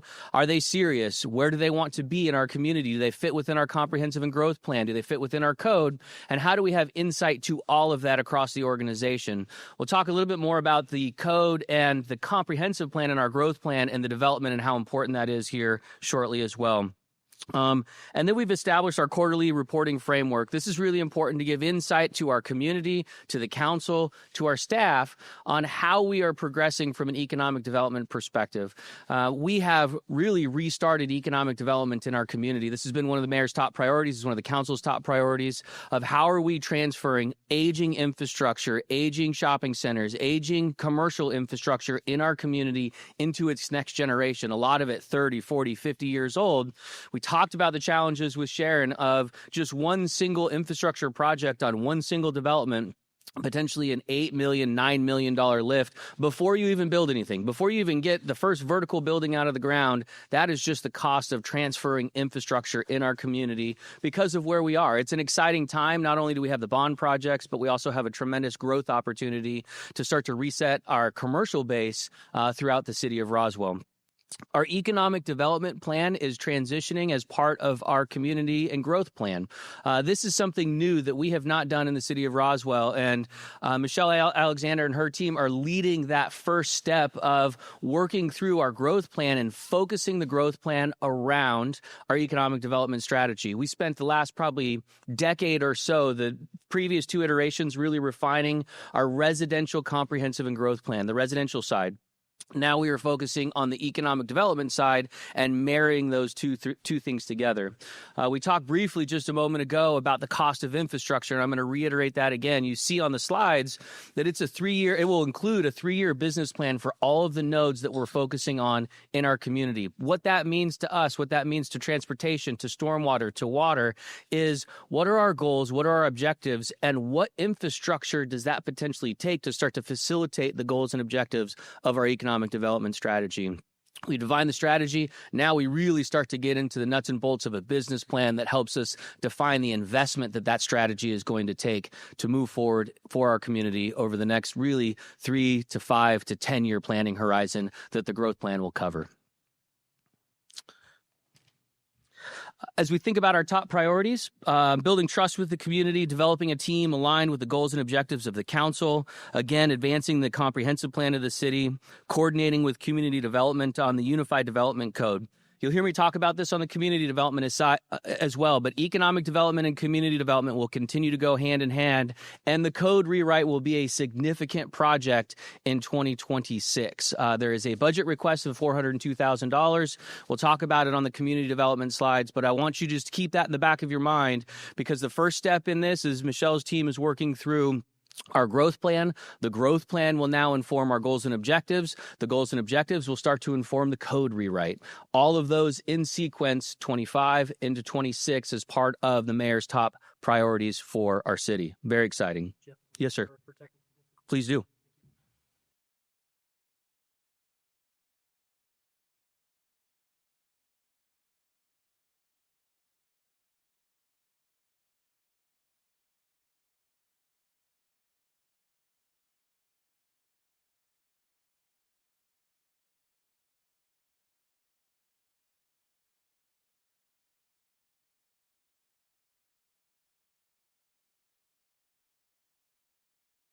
All right. We're going to keep rolling. As I was just talking about from our economic development perspective, the other thing that we have on our radar is T-SPLOS 3. Greg, Sharon, others talked about it earlier. That has the potential to be coming up in 2026. So from an economic development perspective and a community development perspective, we need to get our planning cycle through. We need to get our growth plan understood so that we can start to help inform what other areas of infrastructure, and in this case, transportation, may need to take place in order to support our economic development and community development goals within the city of Roswell. So all of those things will start to line up over the course of the next really 6 months as we continue to work through our planning cycle and really refine what are our goals and objectives for economic development from a longer term perspective. Again, 3, 5, and 10 years out. Another big component, and Bill had talked about this earlier, is our forecasting tools. Understanding where we are from a forecasting perspective. What value do they bring to the city? Not only from a community perspective, from a built environment perspective, but also from an economic development perspective. What kind of tax revenue do they create? What kind of jobs do they create? All of our forecasting tools have begun to be established in 25, and we will really be refining those in 26 as a top priority. So every time, when you saw the scorecard from the bond projects, every project that will be moving forward in our project funnel will have that scorecard associated with it. And we'll have key indicators. It will help Michelle's team in community development plan for one-time revenue coming through community development for building fees and licensings. It'll help our tax projections moving forward for property tax, for business licensing tax, over the course of the planning horizon. In some cases, those projects take 2 or 3 years to come online. And so we want to understand what the financial implications of those are, both in the short term and the long term. And through the economic development team and our community development team, we'll begin that forecasting process to help inform the rest of the city on the financial benefit of our projects and our economic development strategies moving forward. That also includes a basis of where did we start? How do we take a project now, a project that potentially for Hill Street, for example, that is generating, about at the most, before it went completely dormant, about $28,000 in property tax revenue. That's our basis. That's where we start. And then our analysis will tell us where are we moving forward. What can we expect in a 3, 4, 5 year mark for additional property tax revenue coming through once the project is underway, moving, and fully occupied. So very excited about our forecasting work that we'll be doing for the city.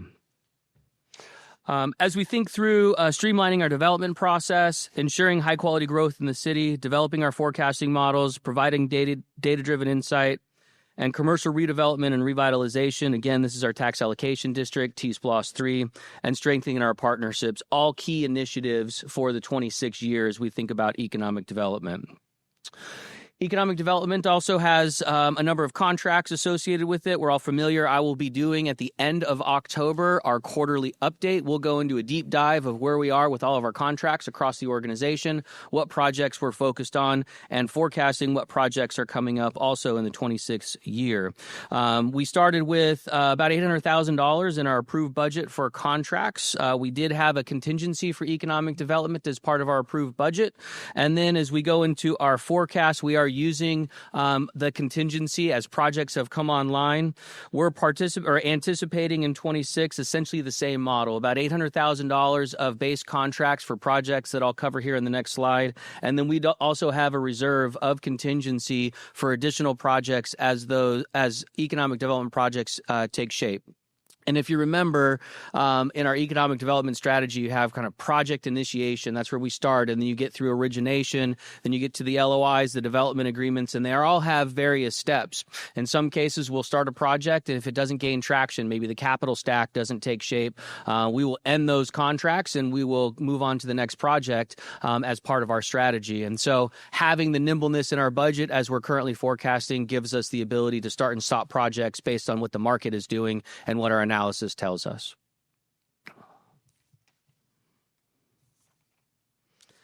The operating plan for 2026 and the projects that we're focused on, I don't think is a big surprise, but stadium-oriented development continues to be a high focus. The West Gateway, this is formerly the West Alley project that we've renamed the West Gateway Hotel and Mixed Use Development.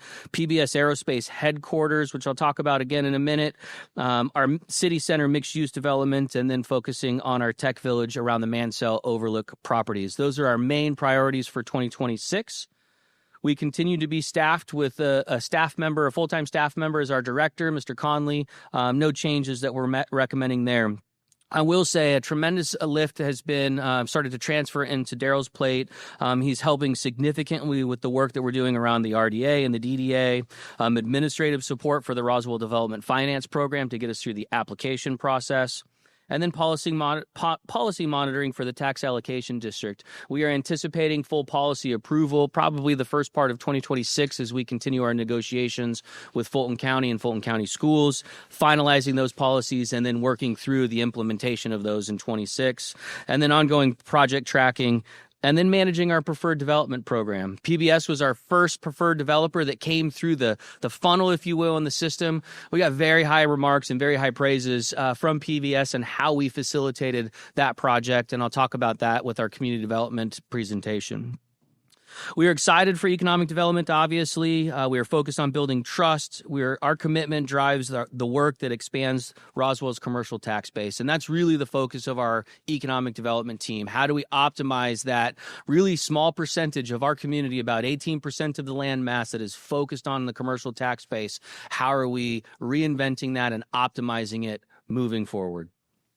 The department will coordinate with the community development as we talked about the UDC, and we're aligning policy, forecasting, and investment tools in 2026 to truly optimize the work that we've put forward in the last 3 years. I'm very excited, obviously, about the work we're doing around economic development with our partners with SEER, and how they augment our staff has been truly transformational in the speed in which we're able to move from an economic development perspective. My next slides transition into community development, but I'll stop there for any additional questions or commentary around our economic development. And again, we'll go into more detail in our quarterly report at the end of the month. That is the 28th, I believe. This is your turn, Councilmember Sells. I'm looking at you in that corner. I think it's sitting on that chair there. Yep.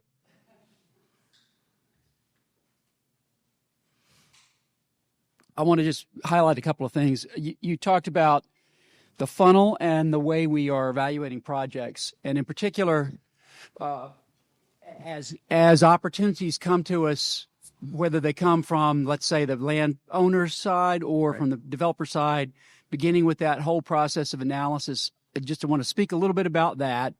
And then I'd like you to also tie that to the SOW process for the staff augmentation to honcho these projects, which is basically what SEER contract is. It is not $2 million a year. It is up to $2 million a year, and each of those is tied to a project, and the cost of that SOW is included in our analysis when we look at the project. Of course, if the project goes by the boards, that's a sunk cost, but that's called a pursuit cost in business, and that's what we're talking about. So would you talk a little bit about that? Sure. So, you start as we look at the analysis of any project that's coming through, and I'll go back to what I'm really excited about our growth plan is the 3-year business plan. That's actually going to start to help shape the analysis, because the first thing that we're going to do is look at a project and understand, is it consistent with our growth plan? Do the policies align for the project in our growth plan? Does it meet our target objective for a given area? And we've talked about the nodes in our community: downtown, midtown, uptown, and the east side. And so as we look at projects, first and foremost is this the type of project that we're pursuing as an economic development of the team? That's the first thing that you've got to understand getting out of the gate.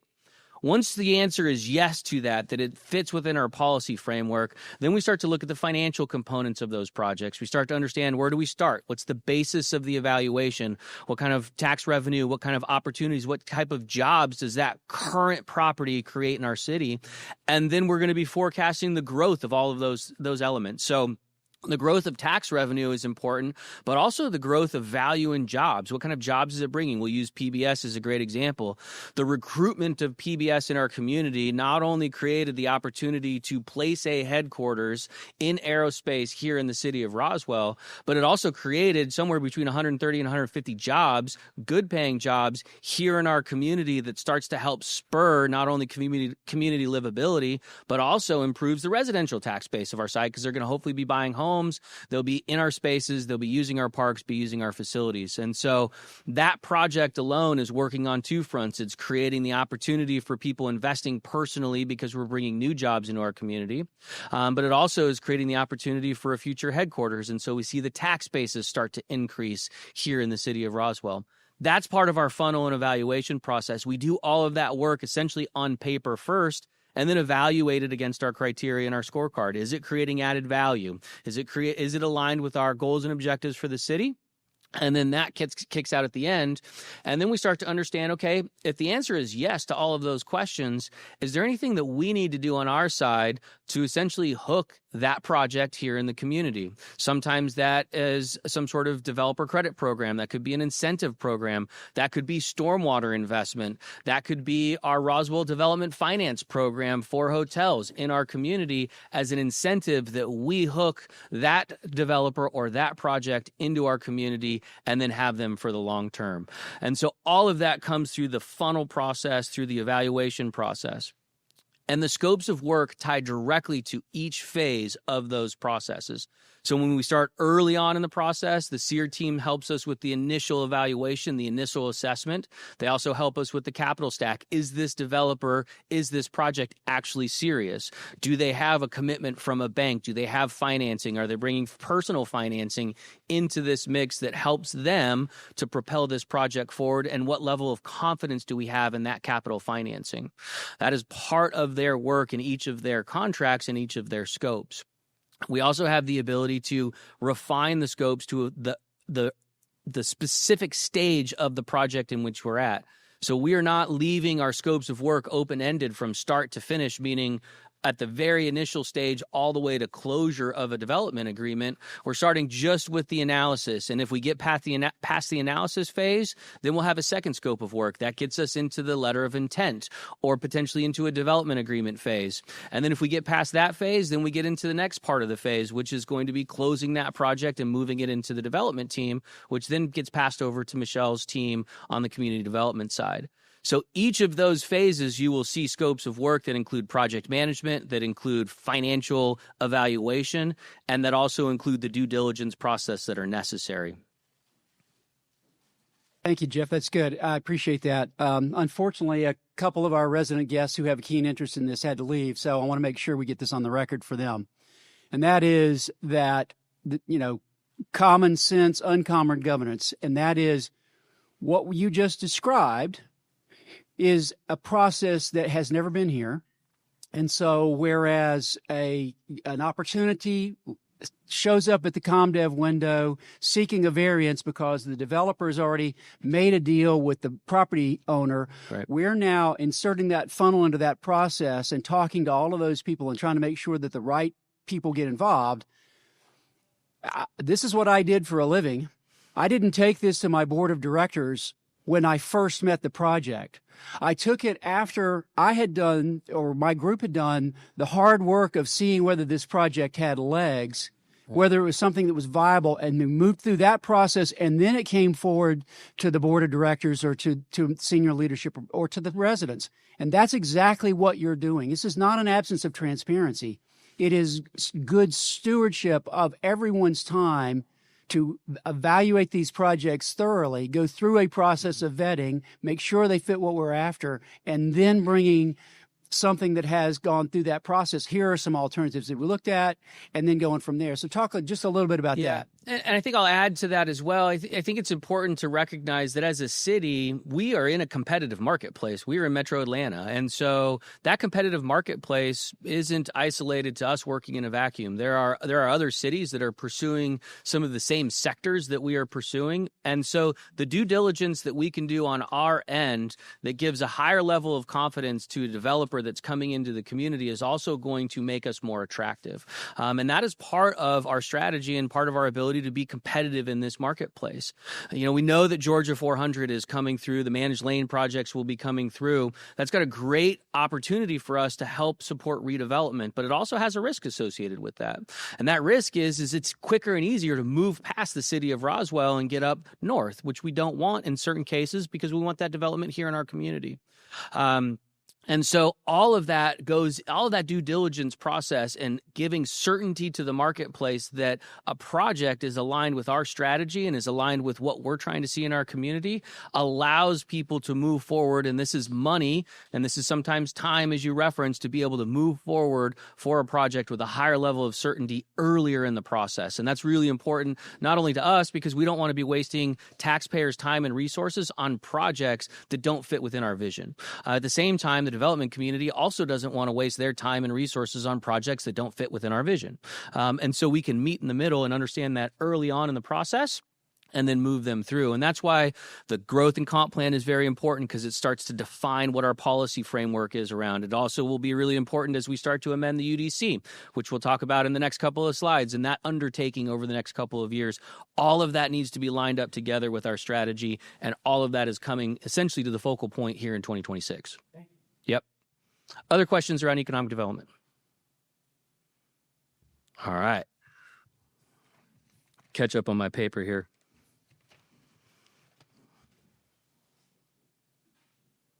Should I go past? Okay, there we are. Community development, fantastic work, and we're going to talk about the achievements. It's really exciting to continue to work with Michelle's team, and Michelle also wanted everybody to know that she is currently fully staffed as well. We've got the arborist that is coming next week. Am I remembering that? The 13th. So very exciting in the work that we're doing in community development. You're going to hear us talk quite a bit between community development and resident and business services on the complete overhaul of customer service in our community. And I'm just going to take a couple of extra minutes because I want to sing the praises of just about everybody in this room from a department perspective as I'm looking at fire and police and finance and stormwater and water and transportation. There's just about, I don't think there's any department that hasn't been involved in truly the digital transformation of our permit system. How we are going to be interacting with residents and the permit submittal process that is going to transform in the next couple of weeks with the launch of our EP&L system is truly going to be transformational. We have, if you look at our community development website right now, there's probably somewhere in the neighborhood of 70 to 80 PDF applications for some sort of permit that you need to apply for. If you want a deck permit, that's a separate application, then a water heater permit, which is a separate application, then something as large as Hill Street for a land development disturbance permit. All of that has been, over the course of the last year, completely transformed into the digital environment. That means all of the workflows have been transformed. That means all of the inspection processes have been transformed. That means every stone has been turned over to understand what process do we need to put, what workflow do we need to put into place in order to make us more nimble and faster to be able to submit something to the city of Roswell, to be able to process those applications through our permitting process and an inspection process, and turn people's projects around faster. It will also give us insight into what the contractor sees versus what the owner sees. So owners will have insight into where their contract or where their permits are, whether it be a residential permit or a commercial permit. It will also give us the ability to see insights of where are we fast in the process, where are we slow in the process, where do we need to improve the overall delivery of services, and that insight will be on a regular basis and in real time with the work that the team has done. That will be launching the week of the 13th, and we will be going live. There will be a significant amount of education that will need to take place in our community. Our communications team is lined up for that, and helping to support this process moving forward. So we are very excited about the work that has been done. It's been a tremendous behind the scenes lift by everybody, and I don't want that to go unnoticed. Michelle just put a note in here, and I think this is from a division of labor perspective. In order to get this up and running, it's basically taken 2 full-time staff member worth of hours over the course of the last year to get all of this mapped out and done. So a significant lift, but what we're going to save on the back end, both for our residents and our businesses and our team with the insights, is significant, and it's going to be worth the wait, but it's also going to be worth the lift from the reporting and the analytics that we're going to get from it. So thank you all, by extension, your teams, for getting that done. It's been significant. We've also launched the Comprehensive Growth Plan, linking our economic development and financial infrastructure reporting. Successful rebuild of the building and planning and engineering departments. We now have our city engineer on staff, which is very exciting. Recognition by PBS for excellent service under our new preferred developer program. Thank you. This is not my skill set of going back and forth. Give me that heads up, Don.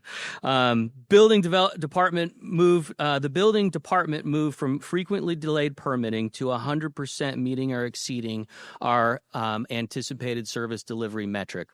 That is significant, giving confidence to our marketplace that we can support them moving forward. So I appreciate Michelle's team. And then leading the unity of building efforts across all plan reviewers. So as people in this room know, plan review is just not community development. It's just not planning and zoning. It involves really everybody from police to fire to transportation to recreation and parks, depending on where a project is. Start to finish, there are a lot of hands in our plan review process, and Michelle's team is leading the coordinated effort to align all of those plan reviewers together, understand what our service delivery looks like, and then delivering on that service.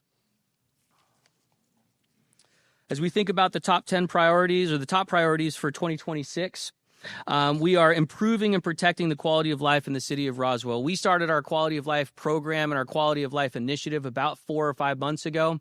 It's been a fantastic working group, again, cross-functional, police, fire, and recreation and parks has been involved, finance has been involved, and how are we looking at the quality of life in our community and what initiatives do we need to focus on. This includes our corridor maintenance. Sharon talked about maintaining the landscaping corridors. ComDev is focused on, okay, what is the built environment? Does it meet our standard? What codes need to be changed? So the council will see coming up in December and January a whole group of code changes in our nuisance ordinances that will start the process of rewriting our UDC. What other tools do we need in order to reflect the standards that we expect businesses to meet in our corridors throughout the city? And so they've been preparing for that. They've been analyzing it. We're working across with police, fire, and others to write those codes, to rewrite those codes, and get them prepared for December and January. There's one important thing I want to make sure that we cover, which is the third bullet point. And this is a new initiative that we have developed over the course of the last year, and it is an outcome of our quality of life working group, is how are we supporting the apartment safety and livability across the city of Roswell? As we talk about aging housing stock, we talk about aging commercial stock, our apartments are no different. We have apartments that are aged in 20, 30, 40, in some cases 50 years. And in some cases, we have aging infrastructure in those apartment complexes that are dramatically impacting the quality of life of those residents. We have about 9,407 exactly apartment units in the city of Roswell. And many of you would remember some significant impacts that we had to water lines over the course of the last year, where we had water lines completely failing in apartment complexes.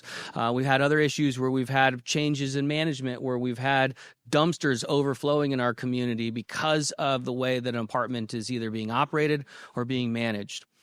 We, right now, today, have about a 6-person team that inspects apartments on a 3-year rotating cycle.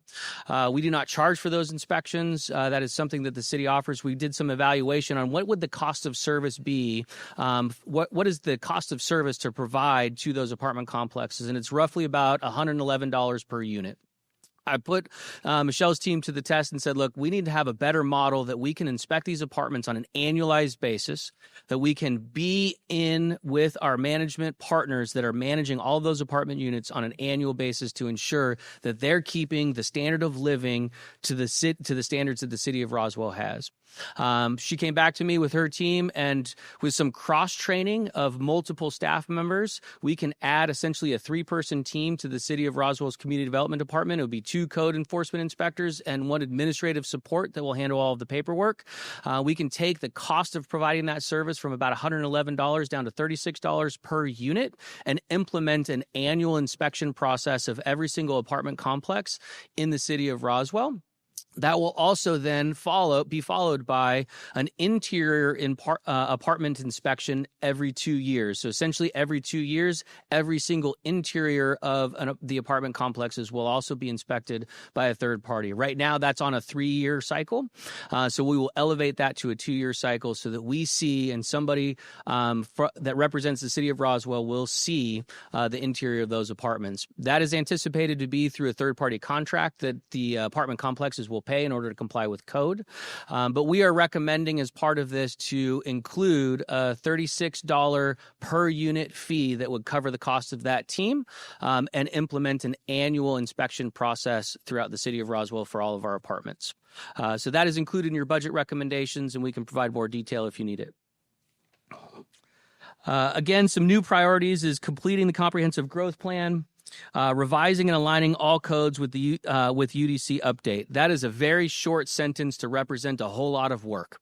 The UDC update is going to be significant. We are recommending bringing and embedding essentially staff augmentation into community development to move forward our community development priorities with the UDC update. That includes planning staff, that would include architecture staff to draw the UDC updates that we need to actually have in the code, and then also legal support, because David's team is hopefully significantly busy with other economic development projects, and we will have some legal augmentation that will help us to rewrite the code and embed them in the culture of our community. And I think that's really important, is to rewrite our code, you need to understand what we need from a day-to-day basis. You need to get to know our planning commission, our other boards and commissions.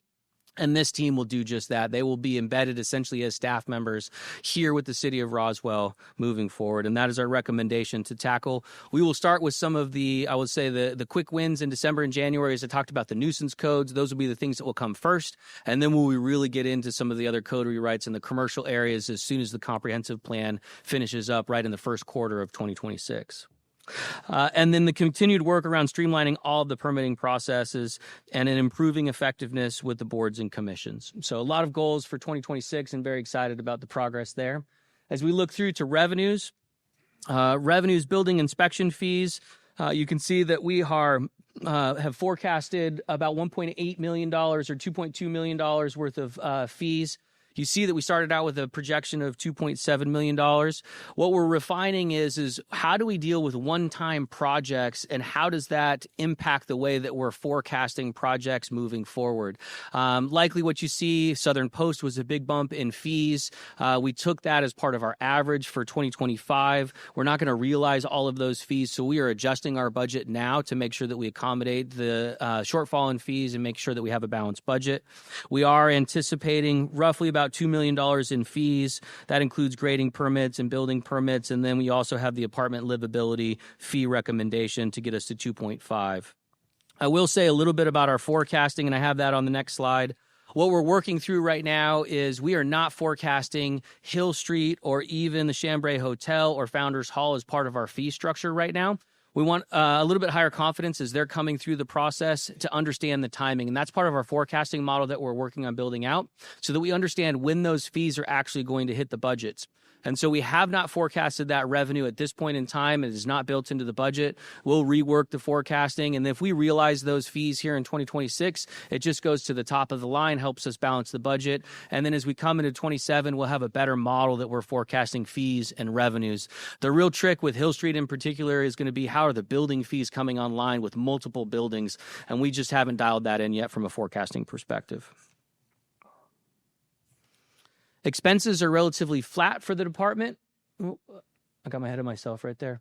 Relatively flat for the department. We are having a couple of ads. This also includes the 3 additional positions that I described earlier for the apartment livability program. You'll see some of the cost pressures and some of the cost relief. And I do want to give IT, Fleet, our risk management group, again, just a significant applause for the work that they've done on their budgets. That's created some relief and created some room in our budget for community development to add some contract services. This really goes to abatement. So as we're dealing with abatement of properties or abatement of homes, that's the $21,000. And then focusing on education and training. This goes along with our apartment livability initiative. And then also working with our boards and commissions. How are we preparing our boards and commissions for the heavy lift of the UDC update? Because they are going to be involved in that. They're going to need to understand their role and responsibility in that work over the course of the next year. And we also want to create the opportunity to inform and educate them on how their role fits within the state structure, as well as what's going to change with either the code changes or potentially with UDC updates. So that is also included in the budget. We talked about the overhaul and rewrite of the UDC, and that is included in the capital budget of $402,000.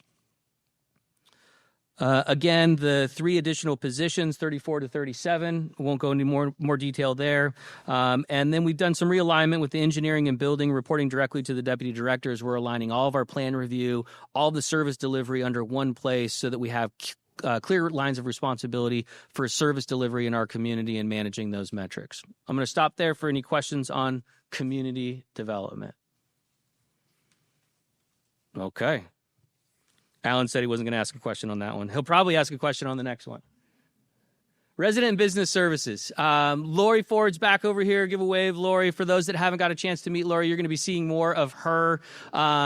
This has been a significant change in the way that the city is doing business and will be doing business into the future. What we thought we knew was that we had probably somewhere, this goes back about 18 months ago, our analysis showed somewhere around maybe 3,000 to 4,000 phone calls coming into the city that were non-emergency related in our community. Well, we now know that that's closer to about 6,000. And the reason that we know that is that as we've moved through the startup of our resident and business services team, Lori has brought on a new piece of software, and you'll see some screenshots of the dashboard.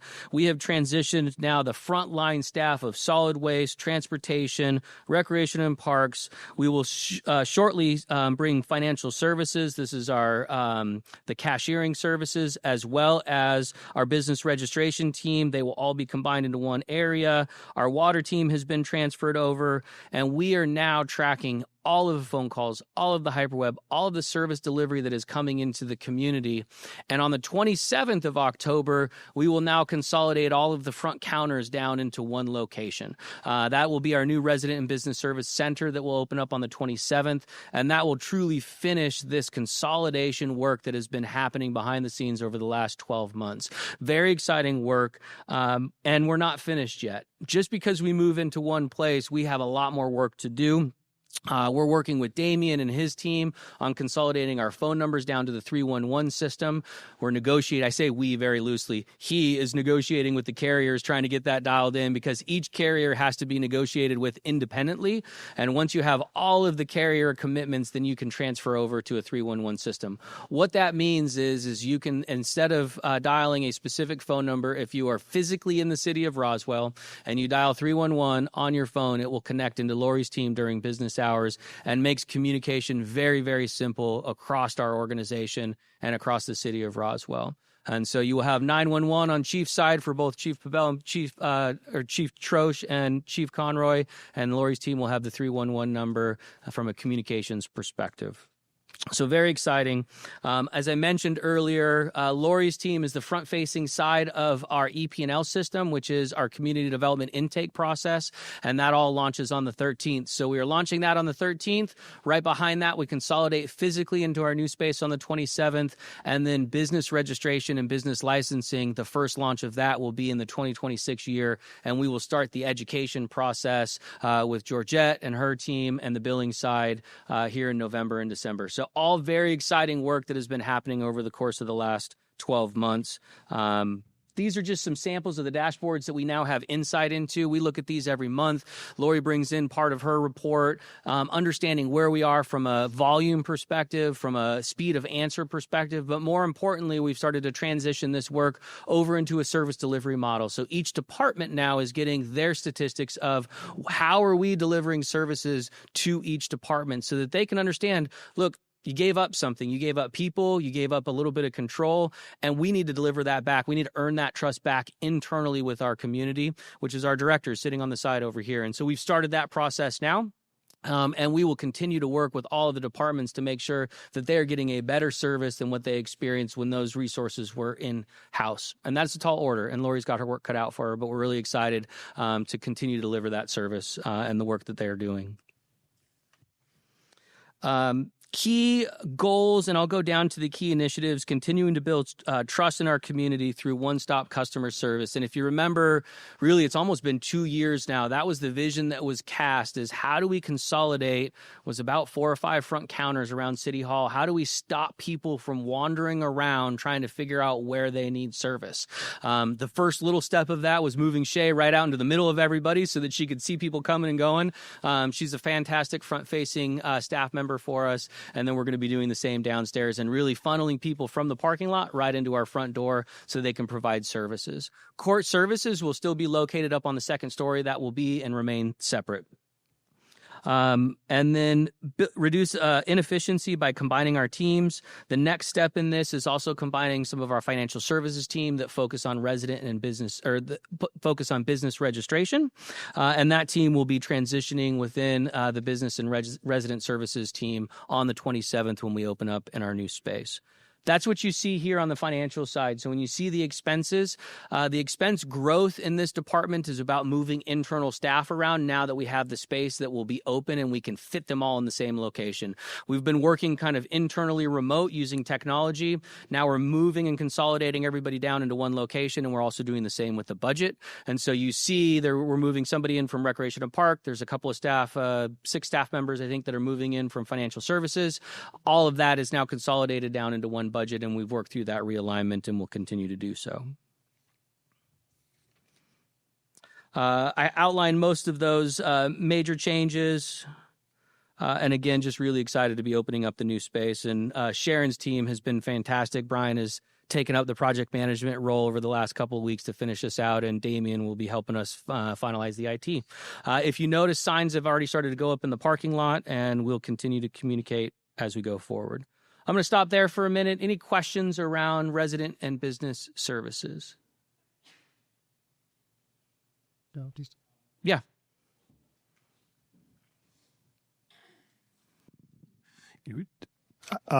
Thank you. We discussed just very briefly in some of my opening comments about what we're calling, I think I referenced them as like foundational system changes that allow us to go to a completely different level. And just don't let the moment pass, because you just kind of blew right through it. I mean, an online permitting system, this business and resident services pieces, those are transformational. You know, a lot of initiatives that have been discussed today, you know, and all good, none of them important. But when we talk about really changing the way we operate, accelerating service delivery, giving a different type of, actually transforming how we deliver services externally to the residents of Roswell and others, businesses, those sorts of things. The ability to collect data on the back end. We do the monthly business reviews with Lori, and I love hers the most. She's just, because you're seeing things that you wouldn't normally see with the information that her team pulls together. I just, no question here, just wanted to highlight, because again, I think we've got a little bit of the post-lunch, ate too many cookies, you know, waiting for the caffeine to kick in.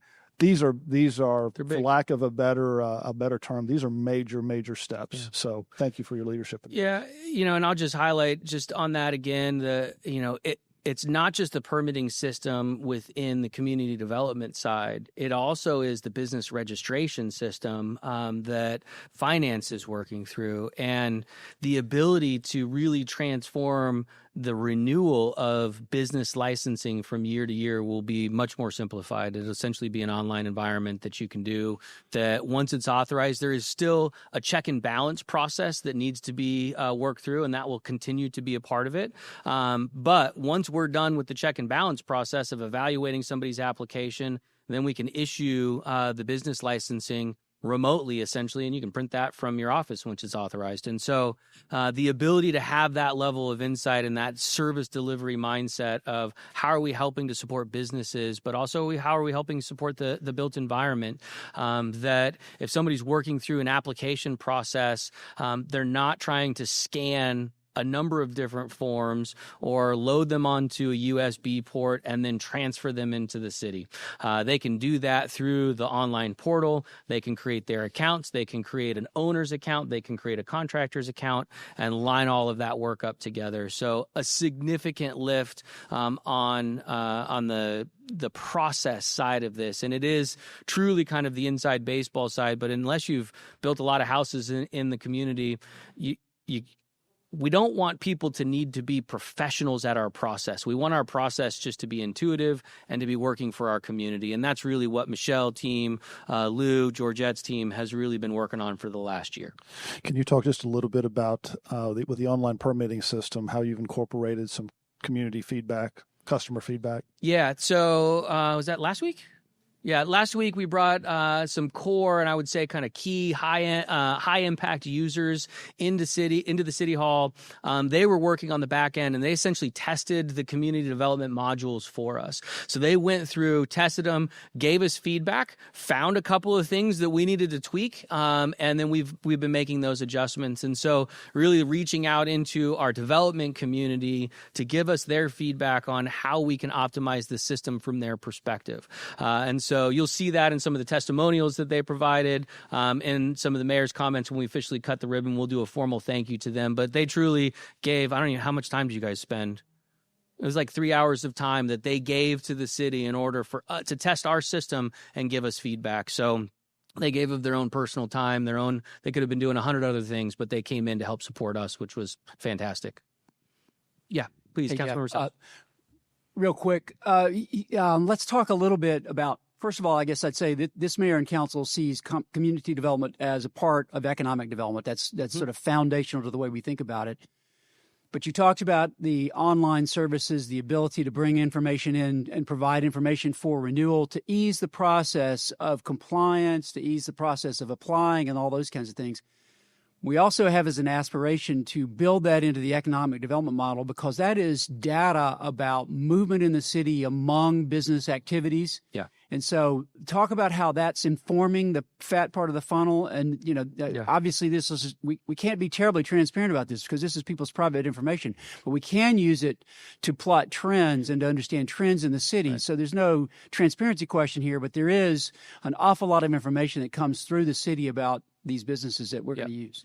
Yeah, and I think just to qualify that is the way that we look at that information is aggregate information. We look at that at kind of the total sum of business categories, not individual businesses, and that's really important as we go through and really start to understand the data that's coming through. And the advantage of our monthly business review process is it really gave Michelle and Damien and the team insight into what kind of data do we need to be collecting on the front end so that we can inform the evaluation of data on the back end. And so even through the monthly business review process, they were making changes, and it was driving Damien's team a little bit nuts, but they were making changes through the process so that we collected the right amount of information in the right categories to be able to aggregate, okay, what's the value of the built environment and investment in our community, both residential and commercial, right? How do we start to narrow that down into our automotive and healthcare industry so that we start to see where those trends are coming and going? And are we starting to see market trends that are exciting for us or cause us concern that we need to go and invest in a little bit differently and see if are we losing ground in key market areas that we would be able to see early on? Some of the challenge that we see, even our economic development analysis, is a lot of the data is aggregated over Fulton County, is aggregated over maybe the state of Georgia. And so it makes it difficult to see, I would say, micro trends within your community. And the work that Michelle and team has done by creating an online database will help us to identify what's happening just in the city of Roswell. And we can do it with ease. Right now, I would say it's very cumbersome to go and pull reports out of the system to try to decipher them, try to understand them. I asked Michelle for, hey, give me a report. And it's like, all right, well, give me a few days. Well, in some cases, we don't have days to work through this information. We need to be seeing it on a regular basis. And that's part of the framework of informing from an economic development team over to the community development team. And how do we put all those puzzle pieces together so that we have the right information, the right trend data, and the right process moving forward to make good, actionable moves within our economic development strategy. We only have so much time in the day, so we want to make sure that we're optimizing our time and our dollar spend on behalf of our community and behalf of the taxpayers, because really that is part of our stewardships of the taxpayer dollars. Thank you, Dane. Yeah, Councilmember Hall. This is Christine Hall. Yeah, I just want this group that may be newer and doesn't know, and the residents to know, when I came in 5 years ago, compared to where we are is light years difference. Because 5 years ago, when we were doing permitting, we had one department that was kind of quasi online doing permitting, and transportation was doing it by paper. Mm-hmm. They were filing paper in boxes where if you wanted to get a copy of a permit, they had to go figure out what box it was in storage and what room to pull it. This is remarkable where we are today on this process. And I just really need our residents to understand the light years of progress that has been made, not just in 3 years, but in these last 12 to 24 months. I mean, incredible work by everybody. And I guess unless you look back just right. 5 years ago, it was the dark ages and nobody was doing anything about it. That was so frustrating to me. Yeah. So I am so glad, and thank you, everybody. Well, and I'll just add on to that, and Damien will have to remind me, did we combine 3 databases of historic information? Is that right? So essentially, if you wanted to go back, and I think this is what Councilmember Hall is referencing, either you're going back to the paper documents or there was 2 or 3 different databases, depending on what year the project might have happened, if you can remember that maybe that's when the project happened, then you would go to that database and figure out and do the research to find that project. And then if there was iterations of that project, it might be in a different database. And the work and having Damien here, a part of the team, they've been able to combine all of that information into one place so that we have the historical references, the historical documentation all in one place, so that as we dig into the history of projects, we have all of that data in a single location. Damien would also remind us that he's not done that yet. We've got more work to do as it relates to data conversion, data optimization, and Joe will be talking about that as part of his presentation. But yeah, thank you for bringing that up. Other questions? All right, everybody's favorite topic. We'll talk about parking. So we are transitioning into the parking services, and just want to cover a couple of items as it relates to parking services, and really want to frame up that from a parking perspective, we really do vision the parking division department as a support to our businesses and a support to economic development. This is what parking services are supposed to do. They're supposed to be optimizing what I'll say blacktop space, concrete space, so that we have a shared parking model that is optimizing our space utilization, but is also supporting businesses. And that's the mindset that we go into from an operation perspective. And we get to see the first parking deck coming out of the ground right now. Brian and his team working feverishly to hit our date of May 2026. We'll talk about parking revenue. We are forecasting parking revenue, assuming that parking deck comes online. And then we'll also talk about our integrated growth. What does Hill Street mean as we integrate Hill Street into this parking model? So we're not just thinking kind of one-dimensional. We're thinking about Hill Street coming online. How do all of our parking resources start to work together, because before we know it, Green Street's going to be open, and right behind that, Hill Street's going to be under construction, and then Hill Street's going to be open and operational as part of our parking division. So very exciting time as we think about parking. Right now, we don't have any formal parking staff, but we do have parking staff recommended in the 26 budget. We will talk about the $2.2 million as part of the approved 2025 budget. And let's just remind ourselves where that number came from. That was assuming all of City Hall, all of Mimosa Street, Canton Street, Elizabeth Way, East Alley, the Green Street parking lot, and also the West Alley parking lot, which is the old Wells Fargo parking lot. So all those parking spaces, don't quote me exactly on the numbers, like between 800 and 1,000 parking spaces that we were going to be charging for parking services. We have changed that strategy. We are only focused right now on Canton Street, Elizabeth Way, and East Alley. And so that's where you see the parking projection of $38,000. As Bill Godshall continues to remind us that is not a $2.2 million problem. That is more like $1 million problem, because we have a number of services and expenses that you'll see on the next slide that also are not realized as part of this. And so we've been working through our forecasting and our projections to ensure that we would deliver a balanced budget that assumes this revenue picture that you see on the screen. In 2026, you see about $422,000 of anticipated parking revenue. This assumes, and I think I've got it on the next slide. This assumes some very, very conservative occupancy rates related to our Green Street parking deck.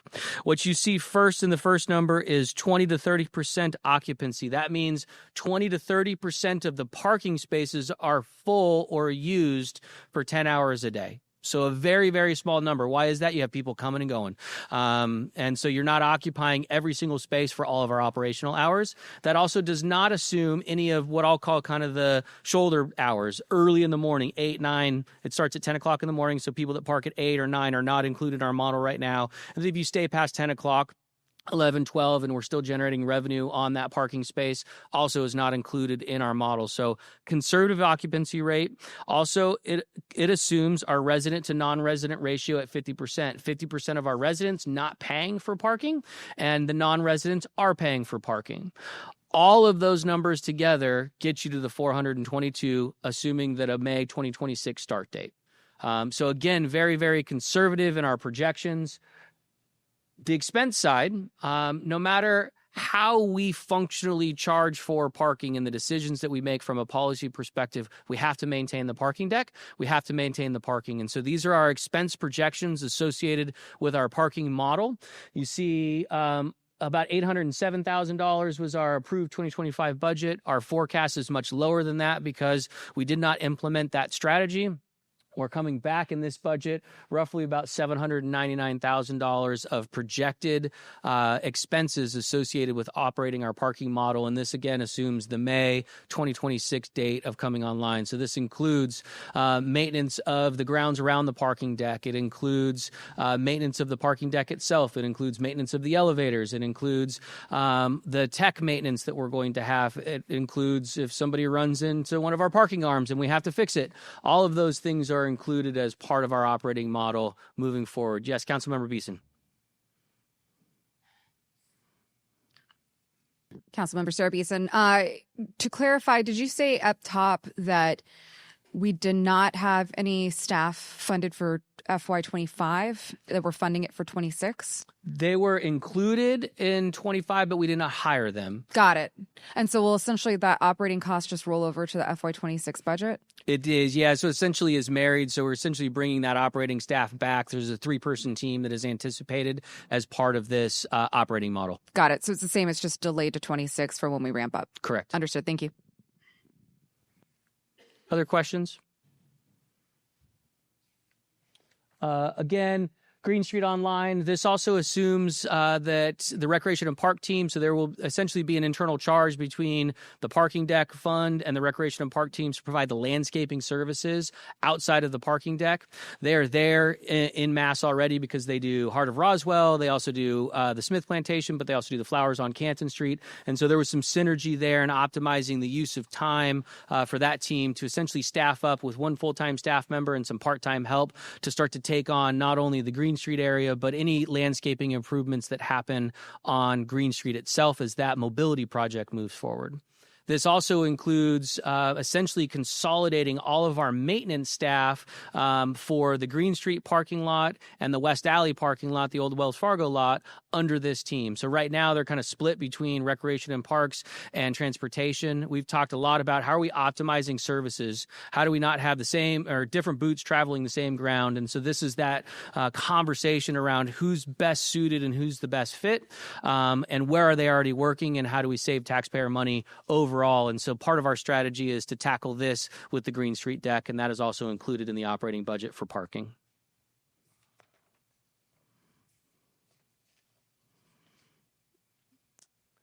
Just wanted to have this note. Chief Conroy and I have been talking a little bit about this as we're thinking through the operation deck. What happens when Lori's team, Monday through Friday from 8 to 5, are not positioned to be able to take a phone call from a parking deck that says, hey, I'm stuck, or something's not working right. Somebody needs to come and help me.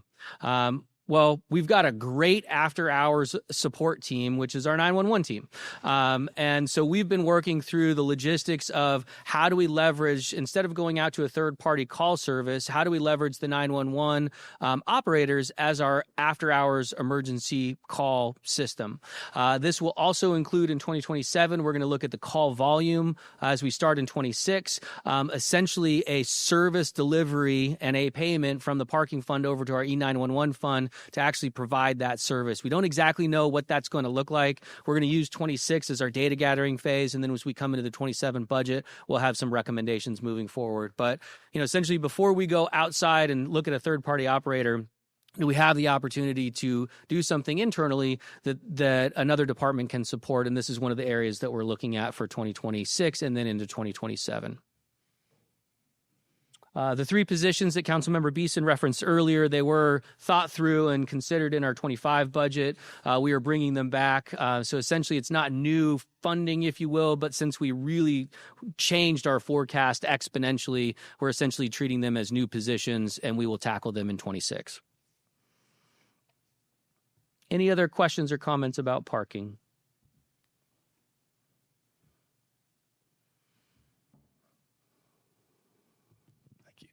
Jeff, can you go back to your kind of waterfall chart? The revenue, that's fine. Where are the revenues? Yeah. So what we're producing right now is for next year, we're providing about a $400,000 subsidy. That's roughly the number. Yeah, expenses over revenue. That's right. So, and part of this is there's a timing element for fiscal 26 specifically because the garage doesn't actually open until May. So correct. Roughly halfway through. Can you talk just a little bit about if you were going to annualize the projections on this, where do you think we would land? Yeah, annualizing it, we'd be close to about $500,000, so roughly about $80,000 or so in additional revenue over, call it about from a quarterly basis perspective, maybe a little bit more, maybe closer to 100. The challenge is the behavior. What we don't know right now, and as we've talked through, does the fact that we're creating a demand model for residents to be able to park for free change people's behavior and where they're parking? Do we see a push and pull in and around the community? And the first year of operation is really going to solidify where are we comfortable from a modeling perspective. As I said earlier, we feel like we're very conservative in our model. Occupancy rate of 20 and 30% is really low. 50-50 on the resident to non-resident side is not what you actually see on Kansas Street right now. If you look at the data from our partners at Roswell, Inc., it's really more about 60-40, even 70-30, meaning more non-residents than residents. But we just don't know what the behavior is going to be with our pricing model. And so that's keeping this in the conservative model or the conservative realm. And like I said, probably $80,000 to $100,000 more, assuming that our modeling is right now. It could be higher than that once we see full year of operation and we actually get into the realization of revenue. Other questions?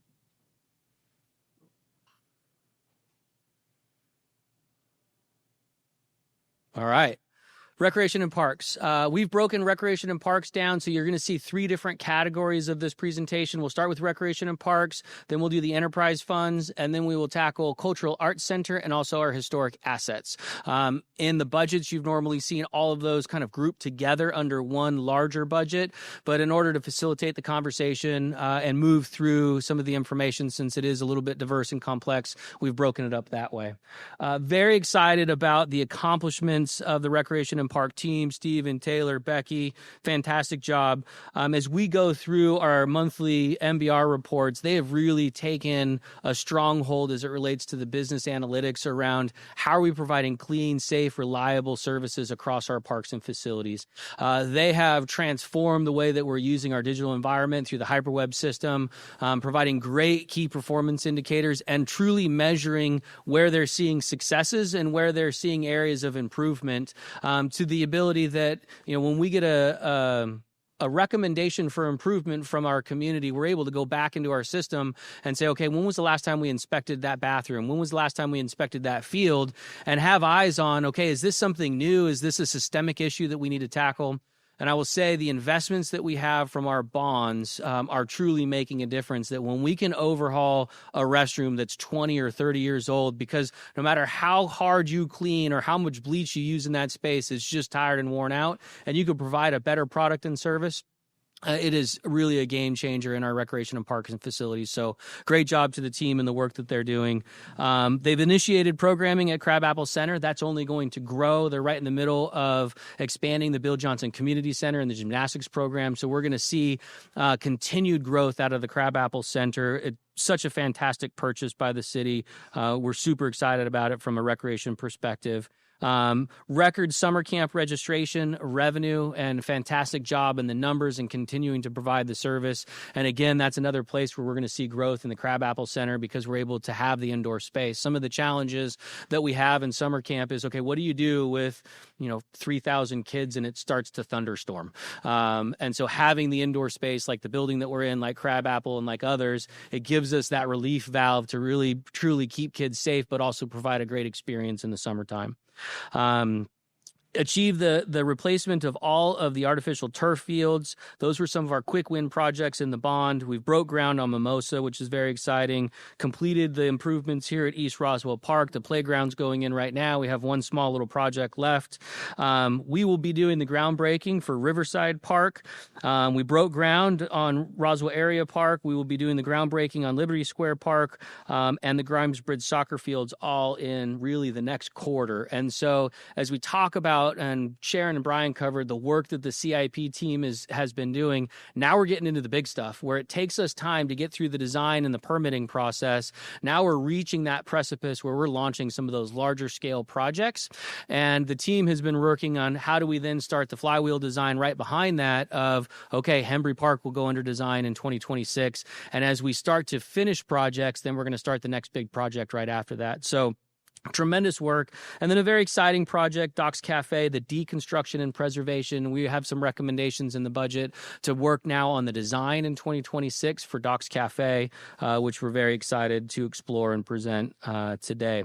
As we think about our top priorities, maintain resident access to recreation, continuing our high-quality parks and facilities, our projects and CIP initiatives, working with Sharon's team on the city priority landscape corridor and maintenance strategy. What does that look like coming into 26, and how do we use the leverages of recreation and parks and their knowledge base to help support that project? And then parks and facility maintenance, developing multiple strategies around maintenance.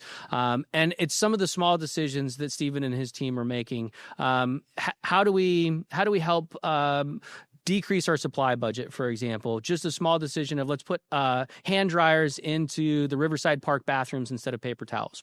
That's a capital investment that we can make, but it helps us save money on supplies. It also helps us save money on cleaning. It also helps us save those little tiny scraps of paper that always kind of find their way out of the front doors of the bathroom, and you don't have to deal with those anymore.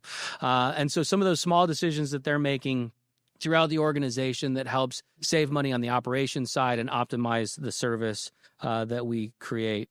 Again, stabilizing cost pressures, that's going to be a continued mantra. And then growing programs where we've got the demand. Gymnastics program continues to grow. The demand is there, and we're working on the facility improvements to support that. And again, the priority landscape corridors, working around Green Street parking deck and others that we've discussed. This is the revenue side of Parks and Recreation. You have the center bar there. We realized some investment, or I would say a repayment of some of our risk management and insurance reimbursement. And so that was unanticipated revenue. We put that revenue right to work. And thank you to the council for authorizing projects both out at Lita Thompson and at Bowen and 92 for the deconstruction of some buildings. And this is actually demolition, not deconstruction. This is demo of some old buildings that needed to go. Getting them out of the parks. They no longer are a nuisance associated with our property. And we were able to activate that revenue quickly. And so thank you. I know David's team on the risk management side was heavily involved in that. We're anticipating a little bit of drop in revenue. This is because Riverside Park is going offline. Riverside Park, from a revenue perspective, is a workhorse as it relates to some of our specialty rentals, especially down there for parties and other things that we do in the large pavilions. And so we're anticipating that for 2026. Yeah, there you go.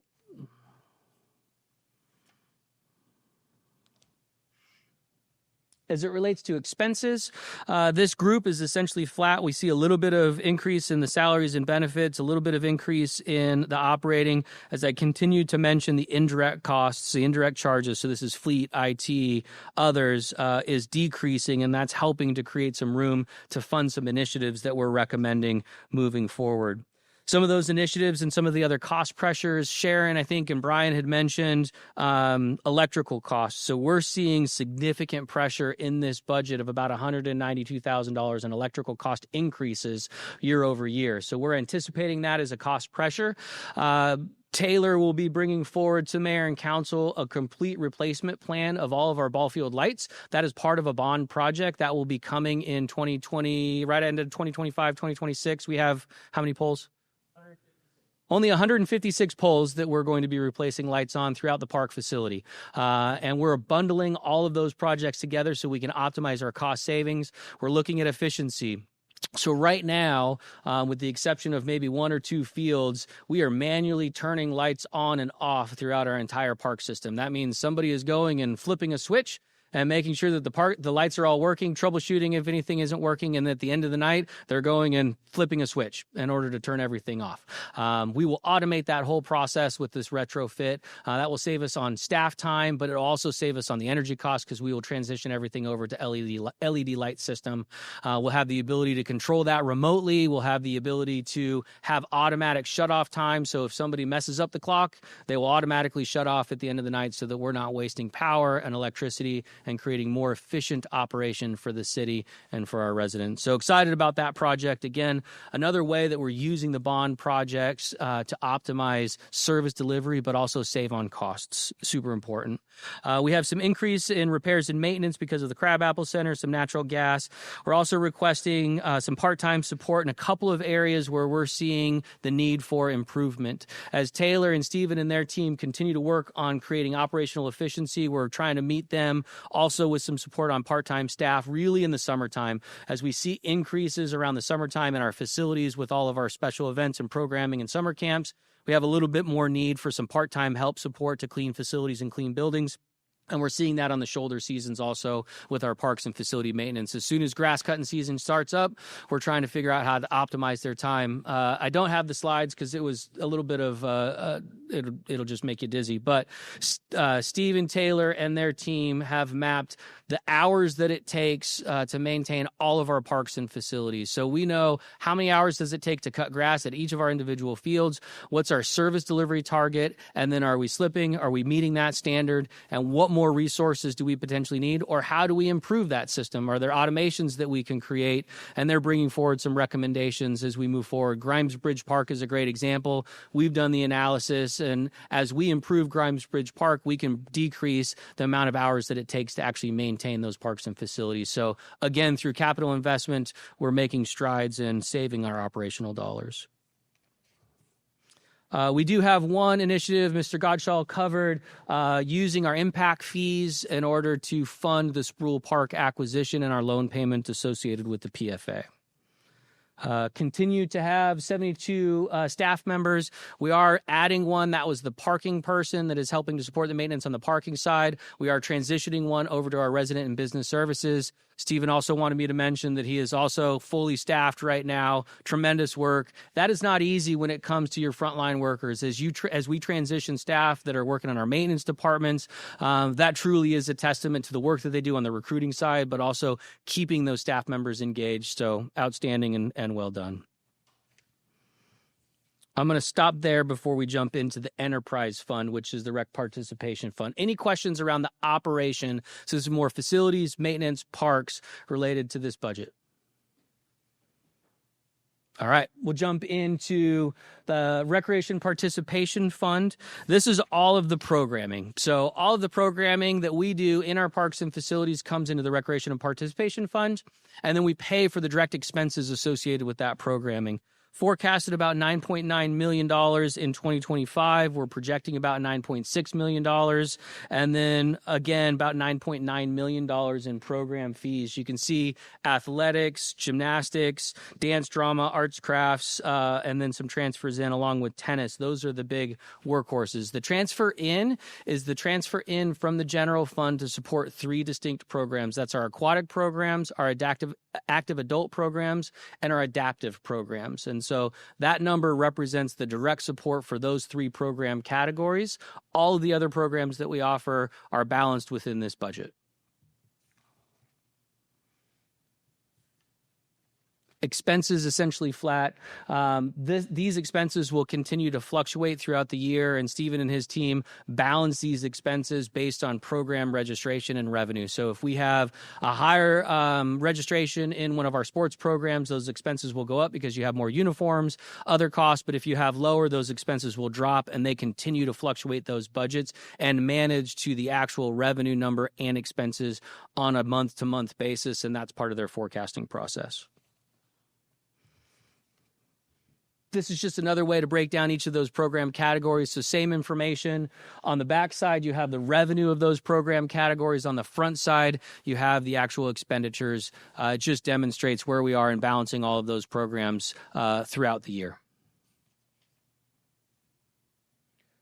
Special Events Fund, this continues to be transferred over to Chris Ward and her team. We have a few projects that are left over that we continue to keep in this department, mainly our holiday events, some of the expenses around Youth Day, and then you also have revenue side by side with America 250. America 250 is just this coming up this year. So those are specialized programs that are in this fund right now. You will not see those into 2027 because it won't be the 250th anniversary anymore.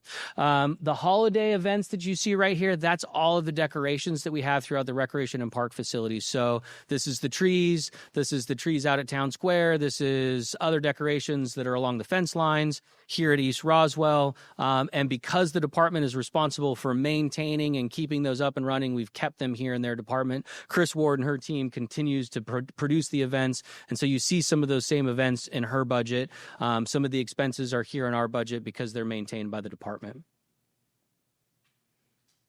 The Lita Thompson Fund, this continues to be a separate fund associated with the apartments that we have at Lita Thompson. We have revenues that are expected. You can see our revenue projections there, along with our expenses. This is essentially pretty flat. We are anticipating the potential for using some of our fund balance in this fund to help support any major maintenance or major repairs that we may need out at the apartments, but essentially operations as normal for the Lita Thompson Fund and apartments. Those are the operating expenses. And then we'll jump into the Cultural Arts Center. So I'll stop there for any other questions related to the 555, our Recreation Participation Fund, or anything else. Good? All right, Cultural Arts Center. Fantastic work. Becky Hawkins and her team doing a lot of work out at the Cultural Arts Center, really, really working on offering programs, offering services, key initiatives for the Cultural Arts Center, delivering a unified comprehensive programming experience, and then also looking for this year of a rebranding experience or rebranding initiative for the Cultural Arts Center. As we're working on the city brand, we have to ask ourselves the question, is the Cultural Arts Arts Center as a brand correctly named? Is it positioned well in the marketplace? And do we have opportunities to rebrand the Cultural Arts Center to match the programming, but also the vision for the city? So we're going to spend a little bit of time doing some research. We have an initiative that we're working through in the 2026 budget around rebranding of the Cultural Arts Center. So we're going to complete that assessment and then really position the Cultural Arts Center and continue to position it and understand what kind of economic impact the Cultural Arts Center creates in our community. We know that we've got a decent draw from people in that 50-mile radius of the Cultural Arts Center for our shows. We also know that we have some of our community shows that are really intended to be for the community, our dance recital programs that we have out of our recreation and park programs. But what's the knock-on effect associated with the operation of the Cultural Arts Center? How many people are going out to dinner before and after those shows? How are we driving future business into our Hill Street development? All of those questions we want to be able to start to understand as added value in the Cultural Arts Center, and the brand repositioning will help us to do that.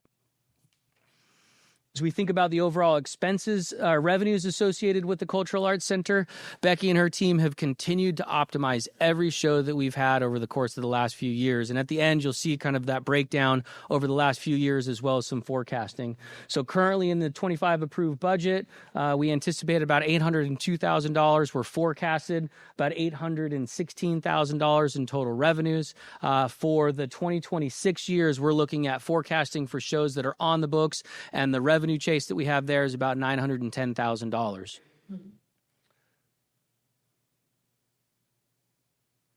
Long-term forecast is the goal of the Cultural Arts Center being 100% revenue neutral and sustaining itself through the revenues that it generates.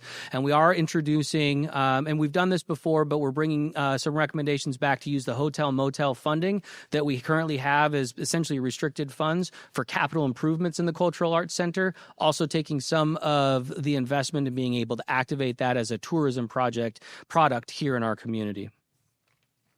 And you'll see that after this next slide. So our expenses forecasted in the 25 approved budget at $1.3 million. And then let me get to the slide here. In 2026, recommended about $1.1 million for our expenses. So continuing to optimize the expense programs that we have. They've made some changes in the Cultural Arts Center from a service delivery perspective, decreased some contract services, and actually brought some services in-house that is changing the way that we provide services and is actually cheaper for the community and for our programs, which is very exciting. And it's a testament, again, to the work that Becky and her team have been doing in that. We do have some additional part-time support to support multi-day shows. We do have $32,000 in rental equipment. So as we brought some of the services in-house, there's specialty equipment that we do need to rent to support, and then increase in supplies and some custodial services for the quick turnaround shows when we're going back to back to back, help to augment our staff. So we think about the forecast all the way on the other side over here. On my far left, you see 2027. So you see our target. As we think about the rebranding of the Cultural Arts Center, we're working through how do we close that gap between revenue and expenses. Even in our forecasting right now, we show about a $200,000 to $300,000 delta between revenue and expenses as we forecast out into 2027. So we want to do a deep dive into positioning the Cultural Arts Center in the marketplace to shore up that gap here in 27 and 28 is our target. And so that's part of the investment in and around the Cultural Arts Center and the work that we want to do in 2026 to really forecast how do we position all of our shows, advertise all of our shows, and generate that incremental revenue for the Cultural Arts Center in the city of Roswell. And I'll stop there. That's the end of the Cultural Arts. Looks like Don's got a question. That was abrupt. That's the end of the Cultural Arts. Yeah. It's just like that was a very definitive Cultural Arts presentation. Let me specify. There we go. When you go back to Jeff, I appreciate the aspiration of becoming kind of self-funded. And I know you've got the 2027 target up there. What truly is your target? I think you're just projecting out, but how long do you think? Yeah, I think, it's going to take some work with Becky and the team, but we're looking at 28 and 29 in that bridge year. The challenge with the Cultural Arts Center is to be fully self-funded at that point in time. The challenge with the Cultural Arts Center is that we're booking shows 12 to 18 months in advance. So we've got to start making decisions now, and the decisions that we make now actually impact the 27 year. And so that's the work that we're going to be doing here in quarter one. So we'll see what gains we can make in 27, and then really in 28, we turn the corner on this operating model is what we're working through. I missed one slide. I just wanted to talk about the hotel motel funding. We have 2 capital initiatives, one for replacement of the rigging that has run its useful life, and then the other is some lobby improvements in the rebranding effort that we have under the hotel motel funding. Yes, Councilmember Hall. Thank you, Jeff. Just a question. So on the second floor of the Cultural Arts Center is the Roswell Historical Society. Are there any costs or revenues associated with their use of that? No revenues. Any costs? I'm looking over at Becky. Any costs that we realize? If there's anything that's needed from a maintenance standpoint on that second, no revenue. So just for anybody that happens, so what Becky said is just any kind of ancillary costs that come up. Now, there is a component of the budget that supports the Historical Society, and that is built into the budget recommendations right now at $75,000, and that so that is in our budget recommendations. So that would be separate from the operation of the Cultural Arts Center itself. But if there's a leaky toilet or something like that, there would be incremental costs associated with just the operation of the building. Yep.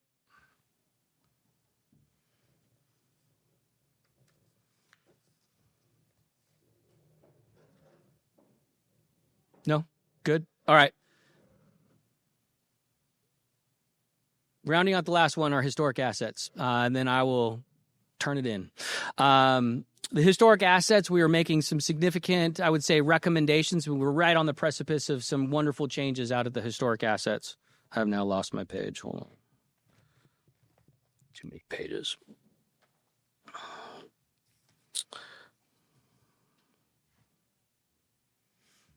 So renovated and refurnished the 16,000 square feet of Mimosa Hall's second floor, implemented our CRM system. This is really the backbone of how we're renting all of our facilities through the historic assets. That is now up and running. We launched our quarterly revenue roundtable with Visit Roswell to share and strengthen our vendor relationships and getting prepared for the opening, in particularly of Mimosa Hall, but this also includes River Landing and Old Mill Machine Shop. And so we continue to rent those facilities and continue to drive revenue through those facilities year over year, and strengthening our relationship with vendors and throughout the city is really, really important to us. And Andy and the team have been fantastic in helping to support the overall operation.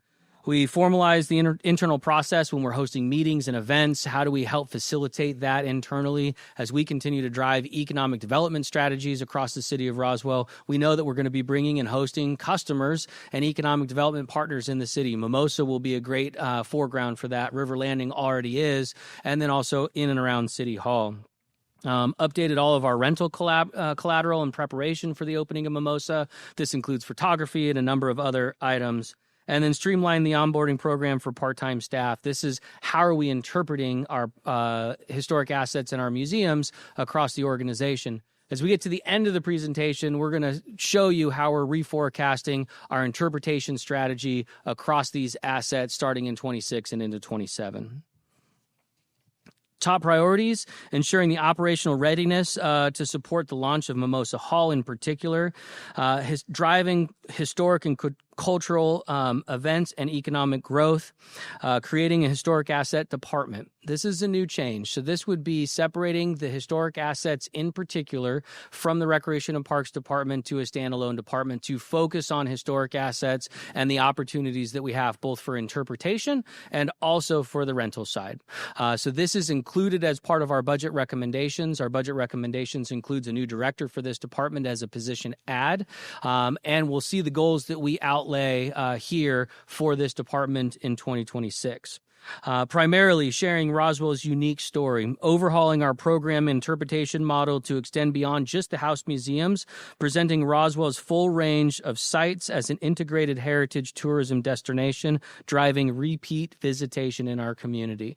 As we see Doc's Cafe in the future coming online, it's not just about the homes that we have, it's about what does the story across all of our area around the historic district. The river is connected to that. Areas around the historic district, not just the homes, but also down Mimosa, also down Canton Street, and even further into our community where we represent history in and throughout the city of Roswell.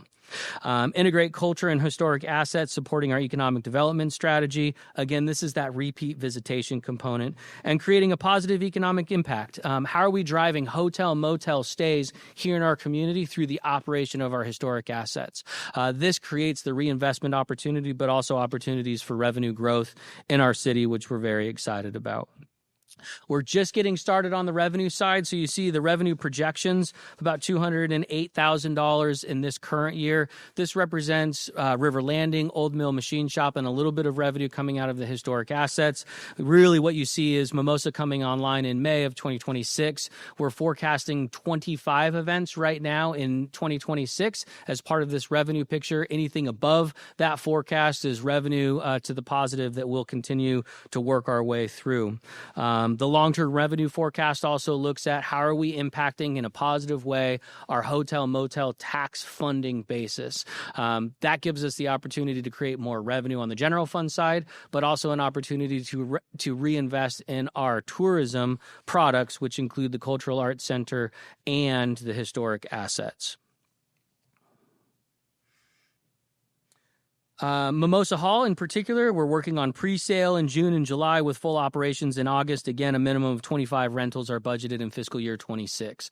I'm excited about bringing that product online. I know the team is super excited about it.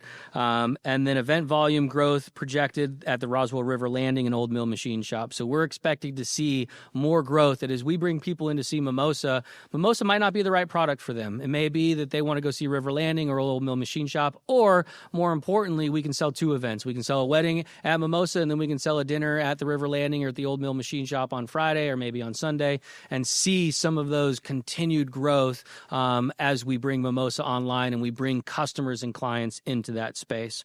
And then the long-term revenue forecast we'll talk about here in a moment, but leveraging a combination of revenue, the hotel motel funding for a couple of projects on the capital side, and really working to a cost-neutral picture for our historic assets. This is where the gap is right now. You see our salaries, benefits, and then the salaries and benefits associated with 2026.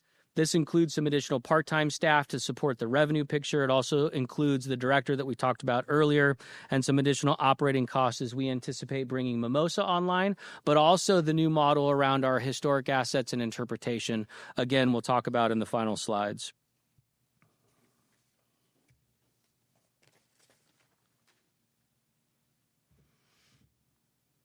Some of the cost increases that you'll see, some custodial services that are necessary to turn the facility over, some additional advertising for Mimosa, the director position.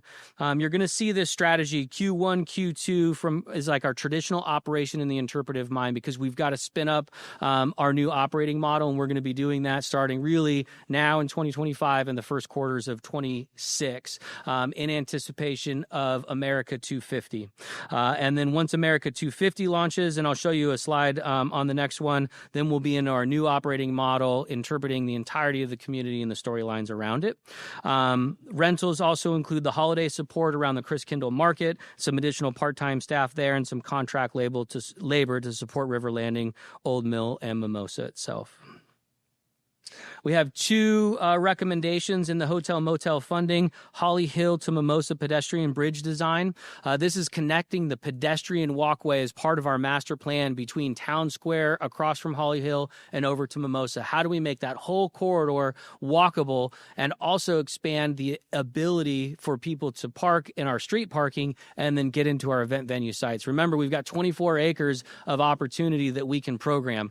We don't have enough parking for 24 acres, but when we start to connect Mimosa Boulevard itself and the on-street parking there, we create an event venue that is really transformational. Right now, there is sidewalk connectivity. Those things are happening as transportation continues to improve the road. Once the waterline project is done, we'll continue to move forward. And then the engineering for Docks Cafe. This is the design and engineering component. We have funded right now in the 25 year the deconstruction of Docks Cafe and the inventory of Docks Cafe. Now we need to start the strategy of rebuilding Docks Cafe, and what does that look like? And that's part of our initiatives. You have currently 4 authorized staff members, going to 5 with the new director. And this is a screenshot of our historic asset interpretation model. You see at the top, you have 2026, and in the bottom, you have 2027. And Becky and her team have truly been working on this model for the last couple of months. We have America 250, which has been a work in progress for the last year or so, prepared for the second and third quarter of 2026. And then you go into this thematic approach. Each quarter will be a new theme of interpretation throughout the entirety of the historic assets. And what you see on the left-hand side is a repeat of those thematic approaches. You have activation number 1, America 250. Activation number 2, the celebration of family tradition and celebration. Activation number 3, our Black Heritage celebration, entrepreneurial pathways, holidays, and then the river that built a city. All of those part of our thematic approach that will continue to rotate in the historic activation plan of the city of Roswell. And with that is my last slide, and I'll be happy to answer any questions. And since I'm not going to repeat it, but yes, Councilmember Sells. Hey, a couple quick things. The first is you talked about operating this as a park as opposed to a collection of one-off facilities. And you talked about the interplay between, for instance, a wedding at Mimosa and perhaps a reception at Holly Hill or things like that. Talk a little bit about how those work together and how you are activating that parking and what that means to that whole area economically around City Hall, or excuse me, Town Square. Yep. Town Square. Yeah. You kind of use it as a whole. And, obviously we've talked, and I think Councilmember Hall on Monday reminded us that, Founders Park is just a placeholder. We'll go through a process of trying to understand what the best name is for the park facility, but really it is 24 acres of pristine historic park and assets that are right in the center of our city and right around Town Square. And we really believe that as we continue to activate the historic assets, it's going to activate the commercial areas right around Town Square Park. We have the Gateway project that's going to start to be constructed in the next couple of years. That's going to change the way that people move through this whole corridor, creating a safer mobility corridor, creating more walkable mobility corridor. And this park and these historic assets are going to be the central point of why people are gathering in that part of our community. And then going over to the business, you got Proper Hop, you've got the coffee shop, you've got a new cafe that's opening up on the corner. There's a new restaurant that's opening up right across the street from Town Square Park that I can't remember the name of. But all of that starting to happen, I think, in part because we're starting a true activation of our historic assets. And as we talk about visitation and this historic asset interpretation model, this gives people a reason to come back once a quarter at a minimum to our community, because they're going to have a different experience. They're going to have an experience about the true Roswell story that is unique to us. And this gives us the ability to plan and then to execute and continue that cycle quarter over quarter, year over year, and renew the story that we have for the city of Roswell. The hard part that we have right now, and you got me going a little bit, but the hard part that we've got right now is that we're trying to tell the whole story in a very short period of time, and we're trying to do it with sound bites. Well, you really don't get the true experience of what the history of Roswell means to our community. And this gives us the ability to have a deep dive thematic approach on a quarterly basis so that people can truly come into the homes, experience a theme that we're interpreting that is unique to our story, and then turn right back around and come back a quarter later and do the same thing. And our intent would be they spin off and go have dinner, they go have a coffee, they go grab a beer someplace, and we're a part of that economic engine that is creating repeat visitation in our community.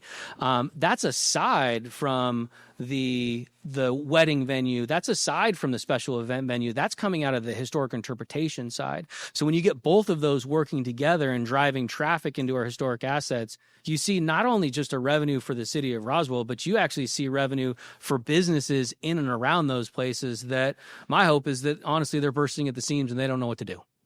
That's so key. Like if you go to Appomattox Courthouse, the courthouse is about maybe a quarter of the size of this room. It's actually not even a courthouse. It's a front room in a house. But the whole village is preserved, and people go, it is in the middle of nowhere, and people go there because they can see the interpretation, because the house is here and the church is here and the school's here and you're walking among those, and this is how these people lived. And that's what you're trying to create, and I really appreciate that. Let's get behind the 26 events basically that's one a week you're looking at Yeah. for the second half of the year. Correct. Talk about sort of the price point you're talking about, rationalize that a little bit. So if anybody's got any questions about whether that's achievable, we deal with those now. Yeah. So the price point is essentially based on the rental of the property. So the team, and I maybe bring Becky up here for a little bit more detail because she's really been working through the pricing model. But essentially, we were looking at the marketplace conditions. What are the marketplace offering from an event venue perspective? What are we offering, and then how are we positioning that in the marketplace? And so we have a pricing associated with the rental of the property, but then we also have the vendor supplement. So the vendors that are coming onto the property will also be paying us a component of their sales on the property for the pleasure of doing business in our event. And so all of that is mashed into the pricing model. And is there anything else I'm missing? And in the first couple of months, we'll be discounting that because it's essentially a site unseen or a site under construction. And then we really escalate that into August when we're really tackling the full-blown perspective. So that's really the pricing model and how we're dealing with the rentals themselves. We're going to see how the marketplace responds to that. What we're forecasting in 27 and 28 is we see in... Let me go back to the expense side. We see the break even projections right on the middle of 2028. So building the momentum into 27 and then break even on these expense side in 2028. What you don't see here is you don't see the maintenance associated of the property. So the grounds maintenance themselves, and we see the ability to take on and cover the expenses of the ground maintenance in 2029. Outstanding. Thank you. Yep. One quick question about the 26. So how much revenue was that? So what's your sort of average per? Do you know the average per? 250. So it's like. Mm-hmm. The base price is $6,500. So $6,500 for just the rental of the property, and then there's the add-ons for the vendors that are coming onto the property. So you're at a. So it's average about $10,000 a throw. Yeah, about 10 to 12. Thank you. Jeff, I just love your the vision and your passion. When you start talking about this, you just start seeing you light up, and I appreciate that. I really do, because it's important. The vision and the energy when you're talking about an enterprise like this and getting it from kind of where it is to at least break even, that's a lift. You know, so there's a lot of creative juice that's got to be there. Can you go back to your revenue and cost on this one real quick? Same question there you go. So, and then the revenue, a similar question is parking, right? Mimosa comes online May. Yep. So that's half a year. Yep. I guess sort of full year expense. Two questions. One question is if you had to annualize, because I'm seeing right now about a $500,000 subsidy. Yep. Right. If you annualize that number though, if you took this, the startup piece out of it, you annualized, what do you anticipate that would be? Do you have it up? The grid that we have, we broke it out. I just don't have it in the slides. Okay. Steven, do you have that slide that's broken up with the historic assets? Let me get that answer because I know we've got it more specifically, and I don't want to say it wrong. I do have in my head that you get to 1.4 million in 2029 as part of the annualized cost increases. Okay, that was actually that one's in my head. That was the second question: is what do we think annualized this looks like, and then how soon do we get to a break even? Yeah, we hit. The forecasting hits these expenses in 2028. Again, as I said earlier, the grounds maintenance is about $500,000, and that covers in 29. Okay. I think, between this, I'm just kind of doing the math in my head as we're talking, as you've been talking through it. We've got a subsidy here of about $500,000. Correct. Talked about $500,000 in parking. Well, right now for 26, it's about $1 million because when you add the landscape maintenance in, it's about $1 million. That's right. Okay. Yeah. So $1 million here, $500,000 in parking, and then cultural arts is about 300. Okay. So about $1.8 million in subsidy between the three. Correct. I think. Don't forget the stormwater contribution as well. Stormwater contribution. True. Yeah. So I think, I think one of the benefits of like 3-year views, we've been talking about 3-year planning, and you've mentioned a couple of times, is it starts illuminating those kinds of things, and you start looking at, okay, are we getting full utility out of the assets? So I appreciate how you are attacking it. I would just expect, as you get into this, especially as we invest new leadership into this, we'll put pressure on this. This will be one, okay, I got that you got a 2 or 3 year plan. Cut it in half. Can you cut it in half? Can you do it next month? That kind of stuff. So, but I really appreciate the thought leadership and the thoughtfulness. Good stuff. Good stuff. Looks like council members and.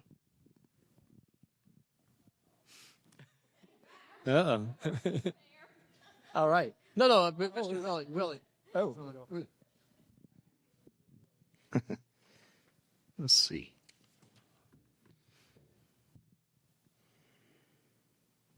So I see a new hire that you're trying to bring on to be in charge of this department. What's your vision on the perfect candidate that you're looking for here? So, the perfect candidate is going to have an equal balance of understanding the vision around the repeat visitation and how we're driving the historic interpretation and the true storytelling of Roswell. And I think that's really important, with the understanding of how are you activating a rental facility that is generating revenue and supporting businesses. And it's going to have to be a blend of those two, understanding both. It's going to be heavier on the event side, because really it's about how are we driving traffic into this space? How are we driving the right type of rentals? How are we creating the right partnerships in our community that complement one another and truly drive the right type of revenue and event mix into the space? Because not all events are good events. Some events can cost you money if you're not careful. And so we really want to make sure that we have the right skill set, but that also recognize that partnership that I talked about. And it's so important that the leader of this group understands that they are an economic driver for the downtown area of our community, but also by extension for the historic district and by extension the city of Roswell. And so all of those skill sets will be in play as part of this job description. Gotcha. Good answer. Second part to this is the wedding planner is part of this chapter. Already on board, yeah. So she has been on board, working through all of our relationships, all of our vendor relationships, building out the products, building out the marketing material in conjunction with our marketing team, so that we launch when we're open, we're launched and running. Thank you, Will. That was amazing, stimulating.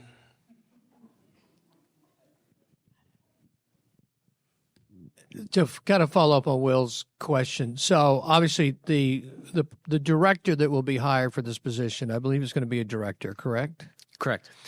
Obviously, the accentuation around economic activity, the sustainability of the economic activity, and obviously at the height of that is historic preservation and historic.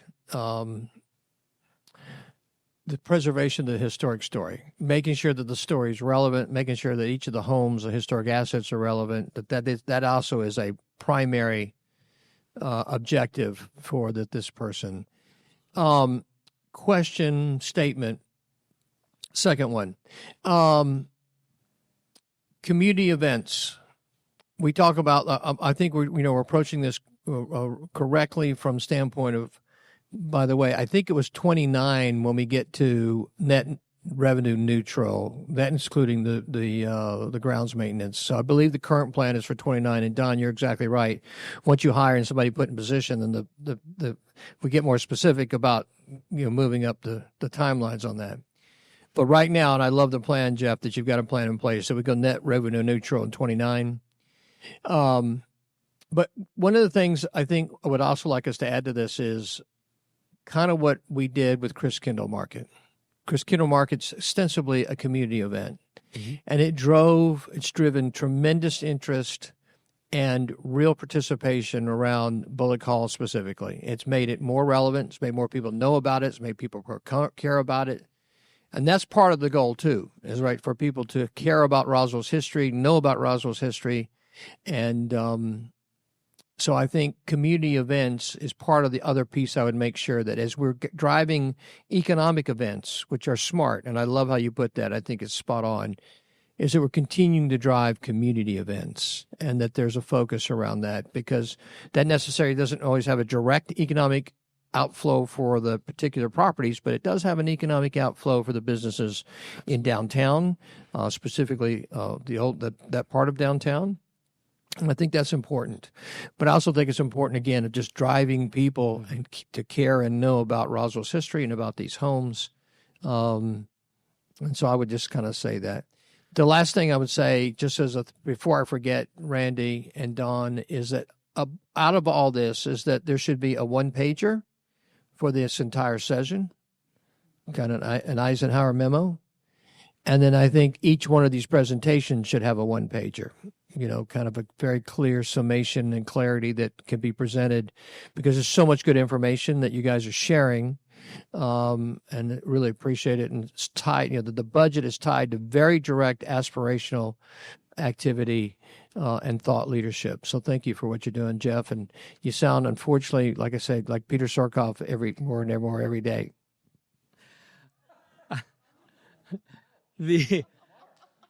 I just wanted to highlight one thing. Is the investment strategy in Mimosas, we talk about forecasting community events and rental events.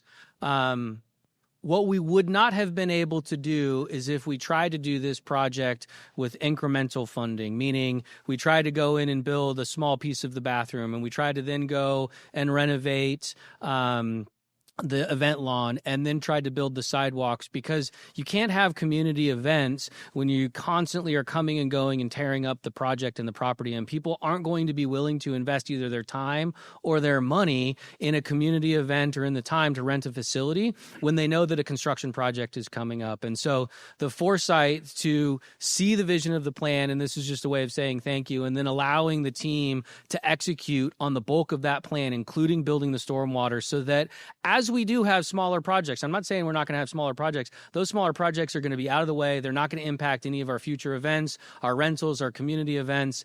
They are going to move forward, and we can program this facility. Right now, we're trying to get the water line done, and thank you to Brian and his team to make sure that we're out of the way of a community event and really knocking that out and getting it done and getting out of the way. Those things are really important to support the community events that you're talking about, and we're truly ready to go all in. But then it also gives us the ability to plan 12, 24, even 36 months out in advance.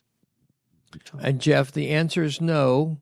It cannot be called Leatherman Park. Okay. Well, I tried. Leatherman Memorial Park, yes. Maybe Memorial soon. God, I got to get off this stage. Any other questions? Joe Panino, ladies and gentlemen.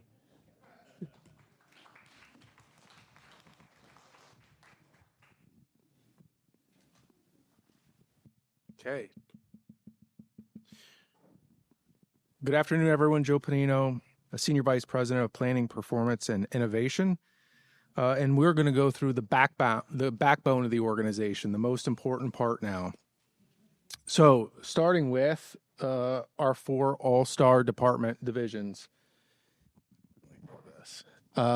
Information technology, human resources, communications, and special events.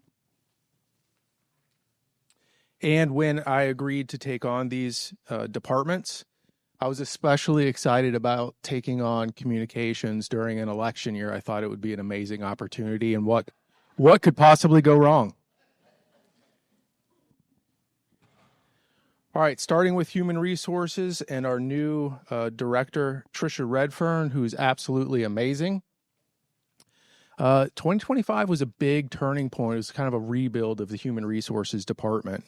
We had a 60% turnover of the department in 2025. And there was one point where we had about 4 people in HR as we were waiting to bring in the new director.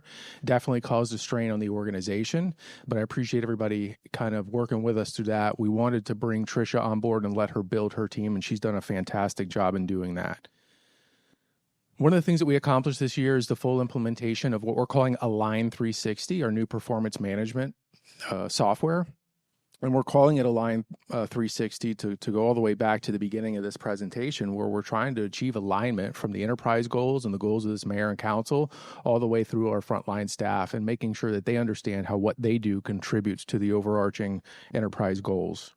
We also added leadership competencies to those the performance management tool and the performance measures to make sure that all our leaders know in the organization that they have a special responsibility to make sure that we are aligning this organization.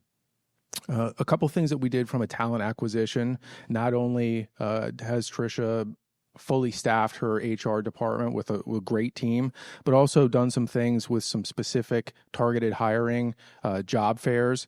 And you hear that when you hear Jeff come up and talk about ComDev's fully staffed and the Parks Department's fully staffed. Well, that is in part to the effort and the efficacy of the Human Resources Department. Certainly not the only reason, but it certainly makes it easier when you have an HR department that is operationally minded and focused on helping our operating departments to get the people they need to do the work for our citizens. Benefit employee support. So I think it was probably Tricia's first day when it was, hey, we're going into budget and we need to figure out who our benefit provider is going to be. So she jumped right in with Adam and Bill Godshaw and started working through what do we need to do. Initially, we had a $1 million placeholder in the budget for an increase for our benefit provider. Through their work combined, to which I did very little, if any of it, we were able to hold our benefits flat, our benefit costs flat from last year to next year, and actually improve the benefits to the employees. I think previously our short-term disability wait was, what was it, Tricia? 30 days, and we've moved that down to 14 days now before you can collect short-term disability. So just a huge difference in bringing a dynamic director into the organization that gets it and understands it. And then I would say right into open enrollment. It's one of the smoothest open enrollments I've seen in the city. And it's so interesting how we are overcoming a culture where the operators have to do a lot of HR type functions. So I can remember us being in a senior leadership team meeting with the director saying, okay, when we do open enrollment, HR, are you going to send us lists every week of all the people that we need to bother to get their open enrollment done? And Tricia's answer is no, that's HR's job. We'll handle that. We don't need to give you any lists. Yeah, it's amazing having an operator leading the HR department. And that carries on to all of the things that she does. Workforce data and position control. So we took back over position control from the finance department. Again, one of HR's functions is making sure they have a handle on our head count and what positions are vacant and what positions are filled. And then we moved the payroll function over to finance and did some work with our payroll liaisons in the different departments to make sure that payroll is streamlined and not so cumbersome. So our top priorities for 2026, strengthen the performance management system. So now we have the bones of it. It's in place. We have all departments transition to it. Next year is going to be the year that we use it for its intended purpose, where we really are able to drive the organization forward through our most valuable asset, our team members, and making sure that we are setting relevant goals that are aligned all the way up through the organization that continue to drive us forward in a way that is actionable and measurable, and making sure that we are accountable to the residents. We're also going to continue our Best Place to Work initiative, and that's through employee engagement, real employee engagement, things that help us with our retention, building culture, and also, just some cleanup that HR has to do. I think there's been a lot of brokenness there that they need to streamline and work on their internal processes. There was a lot of institutional knowledge in HR, which is great until the institutional knowledge leaves, and then it's, hey, how do we do this and that? Tricia's of the mindset of there should be process, there should be policy, we should know how to do these things. There's a way to do them, there's a best practice and a way to do them efficiently where everyone understands how to do it. Another thing that we have to do this coming year is roll out a revised HR manual. Now, that's not sexy, that's boring, but it's something that's long overdue. The HR manual now sits in the purview of the city administrator, and it's just dated. It's not useful anymore.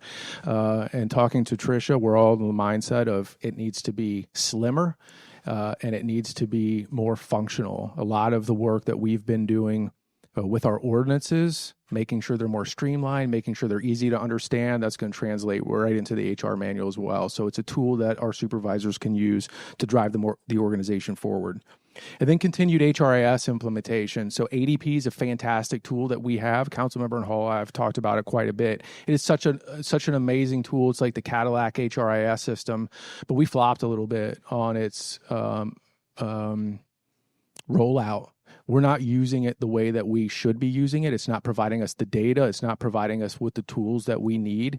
We need to optimize that. And luckily, Tricia has been part of a full rollout of an ADP system and a re-rollout of an ADP system. And she's working here to do that with us as well. And she is an absolute expert at that system.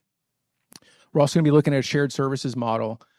So that's making sure that we're working with people with inside the operating departments. So like with PD, that's going to be Major Greco. With Fire, that's going to be Chief Cavender. We have some people that are doing some pseudo HR functions within the organization that are very specific to those organizations. So we're going to be looking at partnering with them, leveraging them, and making sure that we are really working on that shared services model to get the most out of our team members. And then leadership development. That is something that's been lacking in the organization and not done within our organization in quite a while.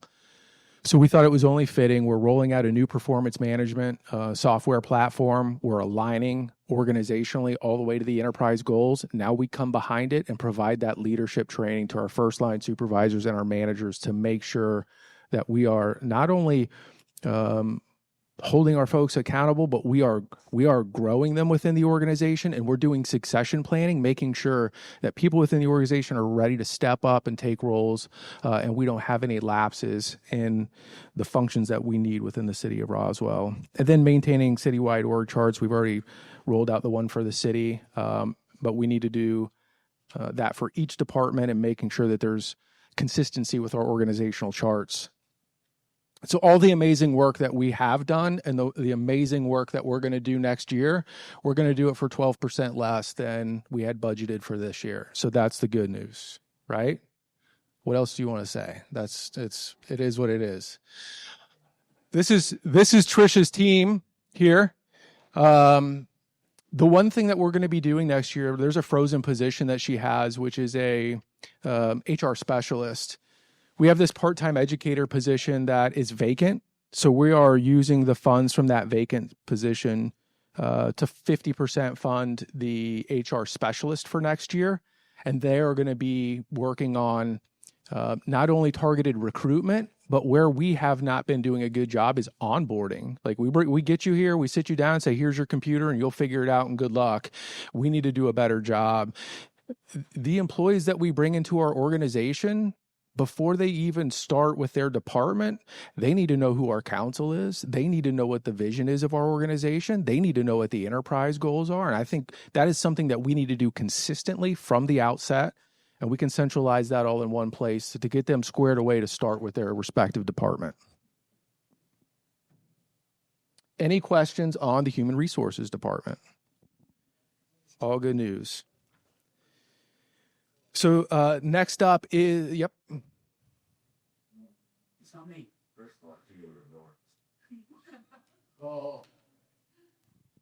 This is going to be really, Joe, there's a compliment coming in this, and it's going to be really hard for me to give a compliment. You don't have to do this. I don't. It just feels, especially with Julie smiling at us like that feels uncomfortable too. But this is the Julie I see every day. I don't know what you're talking about. I think that's AI. That's Julie AI. I think, yeah, no. And that's the reason why. I want to go back to you hit there's so much what you said here was so important. It really is, and so much has been said today. But again, we just kind of gloss over a few things. Can you go back to the financials? Mm-hmm. You know, I don't know if I've ever encountered the aspirations that we have in this area is not just running an HR department. We really want a cultural change agent in this. Truly, if this is functioning the way that it needs to be, this is a director of people This is a cultural change agent in the organization. It's scalable. All of the things that especially in an organization that is 700 plus employees, we're not a national operation. All of our people are right here in this city. So very scalable, very doable. Most folks, either in your position or in Triss's position, coming into this with the aspirations that we have, would have come forward with a budget that would have been plus 50%. It would have been like, well, I just need this, and I need this, and I need this, and I need this. And it isn't the stewardship, but I just don't want that to be glossed over. So many of the things that you talked about there, where we're trying to take the organization, how we're trying to scale the impact for our people, truly great place to work type stuff, the training, the career development, and. So many times people in this true HR professionals have a price tag to that. So I appreciate the vision. I appreciate and I appreciate the good stewardship. This is about tethering this to operations and making sure that we're aligned. And so, yeah, there's a compliment in there somewhere, but I just appreciate it on so many different levels. Yeah, for sure. Thank you. All right. Communications. Some of the achievements this last year, I think I took over overseeing these departments in March or so. Before my time, we launched the Roswell Connections site, really kind of city newsroom, which has been phenomenal, whether it's Founders Park or it's what this team accomplished out at the Economy Hotel. All that stuff has been housed on Roswell Connections and updated as new developments come along. Really done a great job with that site, as well as most recently Roswell Results. So we unveiled that a few weeks ago at a council meeting. Just a great place that shows all the work that's done within the city, aligning them with those 6 pillars, those 6 strategic imperatives. And then also making sure that, we've changed a little bit with Councilmember Hill's help, changing what we're doing at the council meetings at the outset, just hitting what's going on with the achievements in the city of Roswell, because it just gets lost so much on the average resident of how much the team is accomplishing week after week. So bringing that forward at the council meetings as part of a Roswell Results agenda item is another thing that we've done. And then chats with the mayor when you can pin them down, and city podcasts as well. The podcast room that Ben put together is absolutely phenomenal, top rate, all done in-house for a shoestring budget. And he did a phenomenal job with that. We also grew our digital presence, our followers, by about 31,000. We're up to about 190,000 followers now citywide. And we are on the cusp of launching the new city website. The mayor got a preview of that the other day. It's going to be amazing and really focused toward our residents, our business owners that are trying to do business with us, making sure that they can get there and get things done, their permits pulled as quickly and as efficiently as possible. That really is going to be the theme of this new website. And then also internally a SharePoint site, because the city website's going down. There's still a need to host things like job descriptions and all the things that you do internally. And we'll be doing that via Microsoft 365 and communications. Lavanya specifically is going to be helping with that. Dashboards. We've had some conversations with a resident today about dashboards, and before the end of the month, before the end of October, we're going to be relaunching all of our dashboards. We have a transportation dashboard, we have a community development dashboard, and we also have our bond and CIP dashboard. They're all disparate right now. They all operate a little bit differently. If you're not used to looking at them, it can be a little hard to figure out what you're looking at. So we are going to standardize those. The IT team, this is why it's good having the PPI team all together. The IT team's working with Julie and the communications team to get that rolled out. And we'll have that within the next month. Some of the things that we've also done is really trying to embed communications in with the executive teams of the city, right? Communications is only as good as what they know and what they're involved in. And it's not realistic to expect a communications team to be omnipresent and omniscient about everything that's going on in the city if we are not communicating to them. So we now have weekly strategic communications meetings. A lot of you have been pulled into those on all the things that are going on in the city, whether it's economic development or a project that we're doing at Roswell Area Park. We have weekly meetings now with the mayor and his office about not only communications, but the special events that are coming up to make sure we're all on the same page. Communications still taking the lead role in a lot of speeches. And then the council talking points, you receive these. We've gotten to the point now, I'm super proud of the team. Every Friday, you all get an email that says, hey, this is the updated important stuff that's going on here in the city of Roswell, and the communications attached to that, just so that you always have a fresh document that you can go to and see all the things that are going on, because I know, and you all see, it's an absolute challenge to keep track of everything that's going on in the city of Roswell. The team is moving so fast. I know it's a challenge for the communications team as well. And we're working with HR to build a comprehensive internal communication strategy to make sure that we're aligned on that. So for next year, our goals are continuing to ensure communication alignment. So we are at the point now where we have expanded the communications team. I'll show you on the org chart. It now includes our PIOs from police, our PIOs from fire, people from rec and parks, to make sure that when we are doing communications, we are all aligned at an enterprise level. We know what the strategic imperatives are. We're sending the same messages. We're on topic. We're on brand. We're all on the same sheet of music. We are going to be continuing to do that for this coming year. Obviously, communication processes. So just a matter of if you don't have good process within your division or your department, it's hard for you to be nimble and move efficiently if everybody's kind of doing different things. So one things that we've really been focusing on, and this has been, we've had help from IT as well in creating ticketing systems.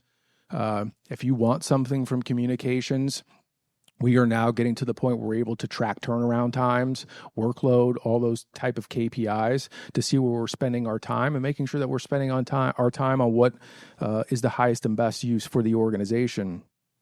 And of course, at a macro level, communications jobs to build public trust. And building public trust is simply showing clearly and transparently what the city is doing. It's just getting all the work that everyone in this room is doing out in the purview to where our residents can see all the good things that are going on. So some of the things that we're going to do coming out of the leadership retreat, we're going to have a 2026 communication strategy. Goals are going to change. Priorities are going to change based on what you all are seeing here and the budget that you ultimately approve. We've got to put a communications package together around all of that for social media, for everything else. We're going to be implementing the results of the communications audit that was done this year. The SharePoint site we talked about, internal messaging, we're working on that as well. As part of the communications audit, we're doing a comms chronology. And if you go into the room 220 right now, you will see a 20-foot roll of paper on the wall that shows every event, every initiative that we have calendarized. And if you went in and looked at it, you'd be amazed at how much stuff it is. And then the job of communications is, how do we comms all of that out to a point where we're not tripping over one another and we are not competing with each other and departments competing with each other on messaging. So that's something that we're undertaking right now. The digital marketing, this is, you're going to see this in special events, but it's germane in communications as well, because we do a lot of the marketing for CAC or cultural affairs. That's one of the things that we need to get better at, is marketing and making sure that we are getting all the good stuff that we do, especially when it comes to events and all the stuff that we offer in parks out to our residents. And then when we get new brand standards, communications is going to be involved. And that's it. I'll get you back to your page. Thank you. And with the brand standards, when the new brand standards get implemented, communications is going to be in charge of rolling those out and making sure that as an organization we stay on brand and we have the consistency across all platforms. Employee engagement we talked about, making sure that we have a platform where we can do true employee engagement, a platform that is going to let us all know when it's somebody's anniversary or their birthday, or any employee will be able to go in and say, hey, look at what just happened. I was witness to our people doing a great job. So that matters because people want to be recognized for the good work that we do. And a lot of times we don't recognize them because we're not aware of it. So finding a way that we can spotlight all the good work that our employees are doing and making sure that they get the recognition that they deserve from leadership within the organization.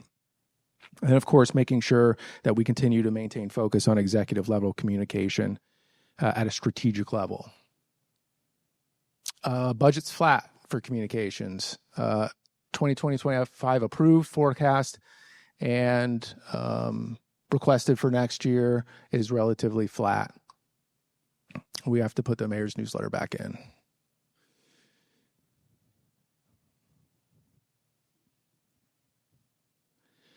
So this is the org chart for communications.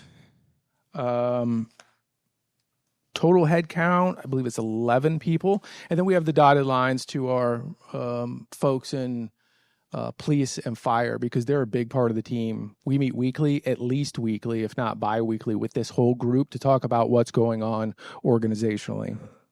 And that alignment is really critical. Any questions, Councilmember Beeson?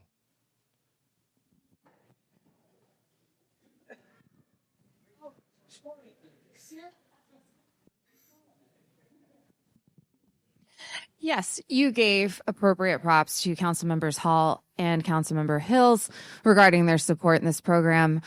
You also mentioned the very frequent communications meetings and the incredible support from the team. I was just curious if you had any additional support from other members of council, potentially a liaison that was added this year. Yeah. Thank you, Mayor Wilson. That's all. Special events. No, in fairness, Councilmember Beeson is our liaison for communications, and she does a fantastic job. She is in the meetings, the StratCom meetings. She gives a lot of her time to our communications effort. And I'll say, as someone that's not necessarily talented at communications, she's very, very talented with communication. Thank you, Joe. That was a great compliment. Yeah.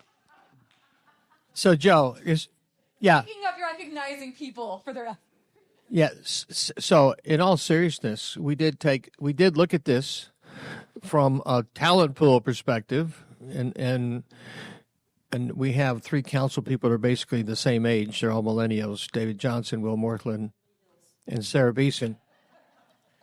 And we honestly said, look, one of these people communicates a lot better than the other two. One of them's a lot more sophisticated. So, in all honesty, Sarah's been a gigantic help and a resource and a good steward of wisdom and discernment, I think, in the communication process. So, thank you, Sarah. Seriously. Yes, 100%. And thank you, in all seriousness. And I'm glad you're doing it, and Will's not. Just wrap this up. Yeah. Now that we're a couple of years in on Roswell 365, does the Roswell 365 continue to grow? Yeah, it's interesting. When we do our monthly business reviews and you start looking at some of the KPIs on site visits and everything else, we're starting to see a trailing off of our main site, Roswell Gov, and an increase of traffic at Roswell Connections. And really, that's because the people that were going to roswellgov.com for news to see what was happening with the city are now learning to go to Roswell Connections to see those stories. So we're definitely seeing that impact.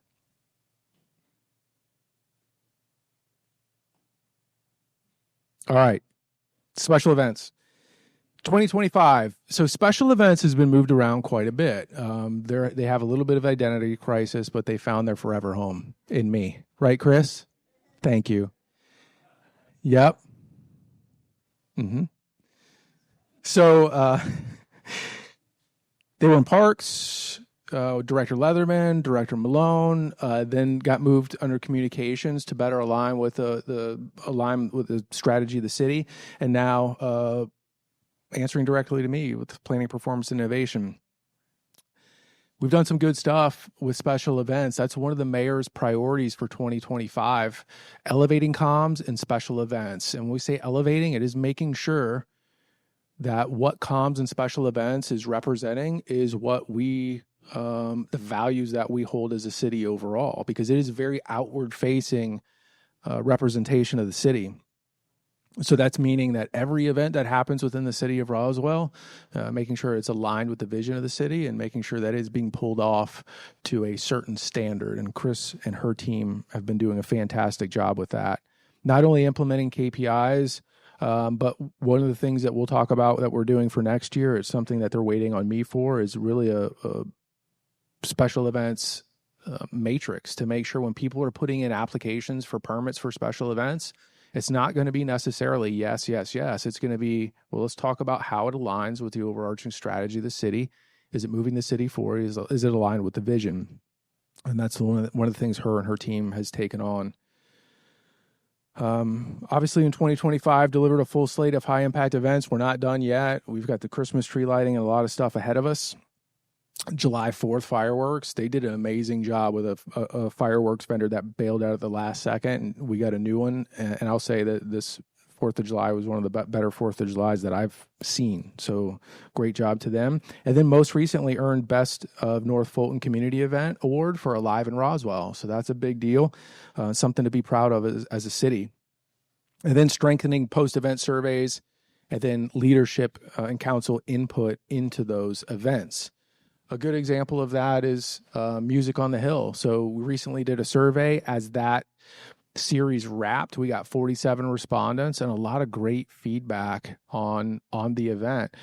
70% of the people that filled out the feedback are repeat guests, and 92% rated either excellent or good. And the other 8% was like, it wasn't bad. It was like pretty good. It wasn't even no negative comments really.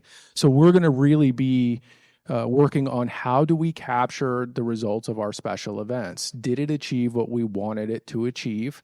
We already evaluate through Chris and her team. Did we follow the planning that we need to follow? Did we make sure that the event was safe? Did we do all of our checklists? But now we're going after the qualitative. What did our residents think about the event? How can we make it better for next year or the next time that we do an event? One of the things that Chris has done now, every Wednesday, a lot of the people in this room are on a special events Zoom meeting, and it's in person once a month.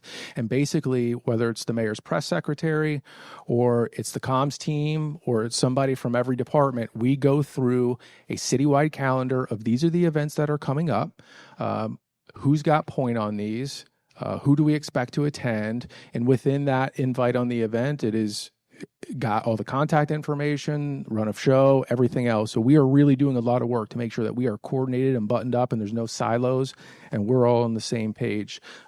Michelle Miller's in there. We have representation from everywhere in the city to try to make sure that we are communicating well and we are well coordinated. And she's also a part of the meetings with communications with the mayor once a week as well. All right, so what do we want to do in 2026? We want to fully implement that event evaluation matrix to make sure that our events are aligning with our city goals, continue to develop our KPIs. We have one survey for Alive in Roswell. I'm going to tell on us. We have one survey for Alive in Roswell so far. We put barcodes up, like it was great, and we had 5 people fill the survey out. So we're going to work on how to get more input and feedback. We did pretty good with Music on the Hill, but we're going to continue that among all of our different events to really make sure that we are hitting the mark on those events. We're not just going to push the events out, pat ourselves on the back and say, hey, we think we did a good job, making sure that we get that continuous feedback so we can improve. And then pursuing revenue opportunities. You'll see in here a meager increase in revenue over this year, but we are going to get serious on driving revenue through sponsorships on our special events. I think, with Alive in Roswell being rated as like the top community event in North Fulton, there's opportunities there for sponsorships, and we have not been aggressive about that. So we're working with Peter and Steve Stroud and some others to really put on the marketing hat and say, how do we go through this with a business mindset and making sure that we are putting sponsorship packages together that are market rate because we feel like we can pull those sponsors. Refining our KPI tracking, feedback, continuing our organization, The sponsorship model we talked about, and continuing to make sure that if an event happens within the city of Roswell, it's run through our special events team. So this is a little bit misleading. We're relatively flat over what was approved, forecast, and next year. What you see is some park stuff that's carved out of this and moved over. As I mentioned before, special events used to live in parks. So the budgets were kind of intertwined to some degree. So this year, Director Malone and I and Adam sat down and we worked with Chris Ward to kind of pull out some of that parks related stuff that fits better within the parks budget because it is managed by parks. This is a list of our special events. On the right, you see the costs of putting on the various events. You see our revenue from Alive in Roswell. That's what we're going to be attacking over the next year or so. And it's not just going to be an Alive in Roswell sponsorship. It's going to be essentially a sponsorship package. So we're going to have a portfolio. If you're going to be a this level sponsor, you get this at Alive in Roswell, Music on the Hill, Riverside Sounds, Christmas tree lighting, 4th of July. They won't be one-offs. And then you see the transfer from the general fund into special events to pay for these different things. And this is a slide that Lynn made me put up that I can barely explain. And this is all of the special events funds in the city. And that's where you see the full America 250 that Jeff had on his park slide as well. And this is the large and in charge special events team of 3 people. It's Chris Ward, Andy, and Jonathan King, and they do an amazing job. Anything on special events? All right. Yeah, let's hear it.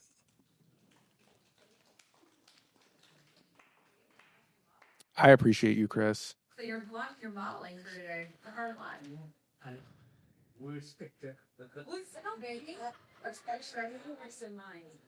Damien, I just want you to know, and I've presented this a few times now, there's always massive compliments on your picture.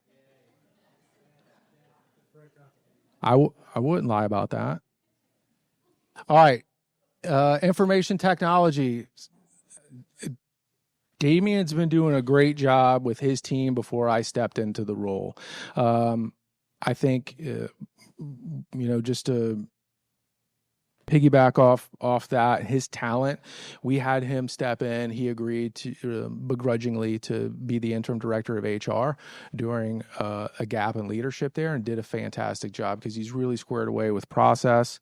And as Don likes to say, it's not often that you could have an IT director be the interim director of HR because of personality and everything else. But you can. You're different. You're good at that. All right. So accomplishments in 2025, essentially keeping costs flat, keeping the budget relatively flat when we saw an 18% increase in software costs. When we get into the budget, software is a big driver of the overall IT budget. And I'm talking about software. It's enterprise software, not for the IT department specifically. You heard Jeff talk about modernization, digitization of the permitting process, EP&L. That's something that we're getting ready to roll out, I think, October 13th, something like that, a ribbon cutting on that. That's going to be a big deal in helping our businesses and residents getting permitting things done faster. The technology build out and Summit and what's happening at Sharpshooters, that's a heavy lift. We don't think about the technology that has to go into that kind of a remodel. His team did a fantastic job with that and is continuing to do a fantastic job. 5.9 contact center for resident and business services, working with code enforcement to make inspections more efficient. And then a lot of stuff here that won't mean a lot to all of us, but moving the police department to Celebrate Cloud off of servers. And that's something that Damien and the police department did a good job. That was like a mid-year, hey, we recognize that we can really see an efficiency here and a cost savings. And he did a good job of flagging that for leadership. And the answer was, yeah, this makes sense. Let's do it now. So Damien's great at identifying those process improvements and efficiencies. CrowdStrike, cybersecurity, and we are rolling out a new phone system that's not only going to be more reliable and improve our user experience, but it's also going to save the city money as well. We're going to be reducing the number of desk phones. If you have a city cell phone, you're going to get an app and it's going to work like a desk phone. So we're trying to streamline and be more efficient. So top priorities and initiatives for next year. The big one is the IT governance committee. This is very exciting to the nerds in the room, the geeks. We're very excited about this. So if you were to go through our list of enterprise software and subscriptions that we have, it is immense. It's probably $3.5 million, and every department's got their own software and system and this and that they use, which isn't bad, but there hasn't been a holistic enterprise view of what are we doing across the city and why are we doing it the way that we do. So this enterprise governance committee, the executive committee is going to be made up of the OLT, the operations leadership team, and then the directors and Damien are going to make up kind of the steering committee. And then, of course, the IT team is going to make most of it work. So how it's going to work is there's limited staff in IT, right? And there's always a need within the city to buy a new piece of technology or advance something. But we need to make sure that we're aligned at an enterprise level. They're not one-offs. That when we say this is what we're going to endeavor to tackle next year from an IT perspective, that we don't have departments fighting one another. We've signed off as a leadership team for Damien and his team to go implement a new piece of software, a new system. Along with the IT governance, one of the first things that they're going to tackle is the software and asset management. So all those pieces of software, not only are we going to inventory them, categorize them, understand the costs associated with them, but then figure out why we have them. So what efficiency is it giving us? And we will undoubtedly, with 100% certainty, recognize that we have redundant pieces of software, we have redundant subscriptions, or we have software that's propping up a bad process that we just need to fix that process. That's a broken process. So that is going to be a huge lift for the city and for the IT team next year. And beneath that is going to be our enterprise level innovation strategy. But you can't jump right to innovation as a start. You can't say we're going to do all these fancy things now. The first thing you do is level set, look at your enterprise level processes, look at your software, and that, once you fix those, is going to identify where there's the most room for innovation and your low-hanging fruit. So I'm very excited about the IT governance committee and the innovation strategy, enterprise innovation strategy that's going to come from that. As part of that, we're going to be implementing a data lake. So I know everyone, if you're a geek or not, is excited about the data lake. And what that is basically combining all of our disparate data that is housed in the city. And that is a monumental task. We have police and fire and HR and finance. They all have their own disparate data warehouses. It's putting that all together to where it can be queried at an enterprise level, and that's how we continue to take our performance management to the next level. Part of the stand up of the KPIs and the MBRs and the quarterly business reviews, part of the pain in starting that up was finding the data and making sure the data was accurate. Now, with a data lake, as we start to stand that up, we're going to have data at our fingertips. And what Chief Trost talked about at one of his presentations was instantaneous access to information. This is how IT supports the operators of making good decisions. You can only make good decisions when you have good data. So very excited about that. And that's going to be done in-house. Originally, Damien came forward with a price tag of $250,000, $300,000 and said, we're going to need this and these extra people and data engineers and everything else. And through refinement and continued discussion with Damien, we're essentially going to be able to do it in-house with creatively repurposing some positions and reallocating some positions within IT, which is going to be phenomenal.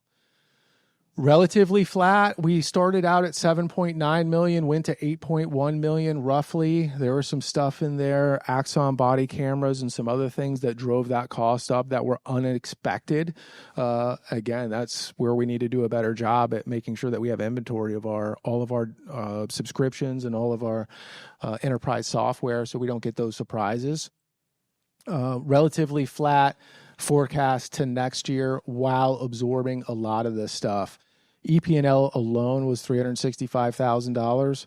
And then, of course, we're seeing all of the new facilities coming online. We have new costs when it comes to the Summit and Sharpshooters. All of those have IT costs ongoing year over next. So pretty good job staying flat year over next here.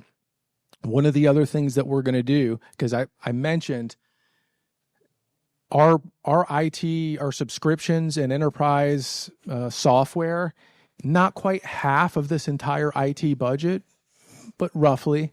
And that is all spread across the city. Some of it's in HR, some of it's in police. So again, there's a real opportunity there to go after some of those costs. This is Damien's team. And one of the things that we are looking to do, we previously have, you all know Patrick Baber. We had him as the chief data officer. That position is going to be repurposed to the enterprise data manager position.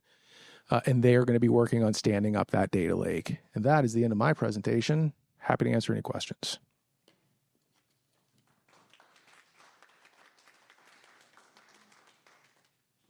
Thank you.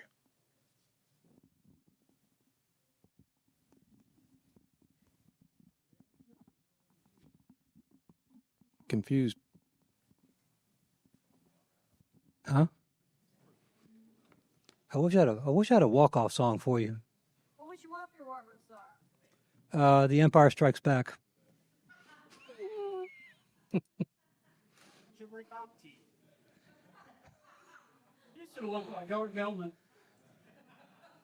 I'm just saying, sometimes it fits. Okay, so in case you guys have forgotten, my name is Bill Gottschall. I'm CFO. I know I was up here, 2 days ago, 3 days ago, or this morning, as the case may be. So I'm going to present our draft budget review for the finance department. And I'm going to do like last time. I'm going to switch over here. Did that change pages? Okay. I don't like the podium, and it doesn't like me. So, what's that? So our top priorities going into 2026, an alignment of staff and systems, so that we want to make sure staff skills and systems being utilized are properly aligned. So before you can enter a process of transformation, automation, whatever it may be, you need to make sure you actually understand your processes and where in those processes you're going to introduce the automation and the transformation. We have a lot of processes in finance, and we have good, capable people, but the system is not being utilized probably to the best extent it could be. So that's the process we want to go through first. And that's actually the process that we've been going through in fits and starts during my tenure since I arrived in mid-November. Once we do that part, then we will start evaluating the processes that are most manually intensive, mostly around purchasing and payments, as well as some reconciliation accounts like bank accounts and things. And that's where we plan to introduce the automation, rewrite the processes so that we're no longer manually lifting invoices and payments and things like that. And we're running them through the automation tools that Munis allows us to do. It does take an add-on module, so we'll have to achieve this through other contract savings and other types of in-house financing, as Don will call it, right? We're funding our own transformation, so to speak. Another top priority is advancing stewarding with integrity strategy. Can be a generic phrase, but in our department, it means making sure that for every dollar we spend, we get the maximum value that we can for the residents and businesses of the city of Roswell, while achieving or maintaining or improving actually our service levels that we previously provided both internally and externally. And then finally, the focus on innovation. And I think this is the piece where once you've evaluated staff skills, once you've evaluated processes and procedures, that's when you start looking at, and I know I already mentioned this a little bit, but where's the heavy manual work being done?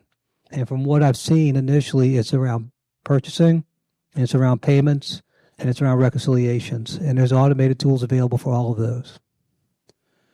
So a couple of key initiatives that we've not touched on before. I think this first one is really, really important. It's born from the MBR process, right? The monthly business review that Don has imposed on us and somewhat tortured us with in the beginning.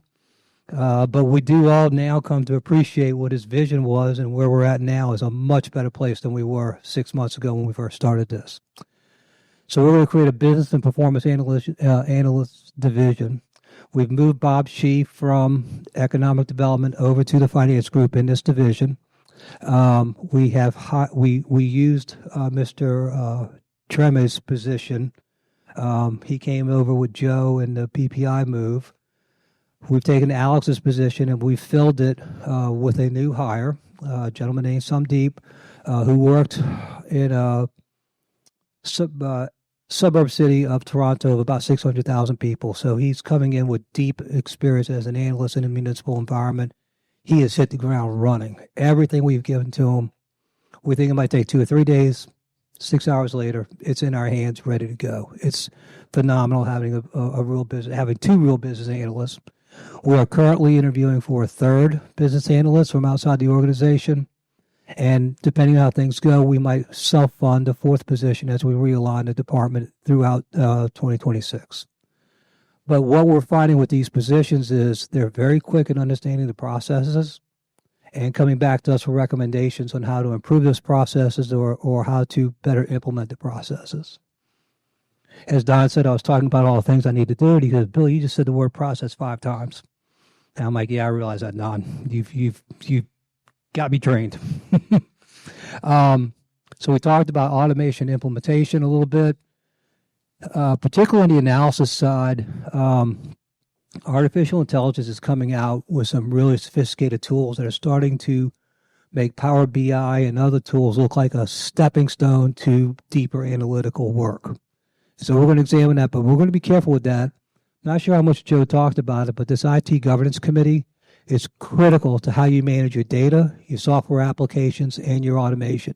You can't give up control and review to tools, to computer tools. At the end of the day, human judgment is still required to make sure it's doing what you expect it to do. And so that's why I'm really supportive of this IT governance committee that Joe's put together. Creation of executive dashboards. This and the monthly business reviews are directly facilitated by the creation of the data lake. Damien and I had talked about data lake earlier, maybe March, February when I first onboarded. And the idea of having, I think it's important to understand it's not just putting data into a lake, so to speak. It's putting data in a not customized, but a standardized format so that everybody who reaches into that data to pull what they need knows that data structure, knows the field structure, knows the record layout structure of that data. And it makes automating reports, it makes queries, it makes conjoining departmental information much easier, much quicker. And at some point, as we work towards updating our dashboards and other types of reports, they automate with real-time information. So they're directly fed by the data lake. It requires buy-in of all the departments. The bond dashboards, for example, will now start to have, once we finish this process, they would have live financial information coupled with the work that CIP is actually doing on the bond project, and it'll be on a current basis, and the format will be adjusted and revised to better reflect that information. And then we're going to continue the enhancement of monthly business financial review. One of the things that has come out of this is it gives us a better explanation for why the financial numbers are moving. Just comparing budget to actual, it went up 100,000. Okay, why? The key to a good monthly financial report or the quarterly business reports that we do is to be able to explain why. And you can't do that without operations input, right? We can tell you where the money went. We don't necessarily have an understanding. We need an understanding, but we don't have the understanding of why it went. So using the data lake, using the MBR process, using the feedback from the operators, we can then bake the why into the analysis that's included in the monthly business reports. We hope to have these monthly business reports in what I would call professional shape, ready for the web early 2026. That's our goal. We feel we're pretty close there. We're already getting the quarterly reports done. So that's our goal at this point. To go over the numbers, our approved budget from 2025 was $3.9 million. That's where we're going to land at the end of 2025 on our 9 plus 8 plus 5 that you heard me describe earlier for the forecast. And then due to some realignments and that Jeff mentioned, we'll finish at 3.6 in 2026 if everything goes as planned. That's our request. So the key changes here, besides implementing the business and performance analysis division I talked about, we are going to realign financial services to resident and business services. So of the 8 that are currently in there, approximately 6 will move over to that group and be an enhanced element of the customer service division in serving our customers and our residents. And then we'll retain 2 in finance to facilitate property tax billing, utility billing, and other advanced queries that maybe the typical customer service function would not be able to answer, or even lesser experienced financial service representatives could answer. So we're breaking those two, breaking that that division apart, putting the finance expertise into finance, and then letting the rest of the group move with Lou to the residents and business services. So when you combine the exit of one group and the creation of the other group, we get a $300,000 savings out of that. To roll our head count, we started the positions of 31 at the beginning of the year. We're moving 6 out of business to resident to get to a net 25 before implementation of business analysts, which will be 3. So we have a recommendation of 28 FTEs for 2026, with 3 of those being a completely new division focused on serving the entire operations of the city. So big leadership change. I think this is probably one of the more important changes that I may make in my tenure at the city, and that's promoting Adam Novotny to finance director. Adam, give a wave. And I do want to say at this point that without Lynn and Adam, I don't see how we get here today where we are on stage. I'd love to take credit for it, but they pretty much carried the day. 100%. Don, just for the record, you can't see it on camera, but Don is nodding yes. So the 4 of us, Don included, have had a lot of meetings going through this process and fine-tuning the numbers and making sure that everything's holding together. And it's been a great experience to work with such qualified and professional people. Functional realignment. We talked about the public-facing positions that are moving to resident business services. The creation of business and performance analysis division. And while we're working on the restructuring, we're going to continue to keep some of our vacant positions vacant as we examine sort of the skill sets of those positions and what would be better to fill them if we need to fill them. So in summary, we're actively transforming our department to align with the needs of the city. And by the city, I don't mean just the residents, although the residents are our number one priority. As finance, we're an internal group. We serve the operations of the city. We serve even the internal operations of the city. We rely on IT. IT relies on us. We rely on HR. HR relies on us. So when we think of who we're transforming to serve the needs of, it's the city apparatus as well as the city of Roswell. And I think that's an important distinction. And sort of the culture that we're trying to build here is that we serve the people who serve the city. We try to make it easier for them to do their job. Adding 3 full-time staff members to the analysis division.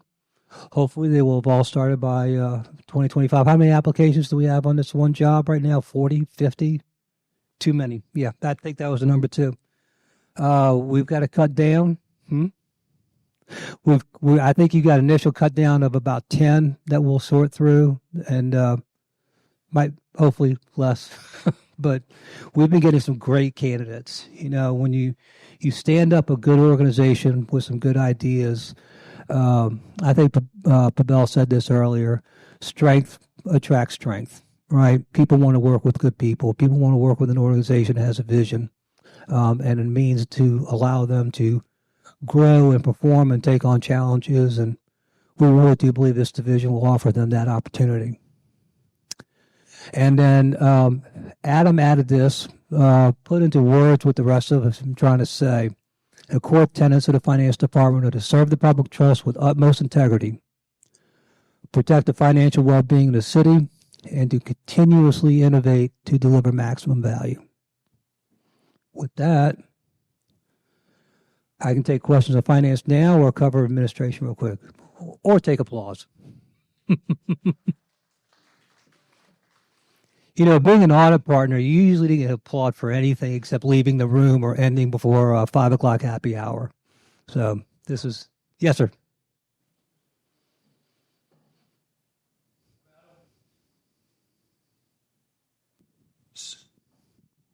In your budget, I don't see you identified the servicing out of the general fund for the pension obligation. So that is a buried number because of the allocation process that goes through the salaries. So for all the salaries you saw in every single budget, the pension liability or the pension payment is baked into that through the allocation of benefits. Now, last year, that number was $5.6 million. This year, it's $5 million for a savings of $600,000. But what should it be if we had funded the pension fund correctly from 2011, right? Right. We shouldn't have a $5 million bogey. We shouldn't have a $5.6 million bogey. We shouldn't have a $3 million bogey. Actually, there is a pay-as-you-go maintenance. Right. And that would be about $2.5 to $3 million. Well, I was going to say, you should have a very clear. So you just, if it's 2.5, then basically this year we're servicing about $2.5 million of fiduciary failure in the past that we're having to fund in the budget. As we heard, one of the problems, what we've been doing this cycle is we're examining the assumptions. We're looking at all of the bill that the actuary did to come up with a number. We're challenging them. Once I'm done challenging them, the auditor came in and challenged them. Previous administrations evidently took those reports and put them in a file and booked their journal entries off of that instead of doing the actual challenging that was necessary. So it takes 14 years to build a problem like this. It'll probably take us 12 to 14 years to completely unwind it, but we will start unwinding it in 2026. Yes, we will. Thank you.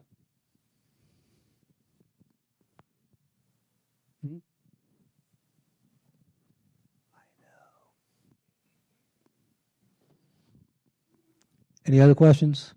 Okay. Administration won't be very long. So same thing here, aligning staff and systems. Bob Shee has moved out of the administration area, and he's now in our performance analysis division in finance. And then the position Mr. Thames was in was also in administration, and also it's been reclassified to finance. The legal services will continue to support economic development activity. These guys are on calls all the time as we facilitate Hill Street and other opportunities that come along through DDA and RDA. So our financial resources will be less in 2025, mainly due to the reduction of the two headcounts. And then we want to maintain the administration contingency funding, which is being carried over from prior year into this year. From a numbers perspective, our budget was approved at $6.3 million. And then we finished at $7.5 million, partly because of economic development activities and fully implementing the senior leadership staff, of which I'm part of that number, to be frank. So our goal is to bring that down to $6.4 million in the draft recommended budget for 2026. That will be, yes, sir. Do me a favor. This is one part of the budget I haven't looked at, Randy and Don. And obviously, since this is the senior leadership salaries, you guys are trying to swing it by quietly. I don't blame you. But just, damn. Almost, Don, almost. Yeah, just a little, like, just for me, and maybe even nobody else. Maybe nobody else cares in the room. They're probably all brain dead by this point. And I don't blame them. But yeah, just for me, a little clarity here, because I have not seen this. And in what way? Start from zero. Now, we had tell me what the $6.3 million covers. So 3.6 of that was salaries for everybody that sits in the admin wing, the senior vice presidents, the COO, legal, economic development, courts. Court, you're in there? Yes, okay. Sir. Econ is not. Okay, that's right. They're under Jeff's budget now. Daryl sits over there with us. I forget sometimes. Courts and then city clerk. Okay. And then government operations. Your group. Thank you. Perfect. Okay. And we're going up $100,000 in the budget in FY26. Correct. $105,000. Is that right? Is that on the salary side or on the operation side? I can't see from here. We actually are going to go down $105,000. 6.3 to 6.4. My bad. That's what I get for seeing so far away. Okay, very good. Okay. All right. So operating will come down $800,000. That's the effect of economic development budget changing, and then salaries and benefits will be reduced by the transfer of two people over to the finance group.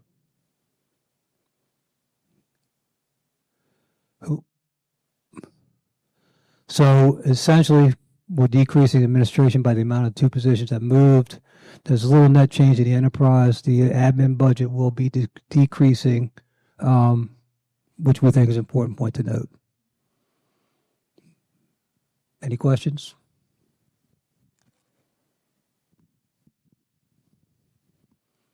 Who gets recap? Do you get recap?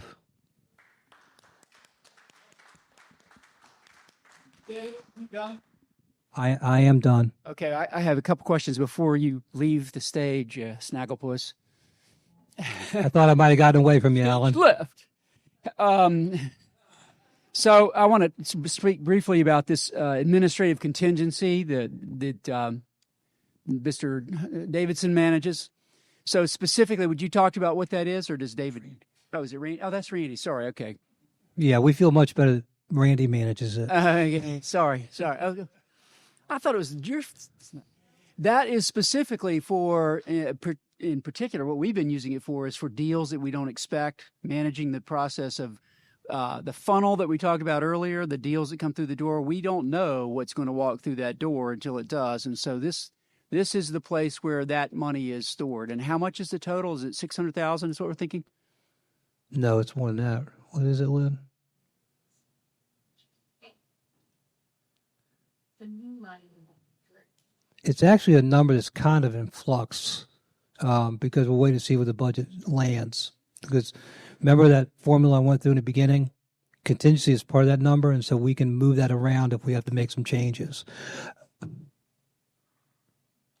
I know you don't want to say it out loud. Okay, go ahead. Say it.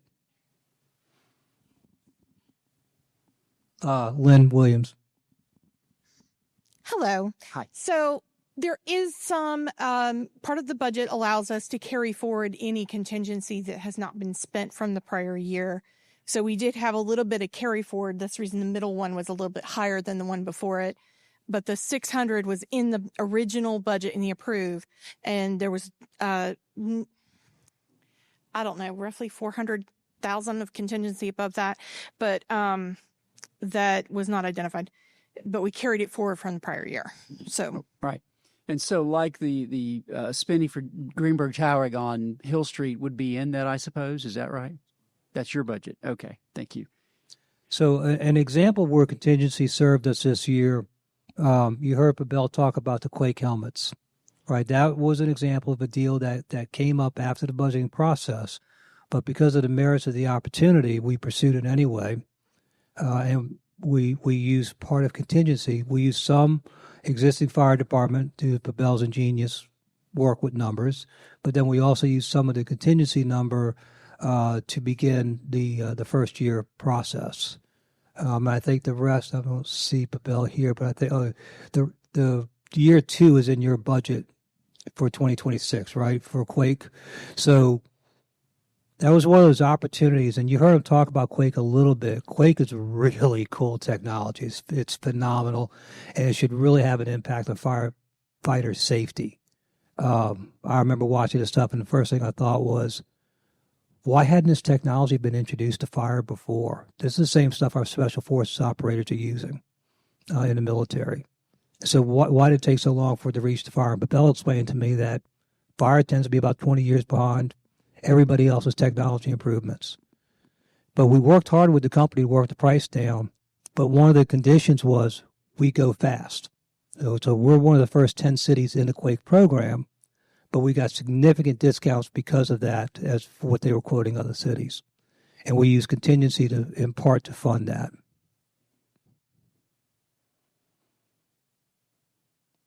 Anything else? Thank you.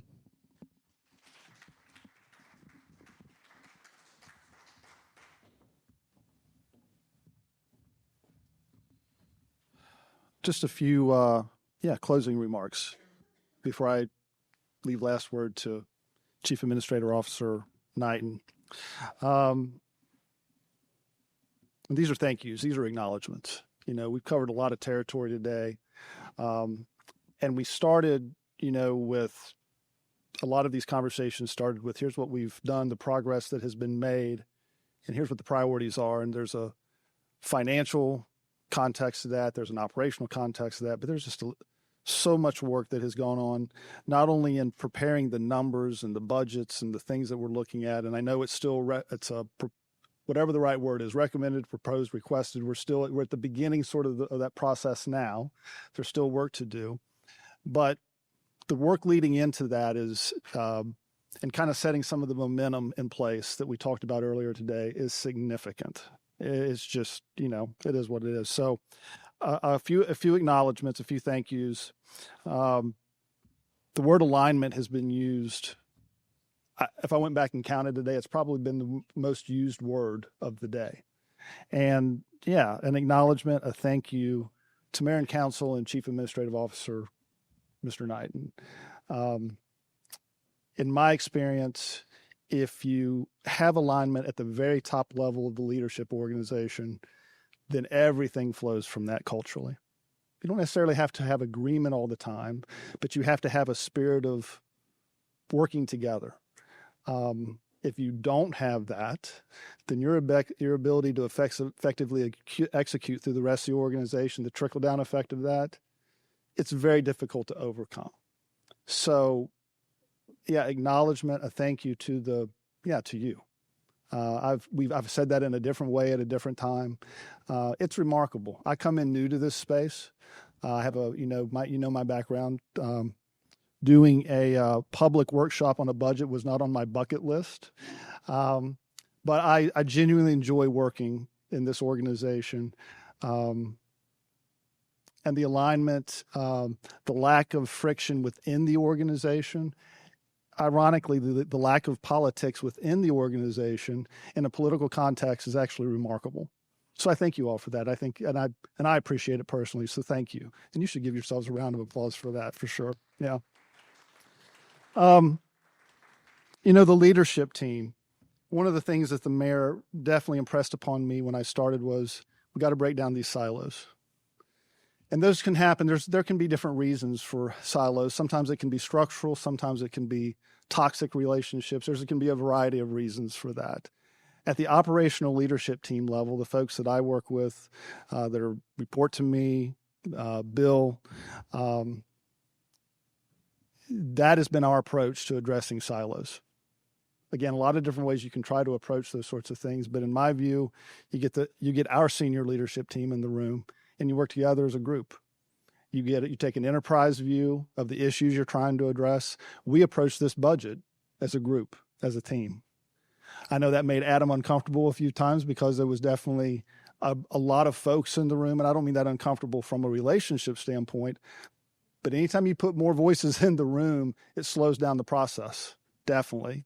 But we have tried to, with the group, create I don't want to say group grope, but an enterprise view of the different issues and challenges and things that we're working through and taking a collective approach to it.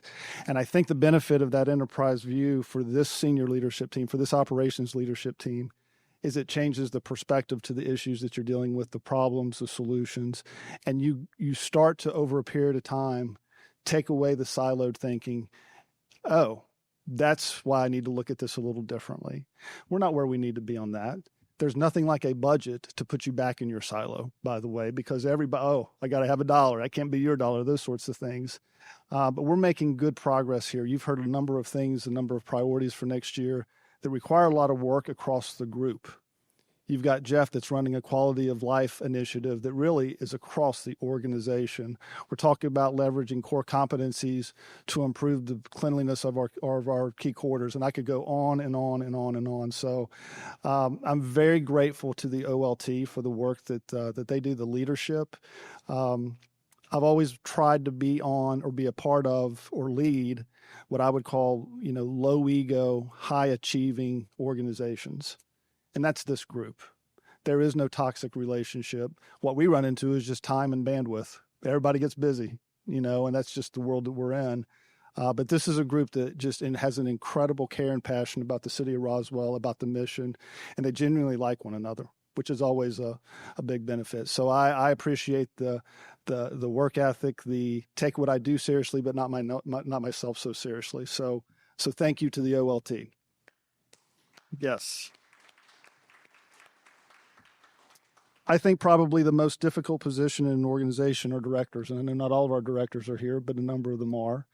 I think it's the most difficult because it's where it's the chart that we looked at earlier today, where we look at strategic and execution. It's where strategy and execution kind of intersect typically in an organization. So the group that really drives the momentum in the organization is really at the director level. And I know the SVPs would agree with me in that. So for the progress that we've made, for the momentum that we have going into next year, thank you. Thank you very much.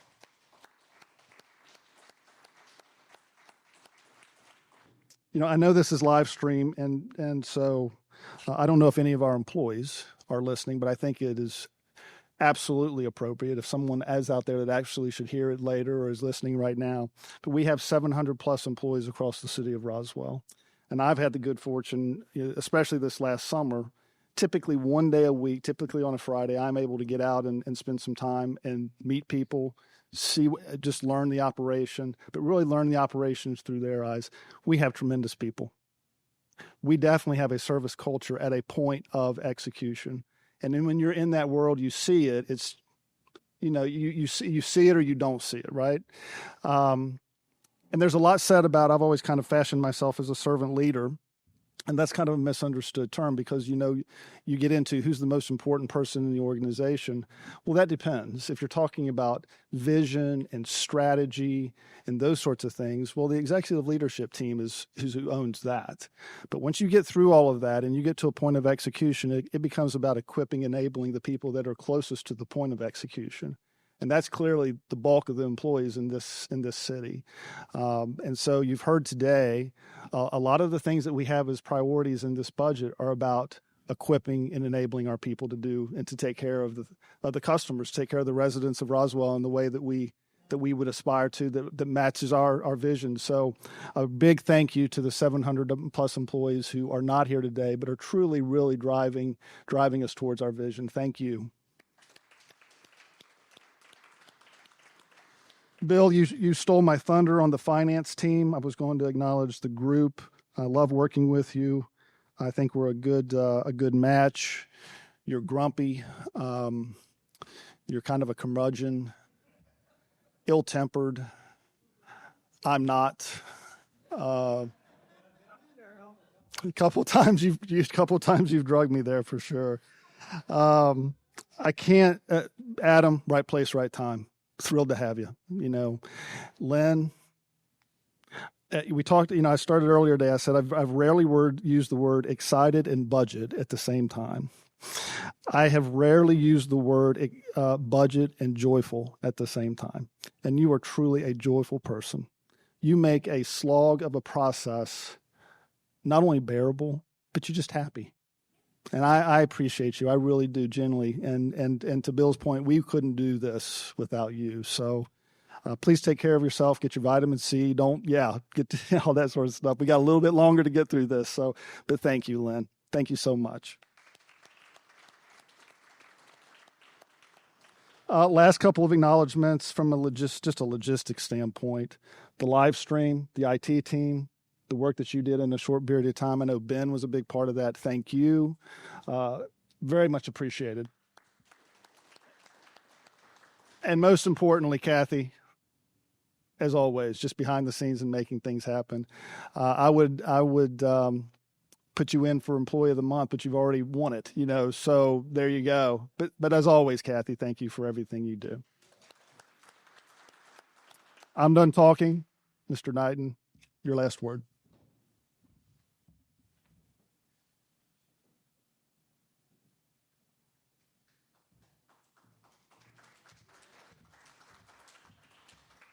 I'm definitely not worthy of applause. But just a couple of quick comments. I do certainly want to thank Don Stevens for his leadership, the acumen, the professionalism that he has brought to the organization and infused within the organization has certainly been invaluable for the city of Roswell, where we are and where we're going in the future. I wanted to mention just one thing quickly by way of example.